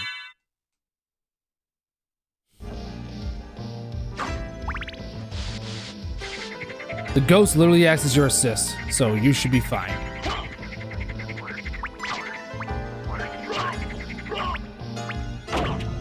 How the fuck did that still hit me?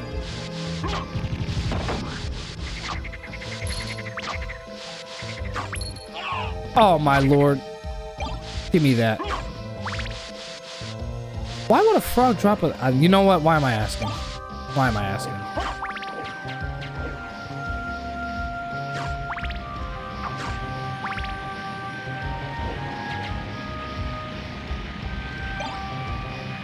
Secret boots. I forgot what this does. I actually don't remember what it does. Let me see something real quick.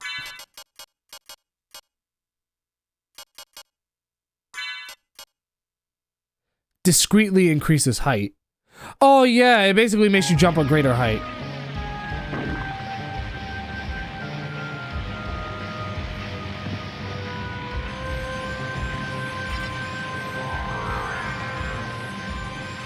This area right here is kind of hard to really get the full exploration of it, mainly because of the waterfall.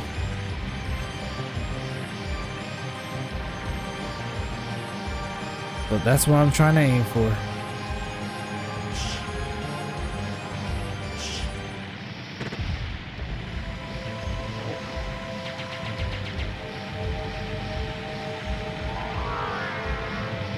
Come on. Yeah, like I said, the hitbox nature of the game is weird. All right, I got it. Yeah, the hitbox nature of the game is weird. That's why you have to do certain tricks so that the game detects you exploring that part of the castle. That's actually why. That's actually the biggest reason why exploring 200% of the castle is difficult. It's literally because of that reason alone. Be mindful of this. Any secrets that you found in the normal part of the castle are also going to be prevalent in the inverted castle, so keep that in mind. So any broken walls or anything like that that you found here is prevalent in the inverted castle too. Then again, that thought probably comes across naturally to most people, I'm sure.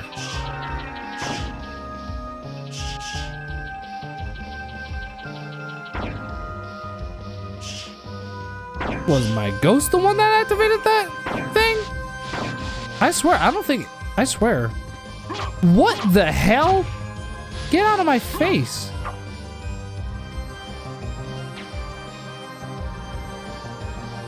All right.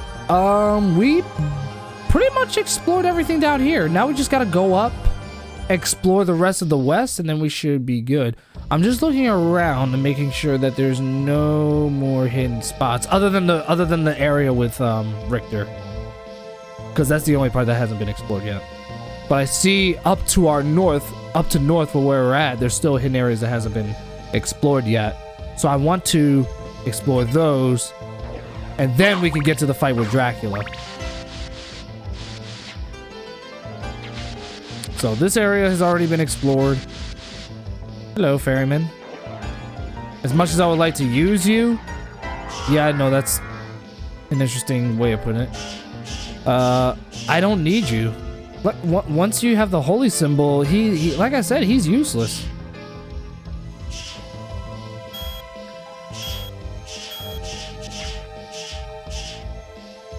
There's also a trick where if you turn into a bat, the bats won't attack you. I don't think it's gonna work for me though, because I think there's a specific accessory that you need.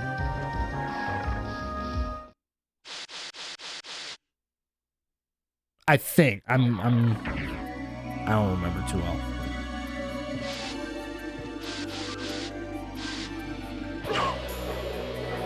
Whoa. But trust me, the real challenges are gonna happen once we get to the inverted castle.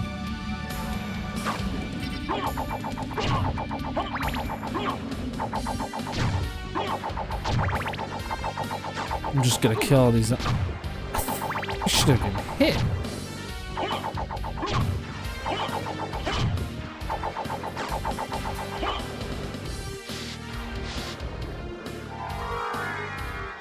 So we're gonna ride the teleporter, and then we're going to... Do we need to ride the teleporter, actually? The answer to that question is no.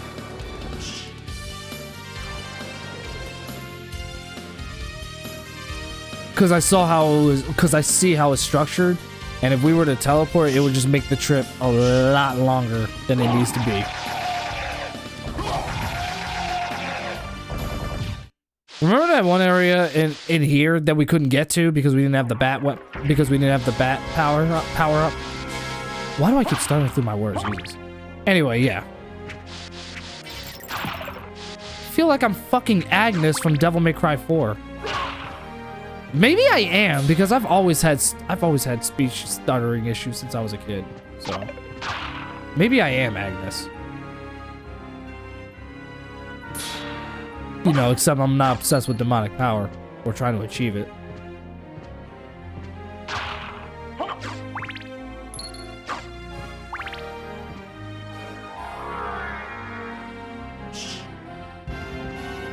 I'm gonna grab this right here. The cross weapon is super OP. Skill of Wolf. That's the one that allows you to attack as the wolf. See? If you do quarter circle forward attack, that's what Alucard does.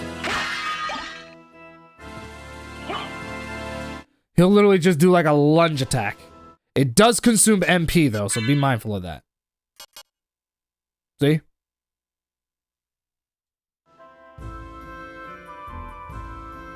So now we just gotta go up. And remember the first boss area that we was at before, but it had that area that we couldn't get to, that we couldn't reach because we didn't have the bat power up. Now we can.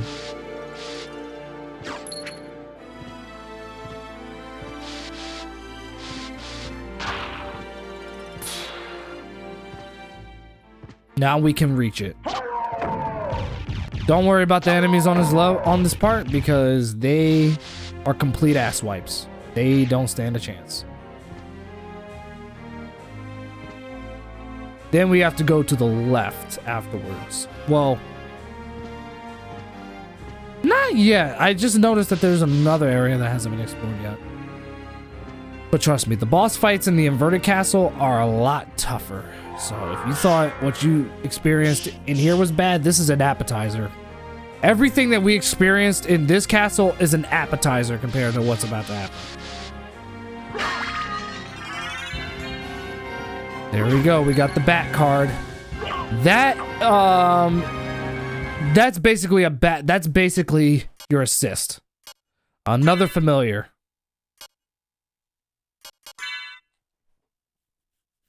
Another useful asset to your arsenal. You know, it doesn't really matter which familiar you use, but there's also another familiar that's basically like it's a gigantic 3D modeled sword that basically acts as your attack assist. Which, if you have him with you, then you're in good hands. Yep. That's weird. I never explored this save area. Kind of find that weird. Right now, the only thing I'm doing is just looking at various parts of the castle just to make sure that it's all complete. And so far, yeah, we managed to explore everything in the castle. So now our next goal at this point is to get to Richter. I'm just going to make sure that those two little spots in the northwest of us is also taken care of. And then after all that's done, we can go to Richter. Like I said, I know that this is very time consuming for some people, but this is very beneficial to getting the true ending of the game. It's like, if you get it done now, you don't have to worry about it later on. Like, you don't have to worry about backtracking all the way back to the normal castle just to fully explore. You can literally just stay in the inverted castle, explore as much as possible, as well as level up as much as you can, and battle some of the hardest enemies in the entire game. But then get heavily rewarded with a lot of EXP as a result.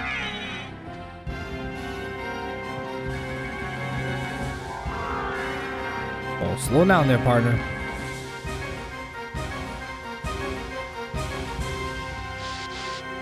So we're gonna go over here, and then we're gonna explore the last areas over here. And then after that, we should be close enough to... Yeah, all we gotta do is just go...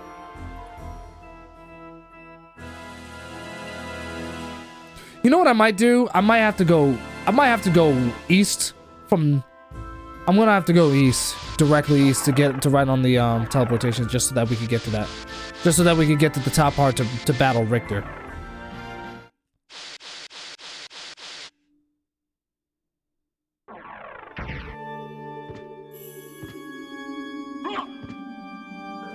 So, yeah, I usually like to make sure that everything is explored.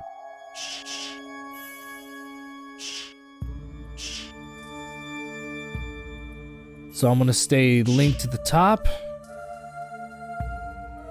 All right, that part is explored. And plus, because I'm the bat, I can just avoid these guys. So I don't have to worry about getting hurt. Like I said, time consuming, but if you just knock it out the way, you don't have to worry about it again. And then all we gotta do is challenge everybody in the inverted castle. Plus, there's a little grind trick that I also want to teach you too. It's funny, it's funny how I said that this isn't supposed to be an official walkthrough, yet here I am. Still offering some advice, but that's only because I'm finding opportunities to tell you.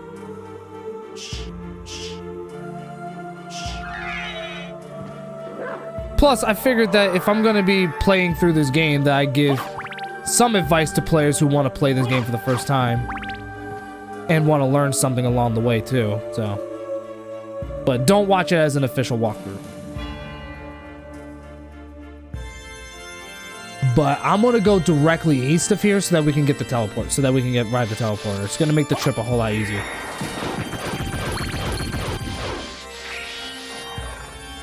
It consumes a lot of hearts, but damn it, is it such an OP weapon. I'm gonna keep the cross. Although, if you're gonna battle Richter, do not use it, because the cross will hurt him too. Just thought I'd throw that out there. If you use the cross weapon, it's going to hurt him too. No, Alucard. What are you doing? What are you doing? What are you doing?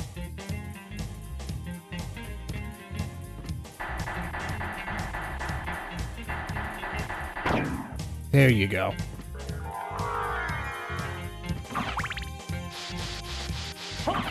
With the amount of power-ups we got in this game, we actually have a huge fighting chance against what's going to happen to us ahead. Which is why if you explore as much of the castle as possible, you'll be getting some really good items. And not only that, but you're going to have a good amount of hearts to use as far as using sub-weapons and everything.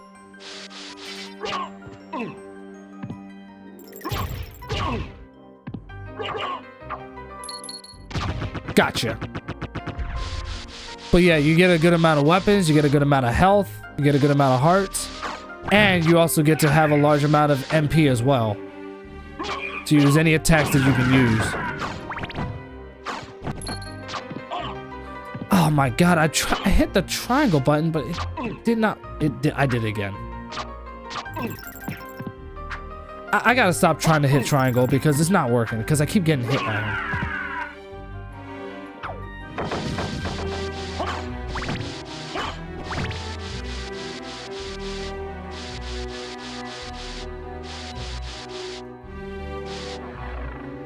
All right, you ready? Here we go.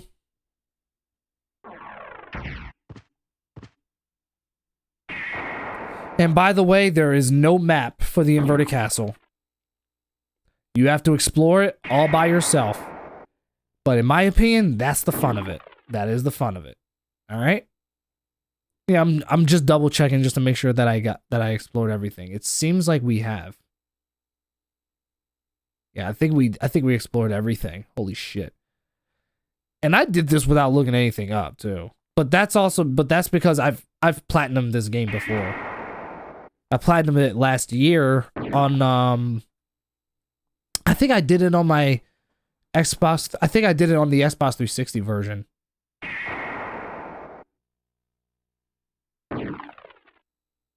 That version of the game was where I saw the true ending first.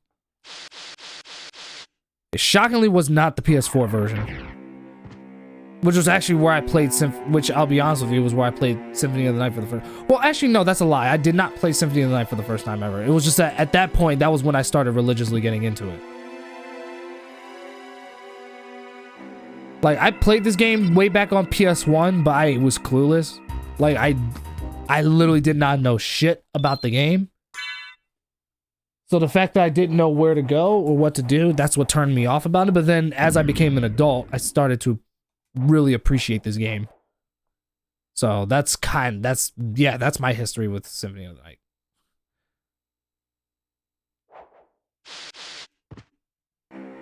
All right, I think we're ready. Here we go.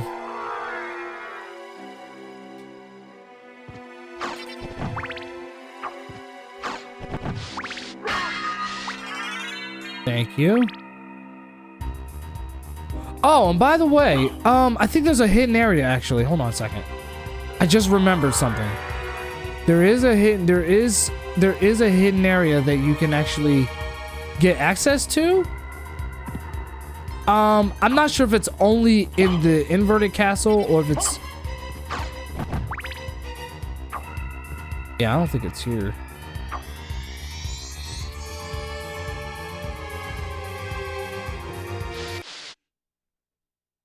Yeah, there is a hidden area, but I think it's only exclusive in the, I've been waiting for you. Inverted castle. Answer me. Why is a Belmont planning the resurrection of Count Dracula?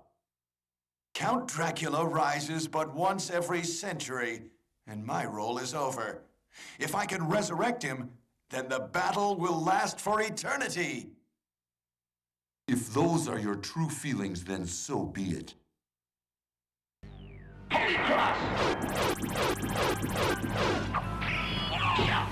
Richter will literally use his normal attacks. The main goal is to attack that.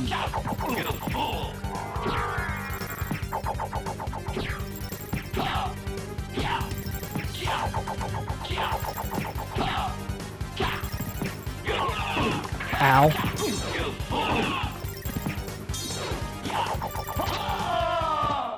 There we go, we broke him out of the spell. You've defeated me, but all is not yet lost.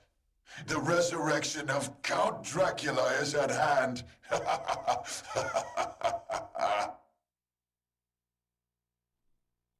And there you have it, we broke Richter out of the spell.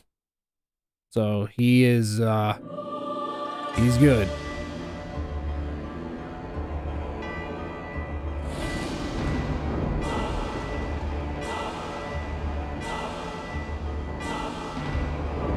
Now you might be wondering what's going on. The inverted castle. See?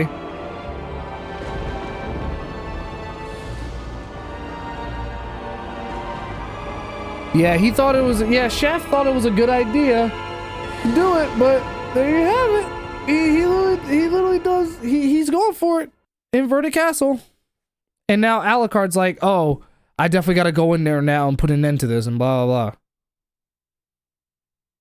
No. What have I done? Thank you, Alucard, for saving Richter. Alucard? The same Alucard who fought alongside my ancestor, Trevor Belmont? That was over 300 years ago. No time for small talk. Is the person who controlled you in that castle over there? Yes, I think so. Maria, take Richter and leave here. I'll finish this. All right. Good luck. And this is where the inverted castle happens.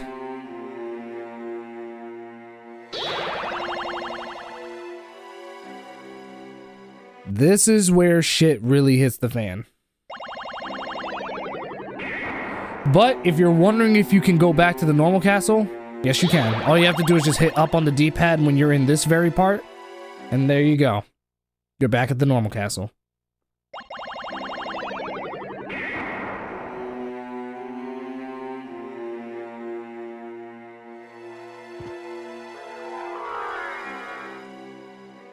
Yeah, I just wanted to do that, just to make sure that I fully explored that. But I could have sworn that there was a part where... Let me see something. There's a hidden area. I'm not sure if it's only exclusive in the inverted castle, or if it's also in the normal castle as well. But there's basically a hidden area that... Oh, yep, that's the one. That's the one. Yep, that's the one that I was referring to. Yep. It's also inside the inverted castle, too. Like I said, whatever's in the inverted castle is also in the normal castle, too. Keep that in mind. So we're gonna grab whatever is over here, and then we can go to the inverted castle, where we're gonna play the second half of Castlevania Symphony of the Night. Some people consider it the worst part of the game. I think it's the best part. So obviously, judging everybody's opinions, it's something that I'll put it this way.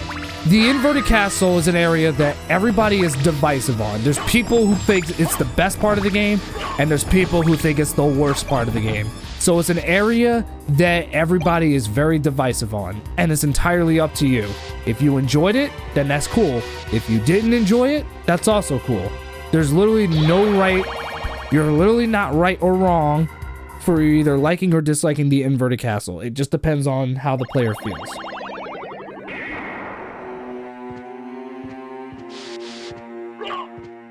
So now we're inside the inverted castle, which again, I'll reiterate.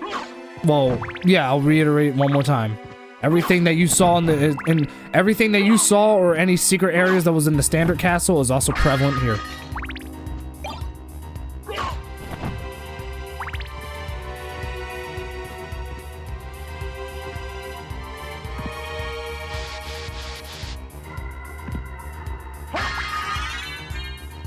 We're gonna grab all that.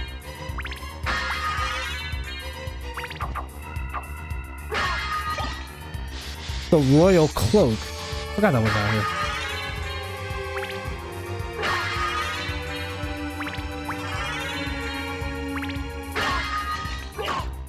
Oh, the bastard sword. I forgot about that. That's funny. I literally forgot about that. Yeah, I'm gonna wear that. Yeah, I'll wear the moonstone. Only because it's increasing my stats. But it's not gonna stay like... Just keep in mind it won't stay like that forever. I'm gonna keep on the spike breaker. The royal cloak. I'm gonna wear that. As far as these weapons are concerned, I don't think there's really anything I need to change. As far as the bastard sword, we don't really need to use that, if I'm being honest.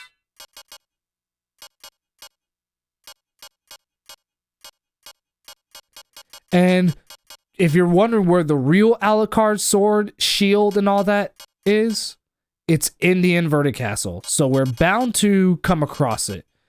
We're definitely gonna come across this at some point once we go through this castle. But the only thing that I'm gonna do is that I personally am going to save where we're at now. Oh, and by the way, the fact that Alucard is wearing blue, he gets a bonus for that because blue is my favorite color. But that's just me. So here's the thing. Like I said, much like what we did with the standard castle, you want to explore the inverted castle.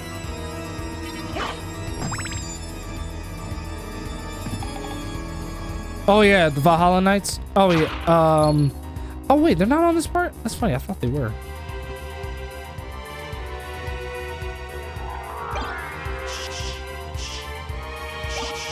Grab all of this. You don't necessarily need to use these vials, but if you ever find yourself in a situation where you need that resistance or whatever, that's what it's there for.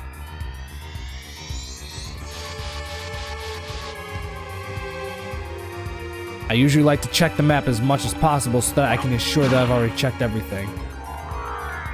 What I'm going to do for now, though, is that we're going to go into the save point.